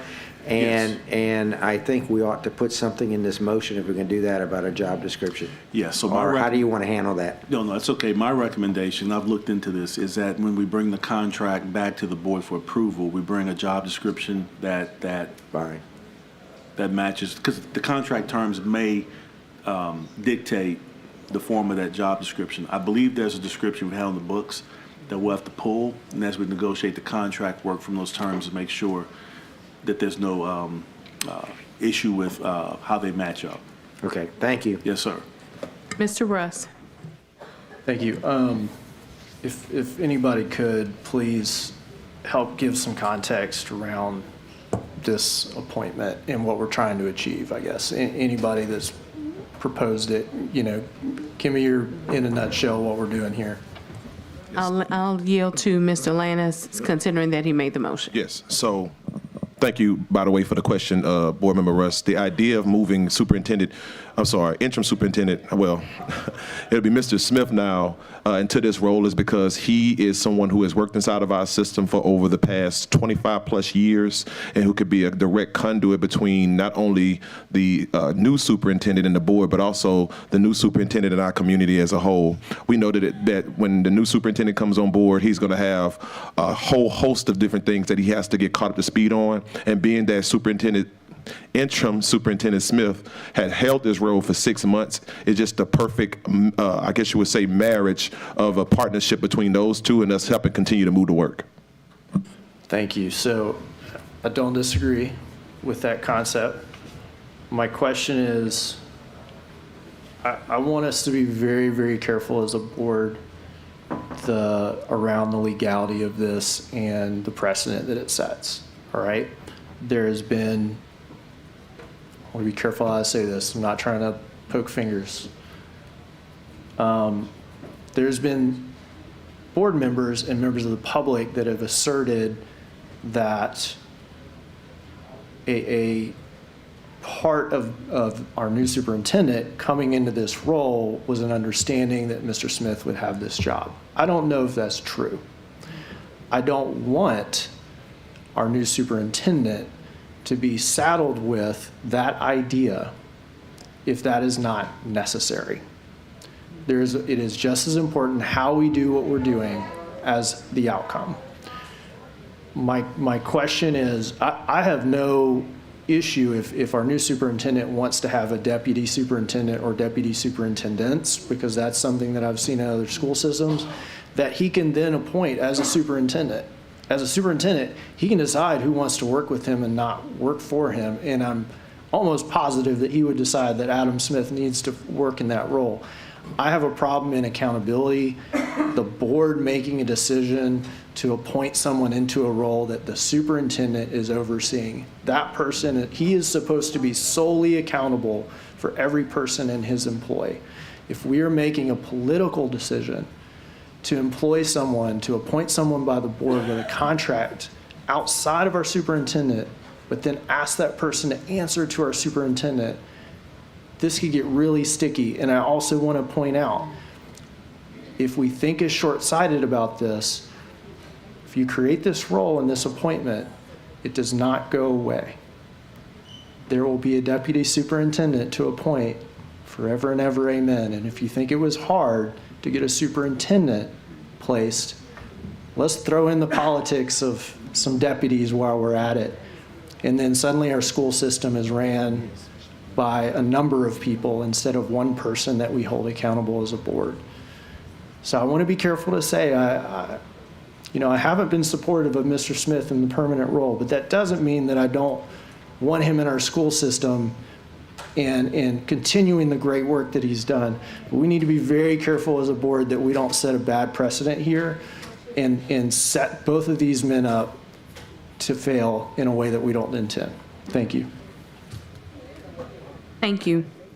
Considering that it is 8:45, do we need to consider the vote for extending time or anything at this point? Okay. All right, so hopefully we'll continue to move fast then. Okay, so I have entered into the queue myself. Quick question, and I understand, Mr. Shamlin, if you don't have this historical knowledge before you right now, but my question is, when was the last time we've actually appointed a deputy? I don't want to misspeak. We have employed a deputy superintendent in the past, I believe twice, but I really don't want to misspeak on the record without checking that information. So I would ask that you let me meet with HR and get that to the board tomorrow. Well, look, and I'm just looking around the room because the one who would know it would be Mr. Smith because he's a walking computer. But okay. Well, this kind of leads to my comments as well, and I just wanted to share. Thank you so much, Mr. Lannis and Ms. Stewart, for making your motion. I just wanted to share the following. You know, when Mr. Smith started as an interim superintendent, he referred to himself as a company man. Mr. Smith is not a company man as used in a negative connotation of which I expressed to him that I hope he never refers to himself as that ever again in life. Mr. Smith is the epitome of implementation for the East Baton Rouge Parish School System. An example, as I said before, of a walking computer, in many senses with the depth of knowledge of this entire district. I am thankful that he showed us firsthand of his capabilities within the last 6 months, as he not only kept the EBR school ship afloat, but was also able to lead by making sustainable impacts in personnel compensation and transportation solutions. Although we have been assigned a special master to assist with our exceptional services, and many have used this both on the board and off the board as a stain on Mr. Smith's professional reputation in the district, I question if Mr. Smith was ever given a detailed job description as the leader of our special education department. From what he has shown in the last several months, he clearly knows how to fulfill the assignments that are placed before him. Therefore, I positively anticipate the possibilities of wonderful student outcomes if given an intentional job description that will lend itself to truly have an opportunity for him to assist in leading our district. To our community, again, thank you so much for your support, your insight, and willingness to use your voice during this entire 6-month process. As majority of you have openly shared your support last year and this year for Mr. Smith via phone calls, letters, emails, text messages, public comments during meetings, and conversations even in the grocery store. I would like to say, as one member of a 9-member board, I have heard and will continue to hear you. And with Mr. Smith's humility, he has heard you as well. I am deciding to support Mr. Smith as Deputy Superintendent because he has shared clearly with me that he is willing and is seriously interested in serving in this capacity. Therefore, I will be supporting Mr. Smith tonight for Deputy Superintendent. Mr. Martin. Thank you very much. Like Mr. Rust, I have some philosophical concerns with this process. However, a couple of points. One, as Mr. Shamlin indicated, as I understand it, there's probably been at least 2 deputy superintendents appointed directly by the school board in recent past, and they have not actually stayed. And the last one, I believe, was under Superintendent Drake's tenure, and that position did not continue and was not filled after that. Second, I think that Mr. Russ makes a very good point that we certainly don't want to do anything that our newly appointed superintendent wouldn't want. So I'd like to offer a friendly amendment, Mr. Lannis, if I could, to include our new superintendent in the people that will negotiate with Mr. Smith for the terms of this contract. Okay. Okay, Ms. Stewart, do you agree with the amendment? Okay. All right. So, for the record, Mr. Martin, will you read your motion again? Sure. Well, Mr. Lannis. it's a friendly amendment to Mr. Lannis to be the same, other than to add the superintendent as a negotiator. Right. So with the added amendment, I said I move to name Mr. Adam Smith to be our next deputy superintendent, with the caveat that his contract be negotiated with our new superintendent, Lamont Cole, as well as board leadership. Okay, thank you. And All with right. that friendly amendment, I support the motion. Thank you. Okay, thank you. Seeing no further board comment, we will now turn to public comment. And you all, we have not voted to extend the time, so only if the Lord is pressing down on your heart deeply, may you come forward with your comments. So, Ms. Parkinson. Okay, so Ms. Parkinson.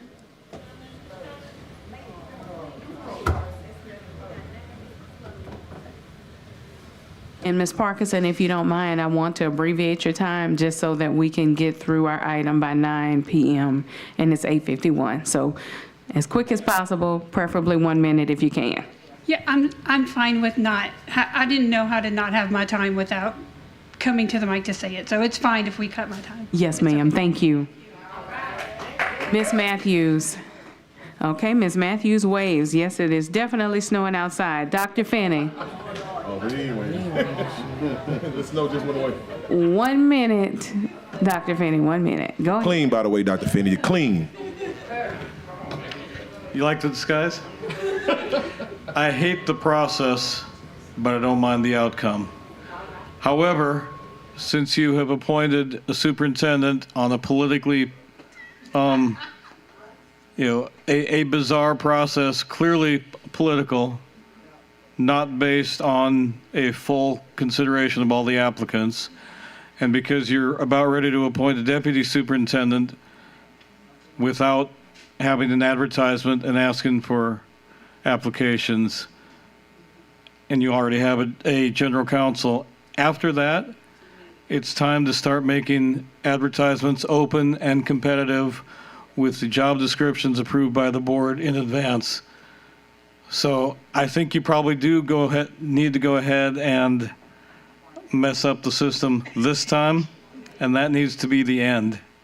And by the way, Michelle Clayton was deputy superintendent under Drake, and I think the name of the gentleman with Dr. Taylor was Michael Hagan. Thank you, Dr. Finney. Thank you. With the facts. Go ahead. All right. Go Ty Finney.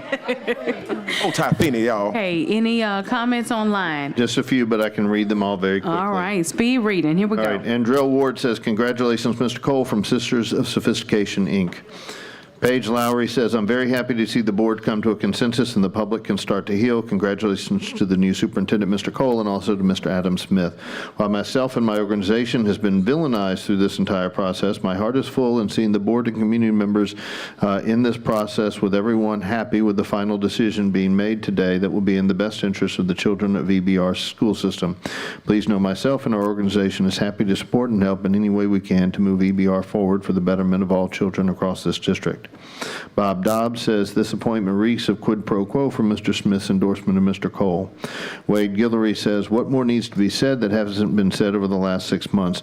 Mr. Adam Smith has shown over the past 28 years he's the man for the job. He's shown over his time as superintendent that he is the man for the job. He just showed you at the mic moments ago that he's the man. Now give him the opportunity to assist Mr. Cole and all of EBR. Crystal Ellis writes, simply, I have a great deal of respect for Mr. Smith, but I am inclined to agree with my board representative, Nathan Rust, for all the reasons that he stated.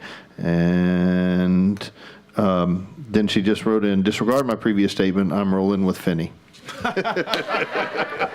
Thank you so much. Seeing no other public comment, we return to comments from the board. Mr. Russ. I'm going to be quick.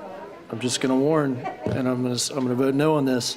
Agreeing to do this opens both these men to political fire that they do not need right now. You put your board at risk for a failure to hold the one man that we just hired accountable by undermining them, and I cannot support this, although I know that you're going to do it anyways. Thanks.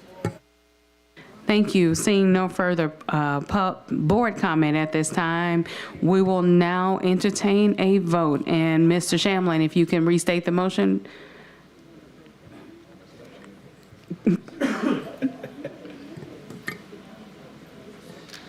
It's a friendly amendment to the motion to select and appoint Adam Smith as a deputy superintendent and to authorize board leadership, the superintendent, and legal counsel to negotiate an employment contract.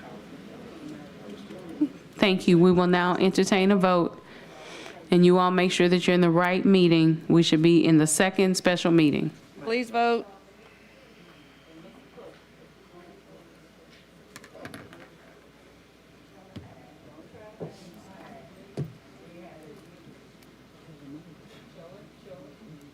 Motion carries. Amen.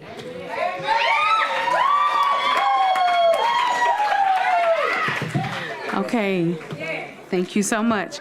So, C1, announcements of meetings, Committee of the Whole to be held on August 1st, 2024 at 5 p.m. in the Central Office Boardroom. Regular meeting to be held on August 15th, 2024 at 5 p.m. in the Central Office Boardroom. Before we adjourn, I would like to add as well that there will be a press conference that will be held here tomorrow morning.